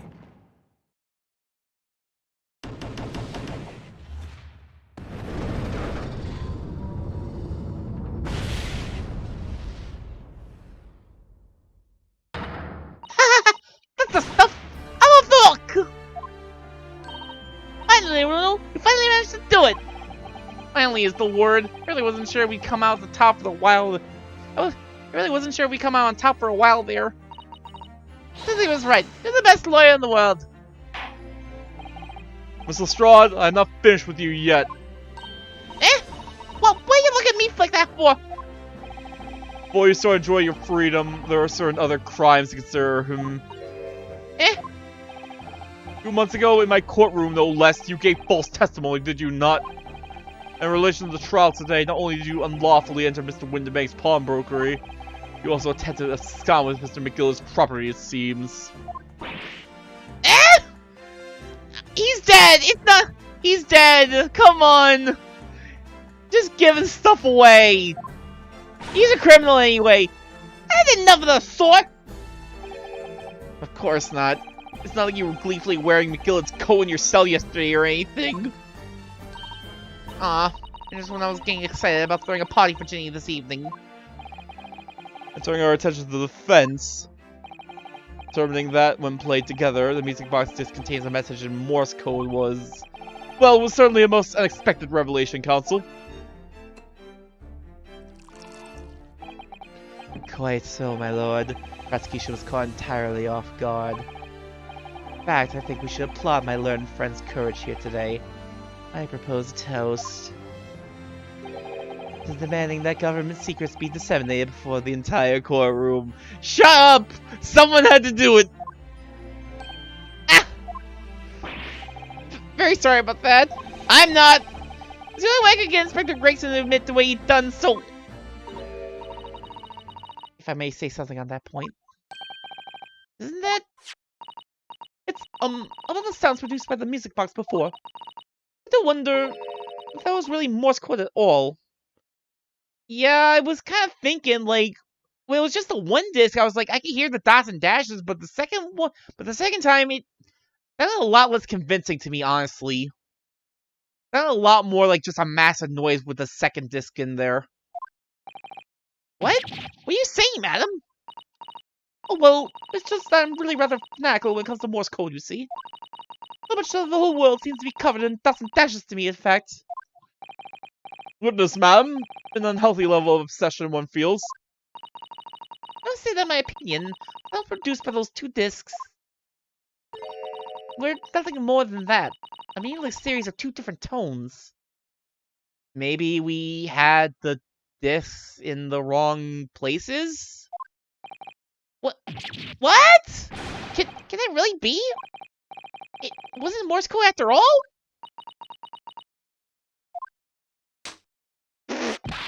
My lord, the fence would like to listen to the music box again. Are you off your nuts? I just want to tell you the initial secret, sunshine. This courtroom is not an appropriate forum to discuss the nature of the government communications. Neil McGill conspired to trade national secrets with our enemies, secrets acquired from Mr. Graydon. As the man has admitted to his crimes, we have no need to pursue the matter further.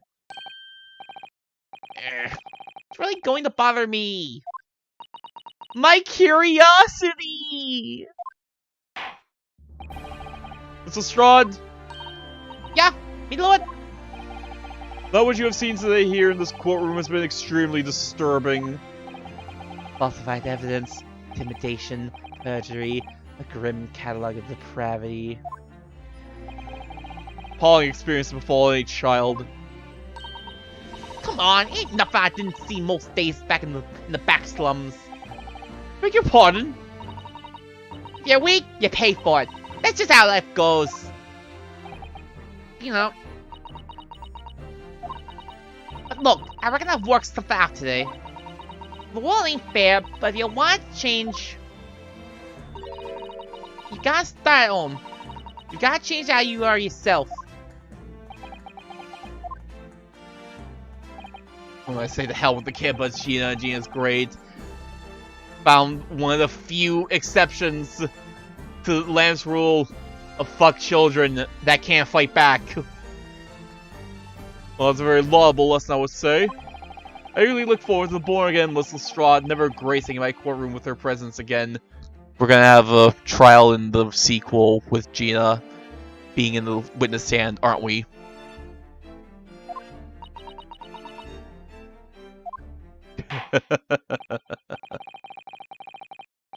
It's so bad. Look! If there's one thing I learned about you, you hate children, but you tend to be a bit more fearful of children that can fight back. It's not my fault you hate kids that can fight back.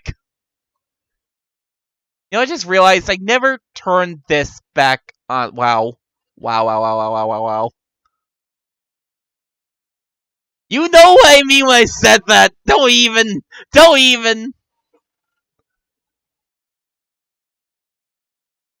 Now, with regard to the murder of Mr. Pop Winnebeg, proprietor of a pawnbrokery business on Baker Street, everybody declared the defendant, Mr. Lestrade.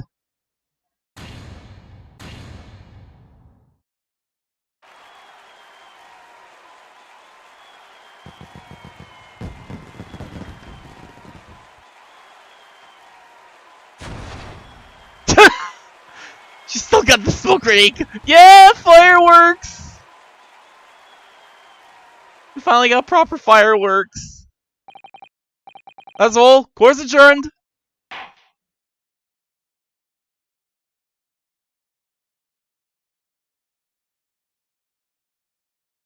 Oh.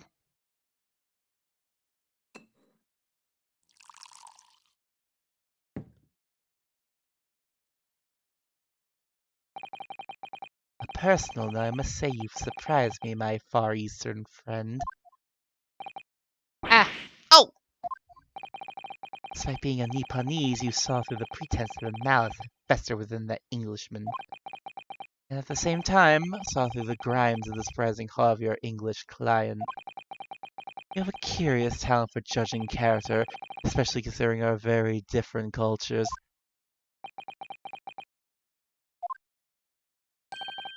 I don't think there's anything curious about it. Whether we're from the Empire of Great Britain or the Empire of Japan, we're all human beings. We're not so very different on the inside. You know, I took this case for one very simple reason. To lock swords with you once again, here in the courtroom. You did? When I encountered you for the first time 2 months ago, it reminded me. Toasting friendship and trust with another Nipponese, only to find my trust betrayed. Huh? Through you, I hope to look into the eyes of the man I once knew, and try to understand...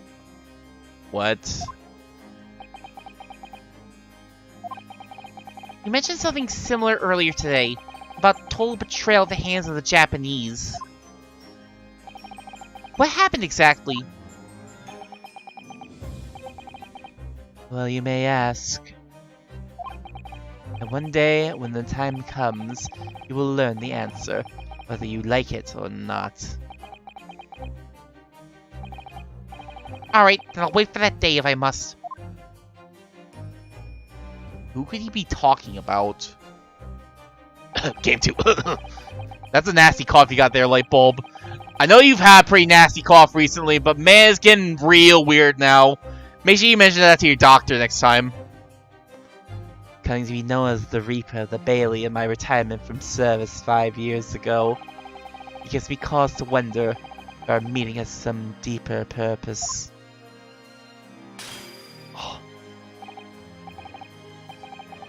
Listen, I can't help it happens to me in chat too. I know you can't help, but that's why we're all worried about you. So farewell, my learned Nipponese fellow, until we meet again.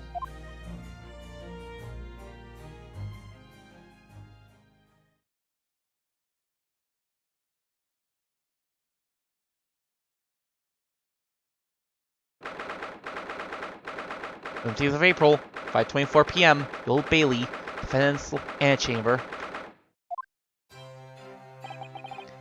It's done. It's over at last. But where's Iris disappeared to? Ah! Congratulations, Gina! I knew it all along. I knew that you were innocent. Well, you did what you said, Mr. Naruto. You believed in me, right to the end. Here's as your name. What's that about it? I told you I had faith in you, didn't I?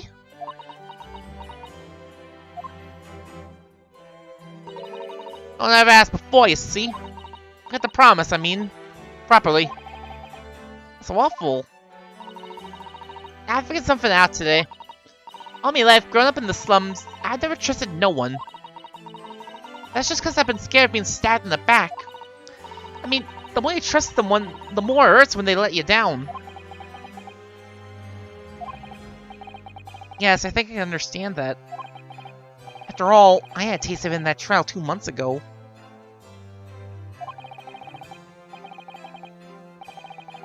I chose to trust someone and paid for it.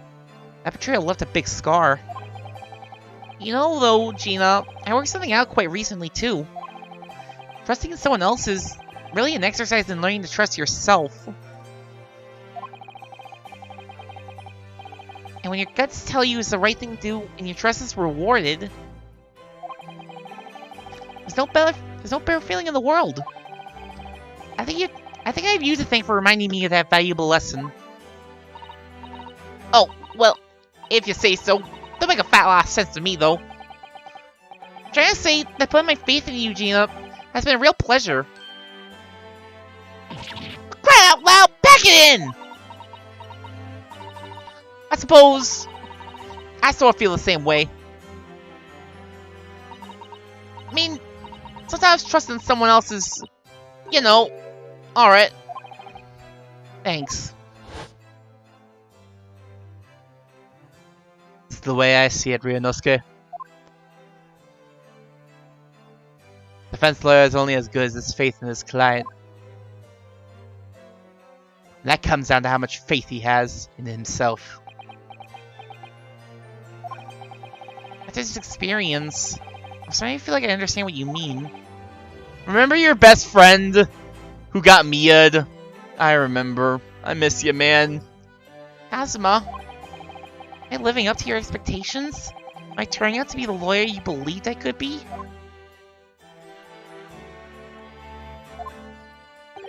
And his flowing bandana. God, I miss his bandana that's fluttering in the wind where there is no wind. Pardon the interruption. What the deuce does the man do? We know it's around here. My dear fellow. Sholmes! Ah! That voice! It's too late for that voice now, Mr. Naruto. I've been standing here patiently in the corner of the room for an eternity. Yes, it was me all along. I would have said when finally you noticed me. But you people, with your incessant babbling. Ah! Mr. Sholmes! Ah! Yes, it was me all along! You see?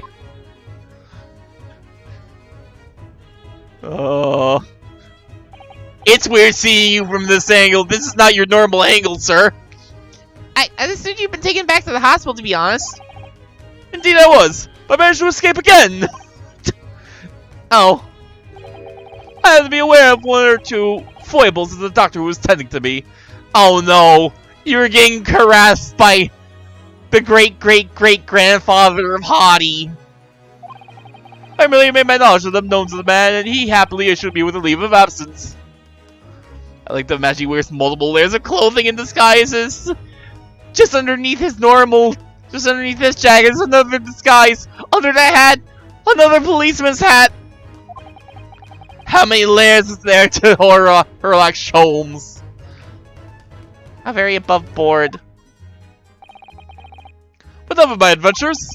That was a fine victory, Mr. Naruto. Your tireless efforts just a reward, I feel. Congratulations are in order. As a close friend, I tip my hat of you. Oh, thank you. The great detective you are. Great big cold as ice, maybe.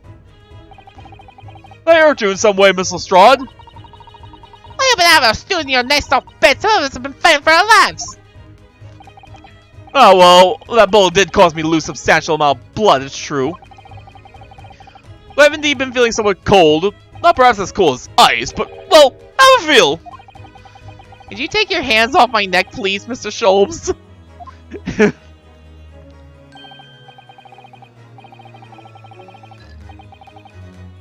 And in some way, I suppose, congratulations on an award for you too, Miss Lestrade.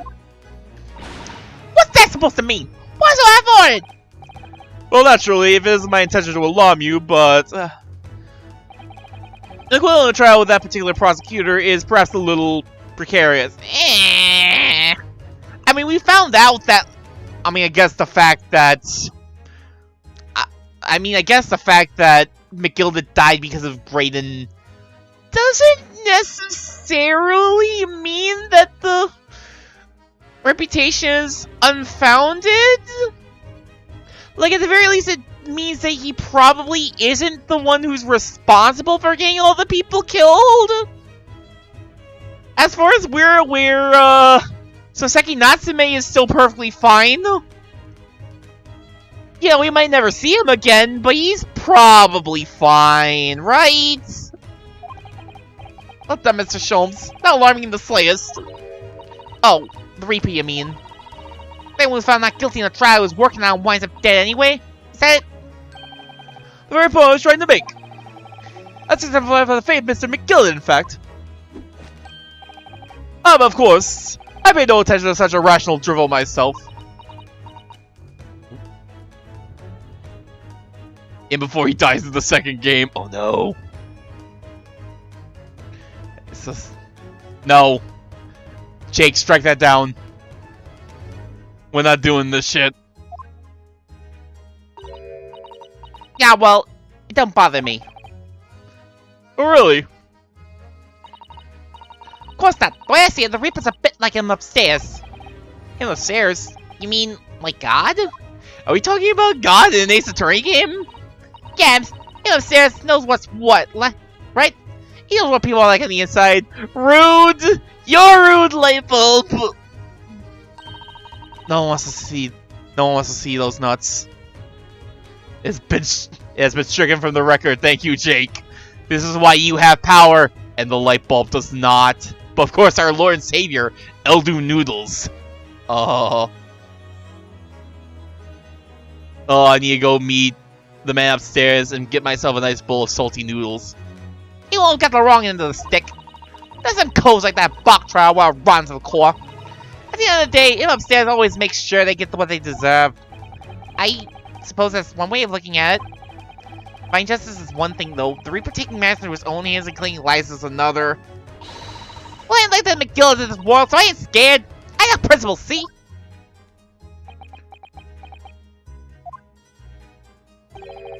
I'm sure you which be admired, Miss Lestrade. Oi! Just give her a rest, alright? As I was saying, congratulations are in order. The news of your acquittal was very welcome news to me indeed. let me express my heartfelt congratulations, Gina. Well, there you were! Hurley, how long have you been here? Honestly, what's the main entrance especially to meet you there? Iris, my dear, I do apologize. But wait till I tell you what happened. Spare me are fools of themselves. What happened? As you know, I have a penchant for disguise. I was hiding in this room dressed as a bailiff. But these adults didn't know what's my person at all. They had no idea. Can you imagine, Iris? Would you credit? I'm not sure, really. Beg your pardon? Sorry, Hurley, but you just don't have the weighty presence you seem to think you have. Wow! Iris really just said, you're really not that hot of shit, Hurley. In fact, you really ought to be careful about that. It's going to land you in trouble one day. Are we going to have a case where Herlock Sholmes is the defendant? Please! Please! I'll be careful. Ouch. Anyway, it's such a shame. I was still hoping to throw a party for Ginny tonight. But you won't be able to come, will you? Doesn't look like I'm gonna be going nowhere for a while. You had that judge's patter. I got stuff to make amends for, apparently. All them offenses. What was it again? Breaking and entering, taking the box where our stuff was in lug, blah, blah, blah.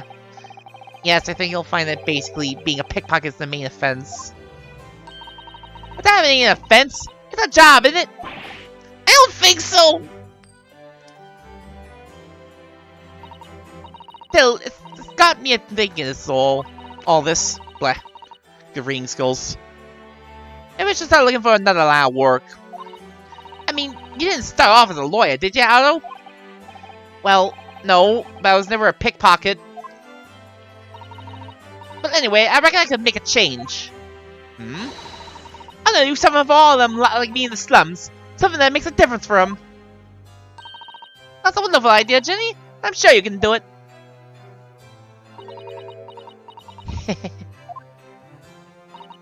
What is it?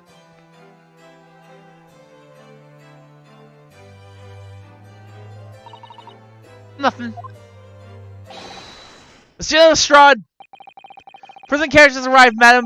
Come with me to the rear gate at once. Right. Well, looks like I'm off then. Yes. Goodbye, Gina. And good luck.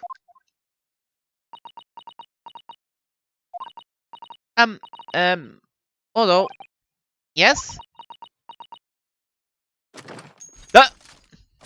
You still have that. Ah! What was that for?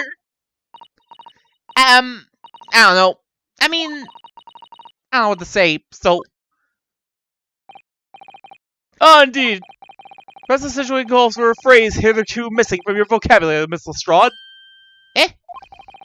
On occasions such as this, I would recommend a simple thank you. Oh. Yes. It's a good face, Ginny. Right. I see. Well...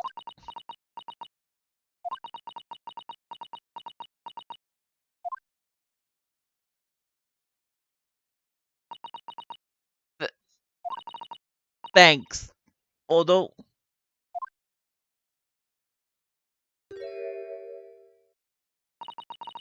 Thank you for everything, what you've done, for believing in me. Not at all. In fact, that should be my line. Thank you, Gina.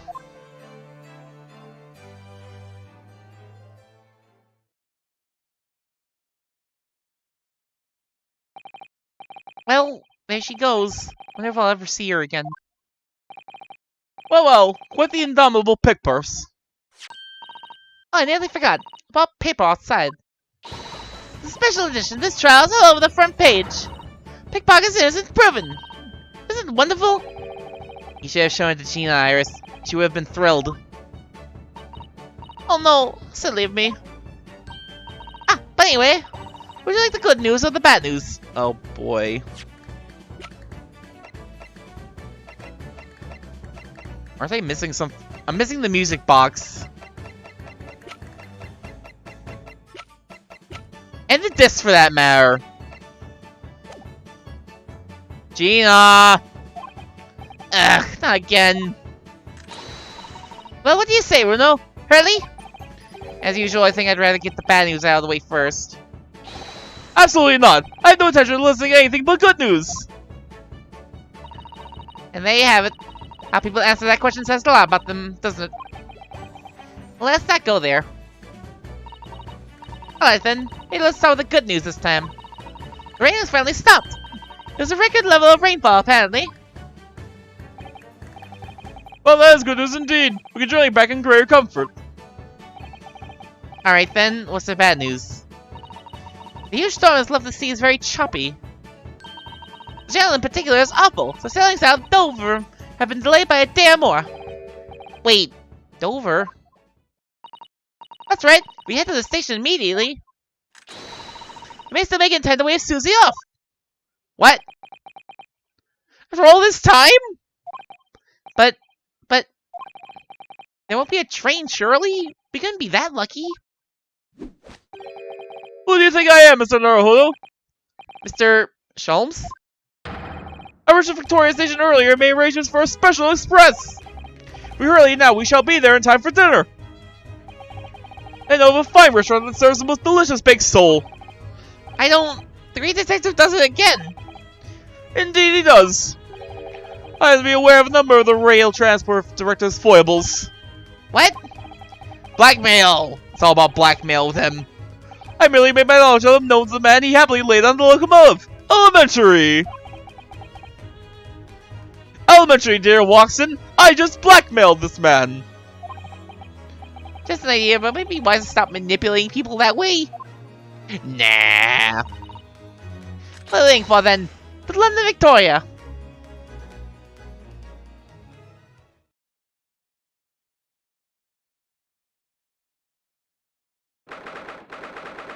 '18th of April, 5:32 a.m. Port of Dover, Quayside. Took somewhat longer than I anticipated. Susie's boat must be about to leave now. Susato, where are you? I still need to ask you about the damn story! Over there, look! It looks like she's reading something.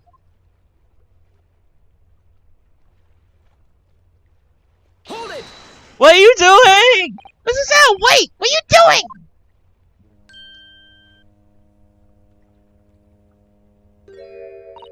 Mr. Naruhodo, what are you doing here? We came as soon as we could after the trial. I mean, we heard that sailings were being delayed due to the bad weather, you see. Oh, I see. Then tell me, how'd Gina's trial go? It went well. She was acquitted. Of being a murderer? Everything else, though.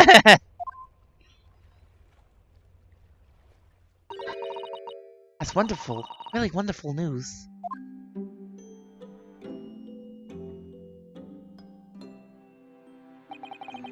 Look, you were about to throw into the sea.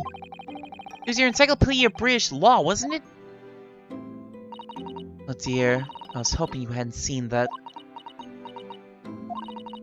Not worthy of practicing law in any way now. So, I was saying my final farewell. You're saying goodbye to law?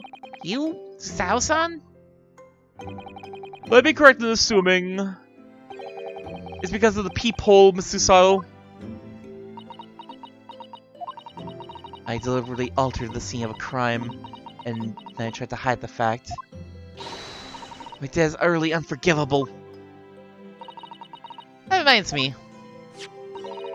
How did you even come to have this, Susie?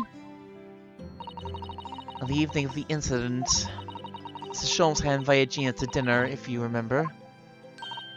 Oh yes, we had a wonderful time. Oh, Gina taught everyone how to pickpocket people. Well, Gina gave us a little introductory lesson, didn't she? To the art of pickpocketing, I mean. You just pickpocketed that entire cat flapping mat off of Iris, really? Oh, that was so much fun. I still Rulo's armband. Yes, please don't do that again, Iris. That band's very important to me. It was so important, you should pay more attention to it. You didn't notice for ages. Oh, wait, I thought it would be fun to see if I could take the cat flapping mat. So I put it up my sleeve. You just put the whole thing up your sleeve? Really? Really? Then I rather forgot about it until I found myself in Mr. Winterbank's shop with it later that night. I see. Then... Bang! Ah! Mr. Sholmes! Mr. Sholmes! Leave me, Mr. Naruhodo! Right!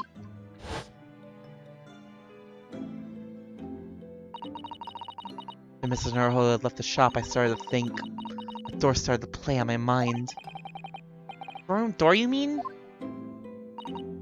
Yes, if she was anywhere in the shop, I realized it could only be behind that door. At that moment, the little device I had up my sleeve sprang to mind. I was so worried about Gia. I simply had to know. So, you used the cat flapping mat to make the peephole in the door? That's captured in the photographic print of the shop. Made by one of her earliest red-handed recorders. Indeed, it was of the first importance at that point. Precisely when the peephole was made, that information would prove to be Mr. Naruhodo's greatest weapon. Though naturally, without proof, it would have amounted to nothing. When I looked through the hole in the door... We never got an explanation for why Gina was knocked out! Like, it didn't sound like he went through the trouble of, like, going and, like... Wait, why... But also, how did the blood get on Gina? She was wearing the overcoat, not Graydon.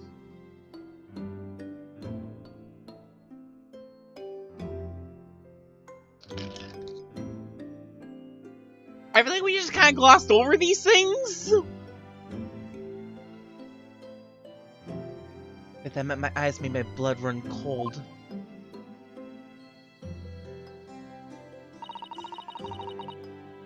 That started to run through my mind.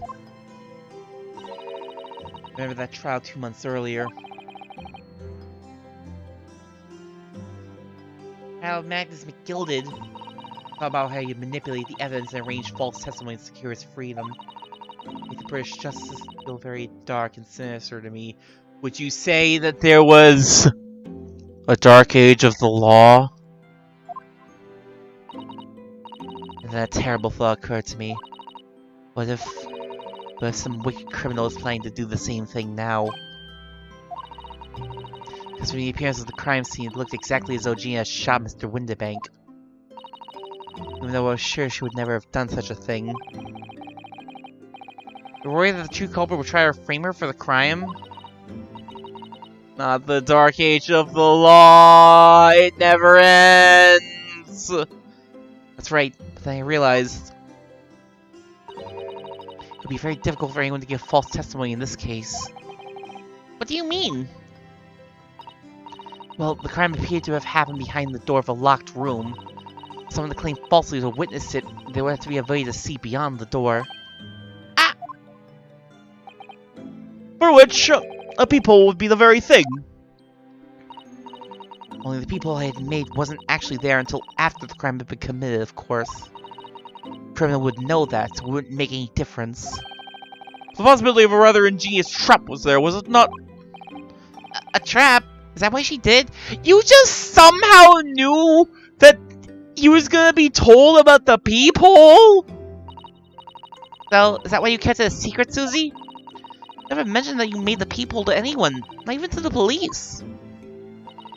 I know, but I knew at the time what I was doing was wrong. A criminal offense, even. That's why I decided to confide in Mr. Sholmes. Mrs. Naruhodo was completely backed into a corner with no other possible means of escape. Truth about that peephole could save him. That was my plan. Sure, he does think of everything. But then... why didn't you just tell me everything before the trial began? My dear fellow, you're not thinking straight. If you had done that, it would have rendered you complicit in the whole escapade. Oh. Could have been disbarred if you had been seen to having knowingly tampered with a crime scene. The Mrs. Sada decided to shoulder the burden of responsibility alone. For your sake, and Miss Lestrade's. Susato? Truth is, when it happened, I did it because I'd lost a little of my faith in the law. Oh! I was worried that the right person wouldn't be convicted of the crime.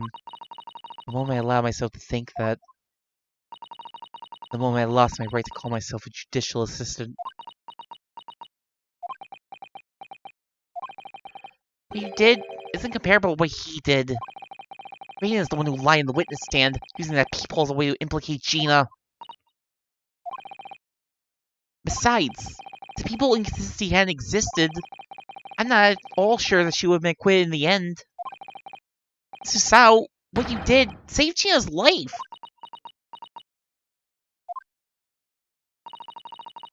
Oh, with your kind words, Mr. Naruhodo. You saved me too from my regrets.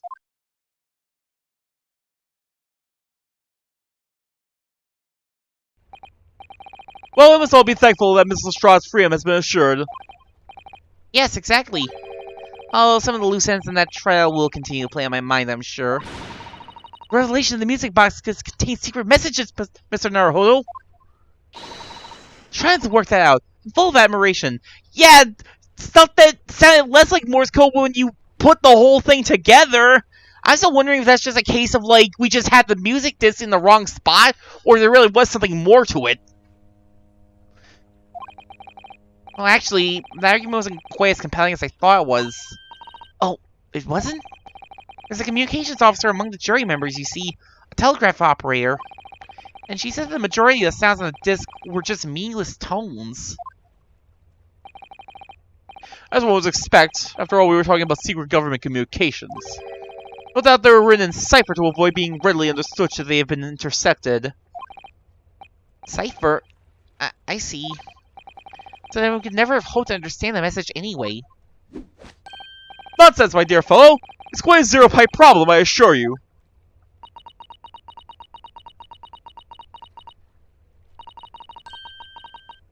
Hey? So...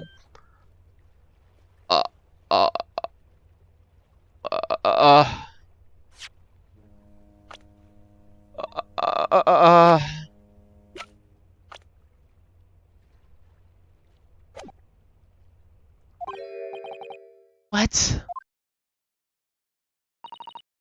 Well, that can't be a real word, can it? How funny. Wait!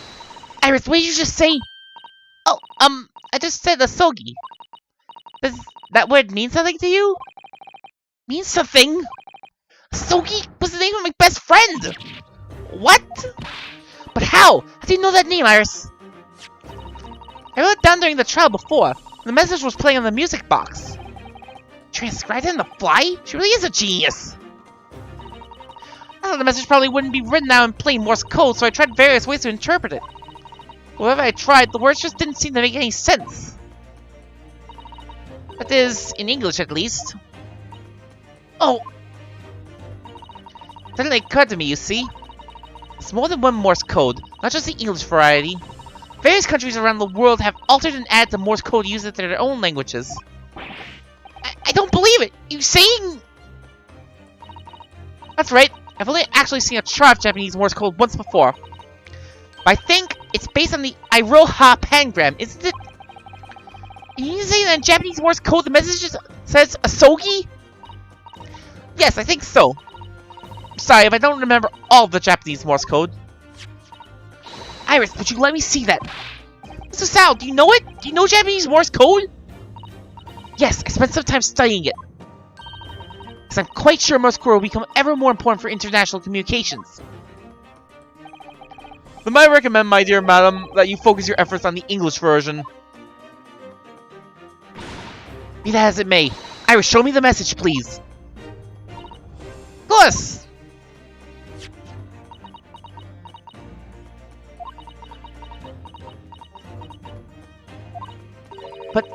what could this possibly mean? Whatever's in that long sequence of supposedly meaningless dots and dashes, it's made the color drain from Susao-san's face. Let's note that this message was written in Japanese Morse code. The British Empire has been using Japanese for secret communications? I don't understand the reason why, but the message appears to be a list of 4 people's names. 4 names? First is Kei Asogi. Kazuma Sogi. Why? Why was his name on that disc?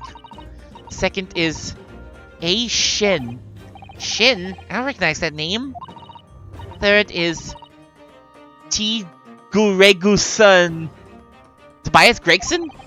Gregson? Oh, it would seem Tobias Gregson is the 3rd man on the list. What's his name doing in a secret government communication as well? And the last name... What's the matter, Miss Susao? It's just so strange. It's unexpected. Oh, what is it, Susie? Don't keep us in suspense.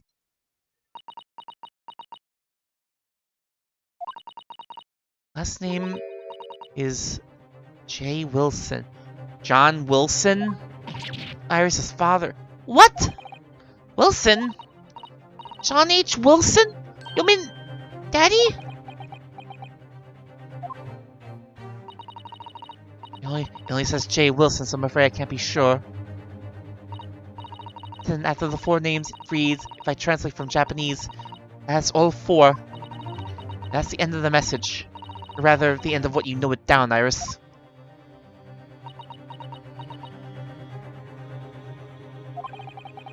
Just can't believe it! Would I have thought? Those discontinued Japanese Morse code! Not to mention a strange list of some disturbingly familiar names. It would appear that this particular message is a communication of some kind between Great Britain and the Empire of Japan. So, that he could be in Japan then? Where's Susie and Runa come from? Oh, well...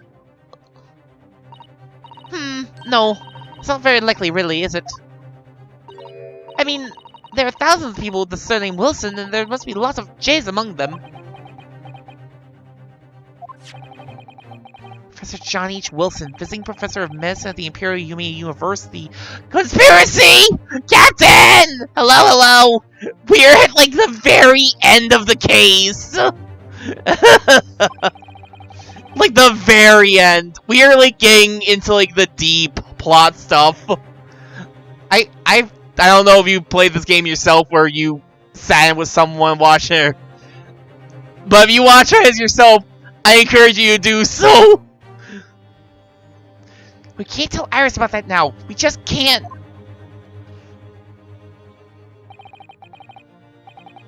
This is so strange. Someone's solving the case of Mr. Windibake's murder today. I feel like I've rolled back a boulder in the mouth of a very dark cave. Do wonder if perhaps it's a dark cave that we shouldn't go wandering inside. What could it be? Kazuma and presumably John H. Wilson's names. They're both dead. A hit list, maybe? She never showed up again, but we never did find out, like, the true... We never did find out, like, the entire story behind the English woman's murder of Wilson.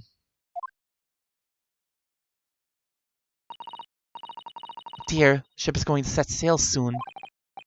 Yes, it seems so. I'll sail on that steamship first to the port of Dunkirk in France. Then I'll change onto a larger passenger vessel bound for Japan. Where are they going then, Susie?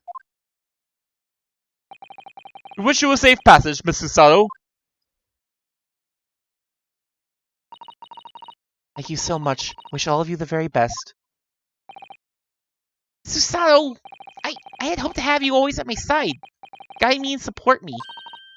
Naruhodo, please, come back soon. As far as I'm concerned, You really are the very best judicial assistant in the world. I'm quite sure. I'll be back before you know it. Really, Susie? Oh, now don't forget, Iris. I made you a promise I've yet to fulfill. Isn't that supposed to be 2 L's? Is that some, like, alternate English spelling? Or am I just dumb? I don't know how to spell fulfill. Promise? About your manuscript. We never did find out about the manuscript! All this sequel bait! Oh my god! Ah! Oh yes, the Hound of the Baskervilles. Well, I'll be waiting for you then, Susie. Promise is a promise.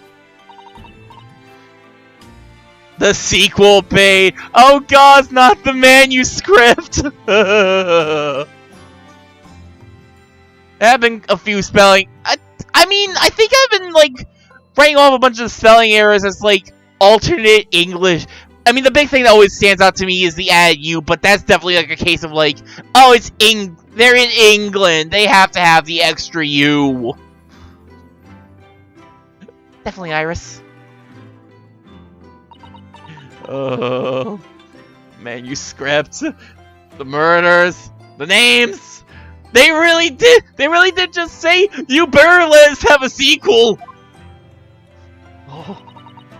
Defense like things. Yeah, like that. It's Naruhodo.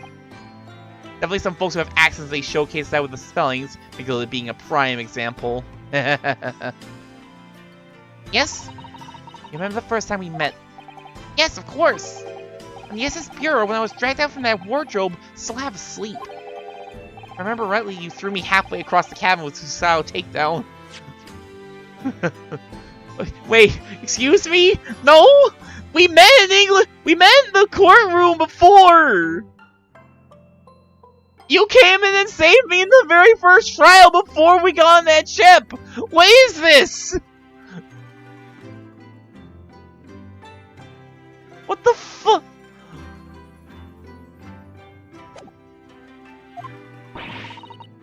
You know very well what I'm talking about after that. It's strange, but being thrown together as we were in that case, I somehow felt straight away that you were the perfect person to continue Kazuma-sama's great legacy. Did they really just forget that we met her in the very first case? Really, guys? Oh my god. Susao! And my instincts were right. I really want to believe... oh shit. Ryunosuke and his famous memory. First we forget that, like, we have the invention of Herlock Sholmes still at Windibanks. Now we're forgetting when these two first met? What the hell? I want to believe... No, I'm sure that I'll be back soon. Farewell until then. Oh my god.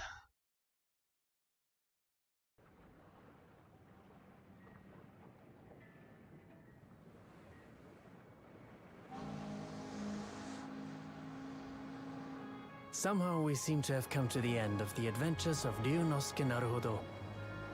Or the first volume, at least. Looking back now, it feels as though fate has led me on this journey.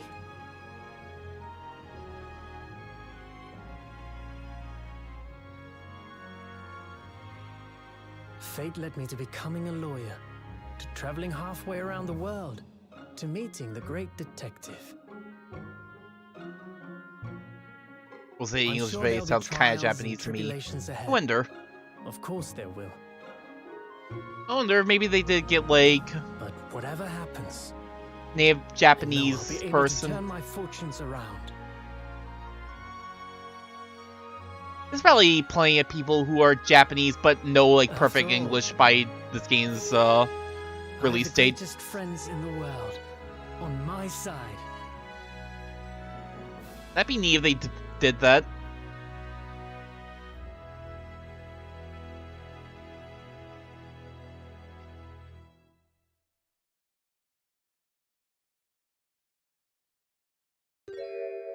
Huh. Ah, yes, Mr. Naruhodo. Yes, Mr. Sholmes?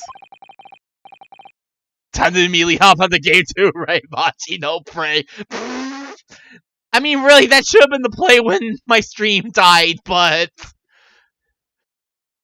let's just see how much longer this epilogue lasts. I have some rather awkward news. Are you ready for more BS? Oh boy! Even more BS? After all this nonsense, let's do it! Railway company decided to steal over the Special Express train, apparently. What?! Huh? Caused such a commotion on the line, all the other trains had to wait at stations. But really, we would never have made it over this time otherwise. Anyway, I explained everything, and now it was all your fault! You son of a bitch. Huh? Huh? I believe a formal complaint should be delivered to your office tomorrow. But not to worry, my dear fellow. Go ahead, Mr. Sao. Thanks, Schultz. Appreciate ya. You love defending yourself in court. No! Please tell me this is the first case of the next game. Huh? Huh? Huh? It's alright, I'm perfectly happy to testify. You really didn't look like the sort of man who'd do something so outrageous. See? Objection! Objection! Objection! Objection! Objection! Mr. Sholmes. Yes? A word if you don't mind. Why, certainly. Hey, word you like. Bow out, my dear fellow! Oh yes, I love Bruno's words. No, just the one he'll use here. Then, I really must say... Objection!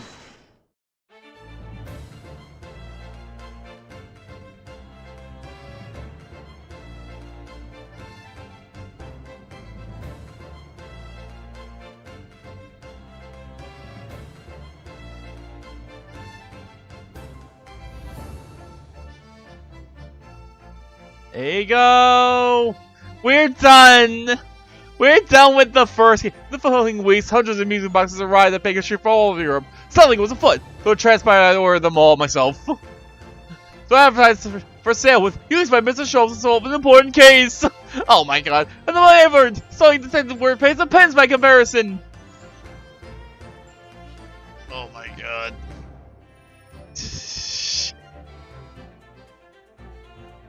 I feel towards this one. I feel like I almost can't. Oh. I haven't slept a wink. Manuscript is due tomorrow now. I'm this busy, Helen usually cooks me breakfast. Well, cooks is an overstatement. For some dry toast and insipid coffee. I do miss Susie and her lovely Japanese breakfasts. I almost feel like I can't really give much of a final thoughts on this one because it's so full of sequel bait. This was not designed to be like a full experience. You Witness, your testimony. It's riddled with contradictions. Exactly. Really, the rare cold alcohol tied on the rare steaks themselves. Oh man, it's been so long since we've seen these guys. Well, I don't know, son knows his father's an innocent man. Are you calling my son a liar? Witnesses, my courtroom is no place for your petty arguments. There's definitely some very interesting cases, and I do like the way they kind of play with stuff a bit. Jake just reminded me this maybe was so secret. No way! Having delivered the Russian dance to the shore in Shanghai, I laid low in the steamship for a while. Last night, I apprehended an extremely suspicious Japanese national on board. I've done nothing wrong! All I did was give one guy's offspring refuge in my pocket! A man brings some kids on board, and suddenly he's an armed criminal! It's unfair! There's no way they made this game without playing for a sequel. There's no way. There's too much that's gone completely unanswered. Scientific investigation will be the gold standard for policing in the new age. I dream of a world governed by the tenets of order and discipline. Like a great clock, in fact, whose hundreds of parts mesh together in perfect unison. Now, if you'll excuse me, I have but 2 minutes and 37 seconds until my next appointment. Yeah, that's way too much. That's absurd. That's like saying that they made Star Wars The Empire Strikes Back without knowing that they were going to have a 3rd movie. There's no way.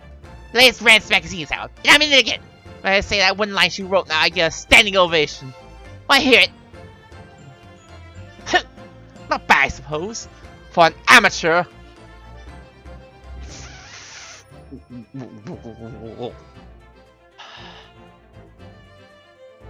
Her ladyship puts me to shame. I mean, yeah, episode 4 was a standalone. That's not nearly as bad. Like, that does honestly kind of work as a standalone for the most part.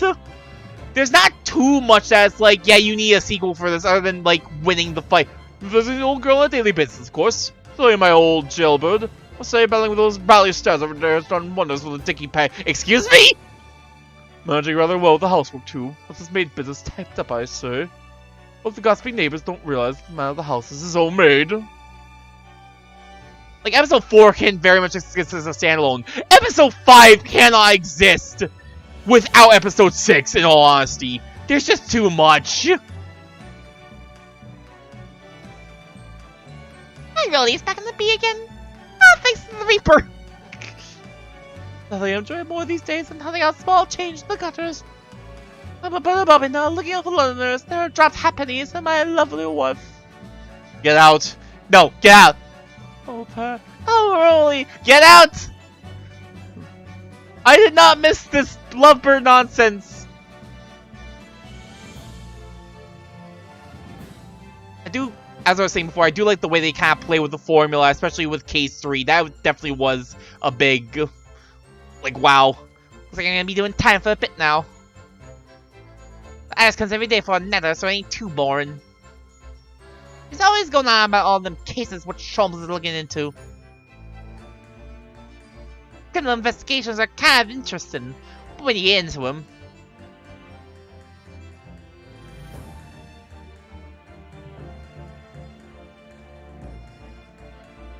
There are definitely things that, like, still kind of weird me out a little bit. Like, I do feel like... Yeah, so I renounce my upbringing. It shows a life of sophisticated crime. No regrets? Please. Give over, bruv! Find the ass we used to know! I got tired of black cover! Move to the skunk and milk run, rat! These two are great. The 3 must go who's it! Milk in the neighborhood for all it's worth!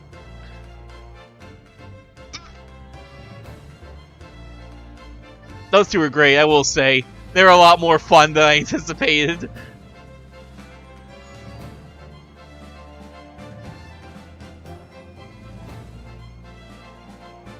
Very much silly comic relief in the midst of it all. The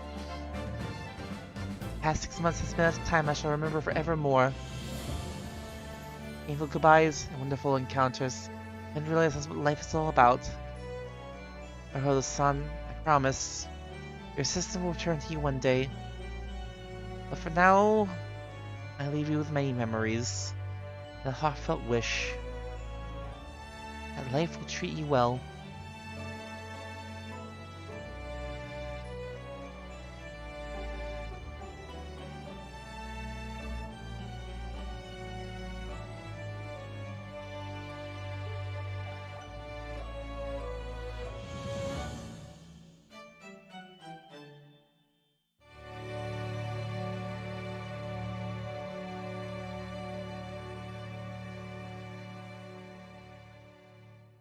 The biggest complaint is really...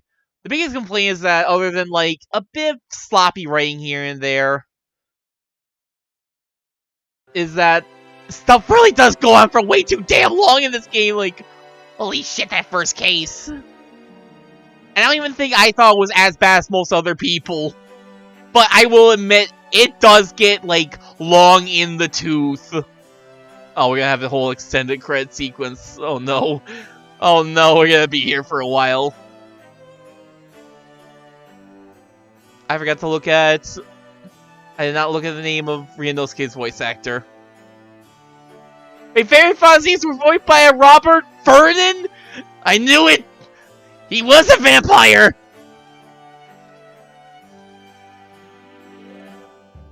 This fucking woman. There's no way they wrote anything about this woman without knowing that they were getting a sequel. There's no way!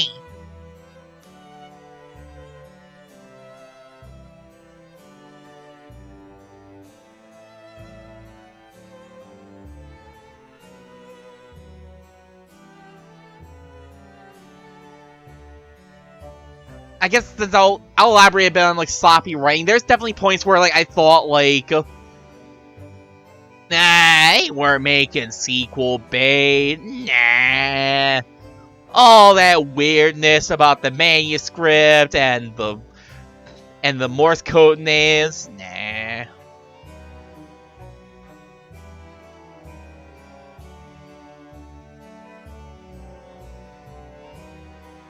I feel like there was, like, a few, like, weirdly mean traps for an Ace Attorney game. Like, I'll always complain about, like, the first case and, like, how they're like, oh, yeah, they poisoned the wine.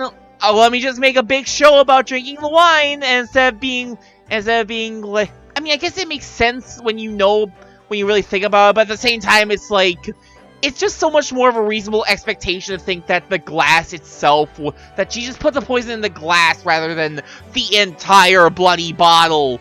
Like, what if you cut your mouth on what if you cut, like, the inside of your mouth on, I guess she was eating steak. It's not exactly a prime, place to cut your mouth or anything like chips or anything like that, but still, I feel like that feels way too risky compared to just pouring it in the glass, especially when you take the glass!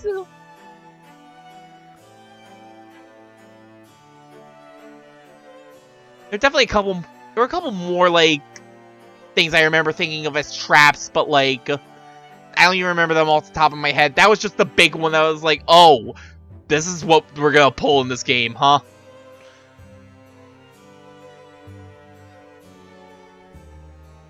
Horseman. Man. Giddy up, motherfucker. Case 3 is definitely, like, the big highlight. I do love how they just completely, like, play with the expectations.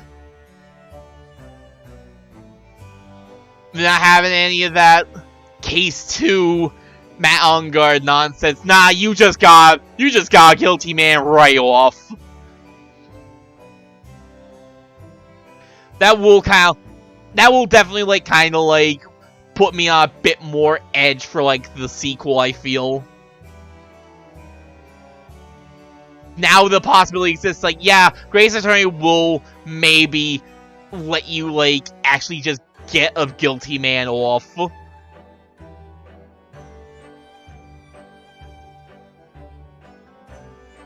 And all the stuff with Barrack Von Season being like, total betrayal by the Japanese.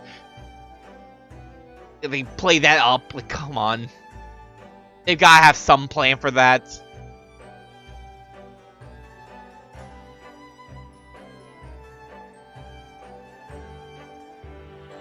I was gonna say, I don't like the fact that, like, Case 2 ended by being like, oh no, it wasn't an accident, it was just straight up murder. But now I really do wonder if maybe the Russian lady was, like, some hitman nonsense, since I'm thinking that that list of names might actually be something of a hit list, considering that John H. Wilson got bumped off. The Skulkin brothers were great. I'll miss those goobers. Unlike some other characters, they don't seem like the type that would come back for... Speaking of characters that they're gonna come back for the sequel, I just remembered from, like, Case 4, there was those two weirdos who were, like, outside of, the house. The prince looking dude and, like, some other dude. Like, those who had, like, unique models and nothing ever came of them ever. Like, there's no way. They had to have had them planned for, like, the sequel if they weren't gonna do anything with them. I really do think that they made this game, like, knowing they were getting a sequel.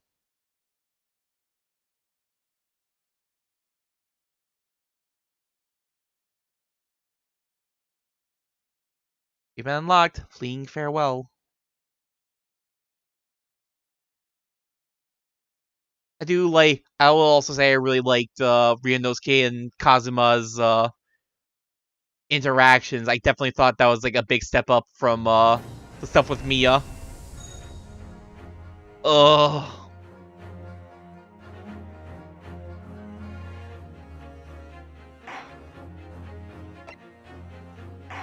On to game 2! No.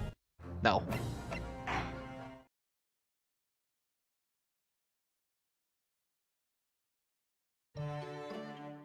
I did wanna...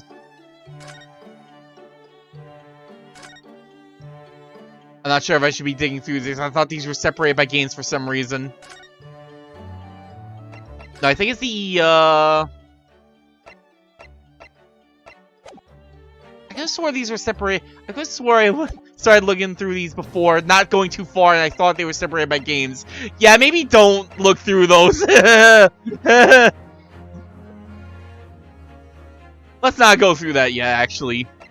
I was gonna be like, maybe we can look at, like, the pictures or something to see, like, what else I could, like, go through, but, I don't want to risk that. I don't want to risk that. I don't want to risk that. Dude, the escapades for funny, so... Are they actually?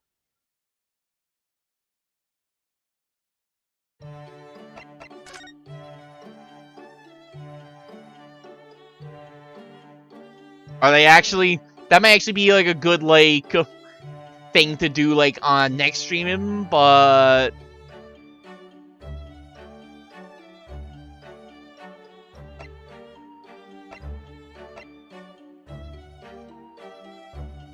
like fucking 10 to 20 minutes long much. There's like 8 of them, so like that's like 8 minutes. That's like over an hour. That's like a little over an hour. Dude, yeah, separate stream. I'm not continuing tonight. No, thank you. 5 a.m. is a little much. I do in fact have work tomorrow, not until like 3 o'clock, thankfully. That's the only reason I did this tonight. I literally had to wait for like the schedule for next week to come in. That's why I didn't like announce this like early this morning or anything like that. And then I forgot to announce it after I got the schedule when I left. Whoops.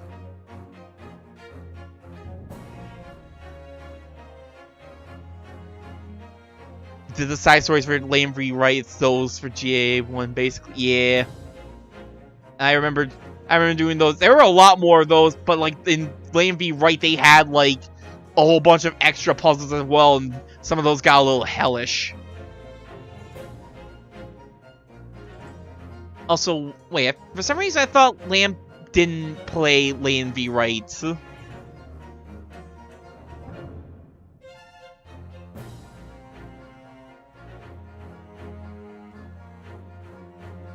No, you did. Oh. Huh. I could have swore you. Okay. So I don't need to play coy about that, like in high school. When the fuck did that game come out again?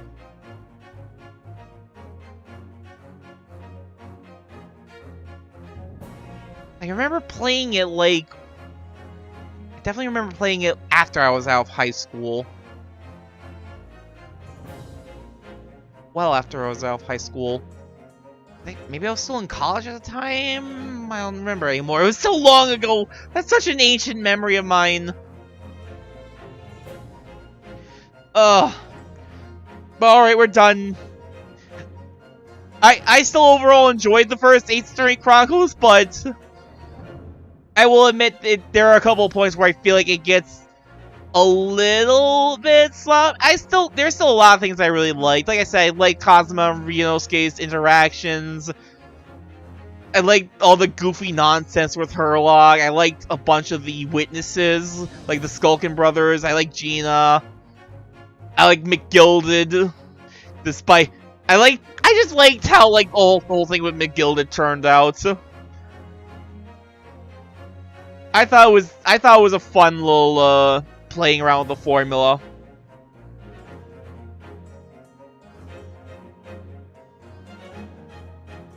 I like that they did like a little like Ace Attorney Investigations-esque case for case 2. Can't get you, like, involved. Can't get you a feel for investigations.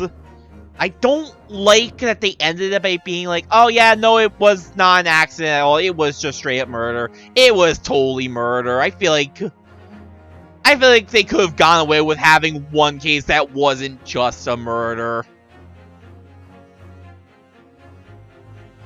But whatever. Who knows? Maybe my suspicions will turn out true and the Russian girl's actually a hitman. It'll be revealed in the second game.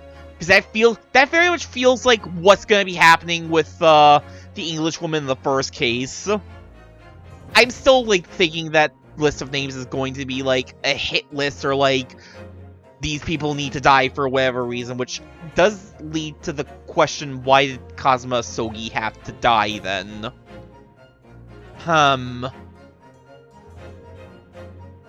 There's a bunch of mysteries. There's a bunch of big mysteries that I very much look forward to seeing about in the sequel when I get to it in 2023, not 2013. Jesus Christ, I'm not going back in time. Oh my god. Ugh. Mysteries and more next time. I'm hoping to get to it in 2023. I'm still trying to decide on, like, if I want to, like, do a few shorter games to kind of break up the GAAing a bit.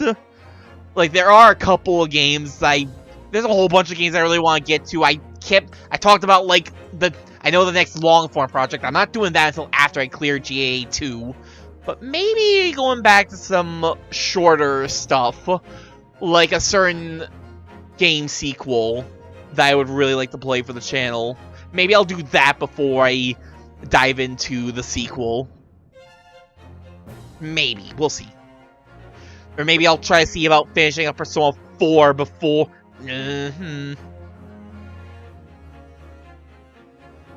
I'll see. We'll see. I have a lot to think about. Let's just get out of here. It's late. I want to get some sleep.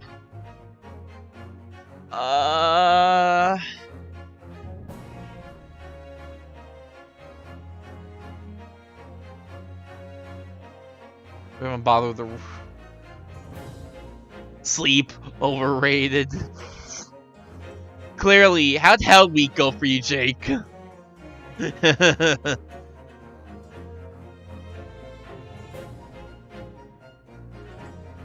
only really see 3 people. I don't really think I interact with them enough to really feel 100% comfortable.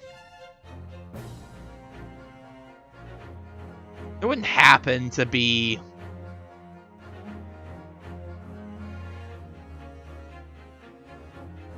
Oh no, I see people playing GAA other than me at this late hour.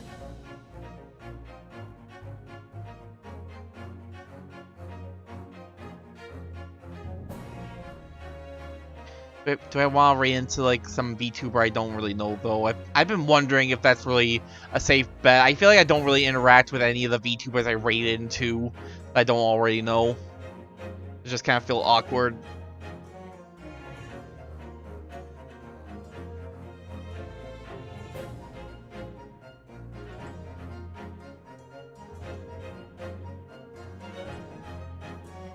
I'm not gonna interact with them because I want to get some bed.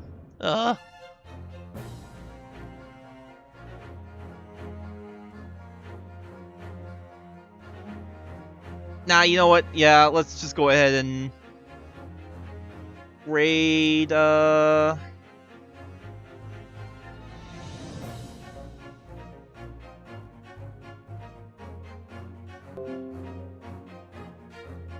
do it. We're doing it. We're gonna go...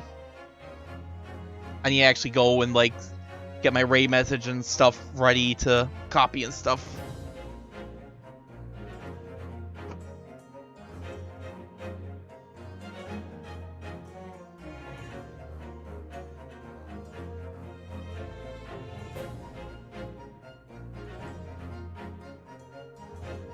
Oh yeah. Thank you, Jake.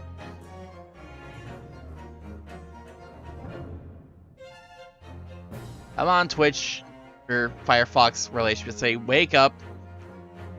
Wake up so I can knock.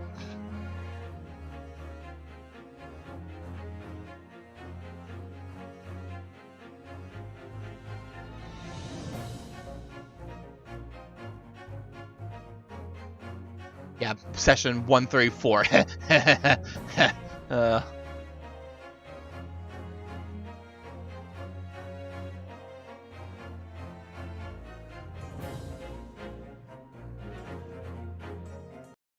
Let me just, you know what, let me just go ahead and close that out.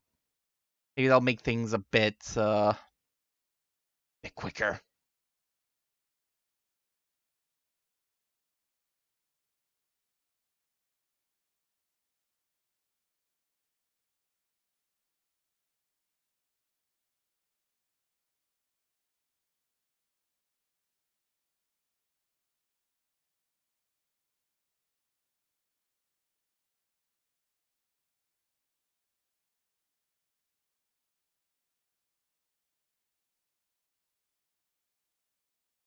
Let's raid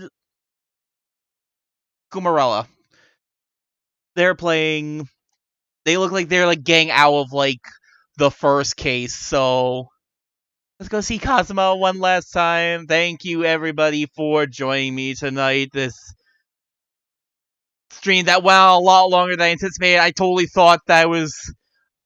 was planning on stopping like at some point, but whatever. We're done.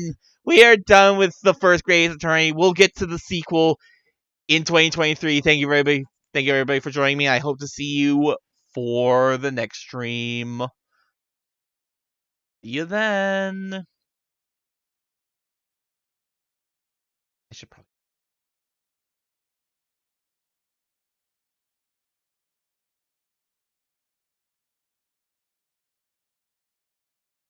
I guess Flyboy. Fuck you, I kill him. Actually open the stream up on a separate tab. It doesn't like playing nice on that front. Thanks for the stream. Thanks for joining me. Fuck Stereoscopes. One last appreciate that count. It's 41. All right, enough of this nonsense. Go raid.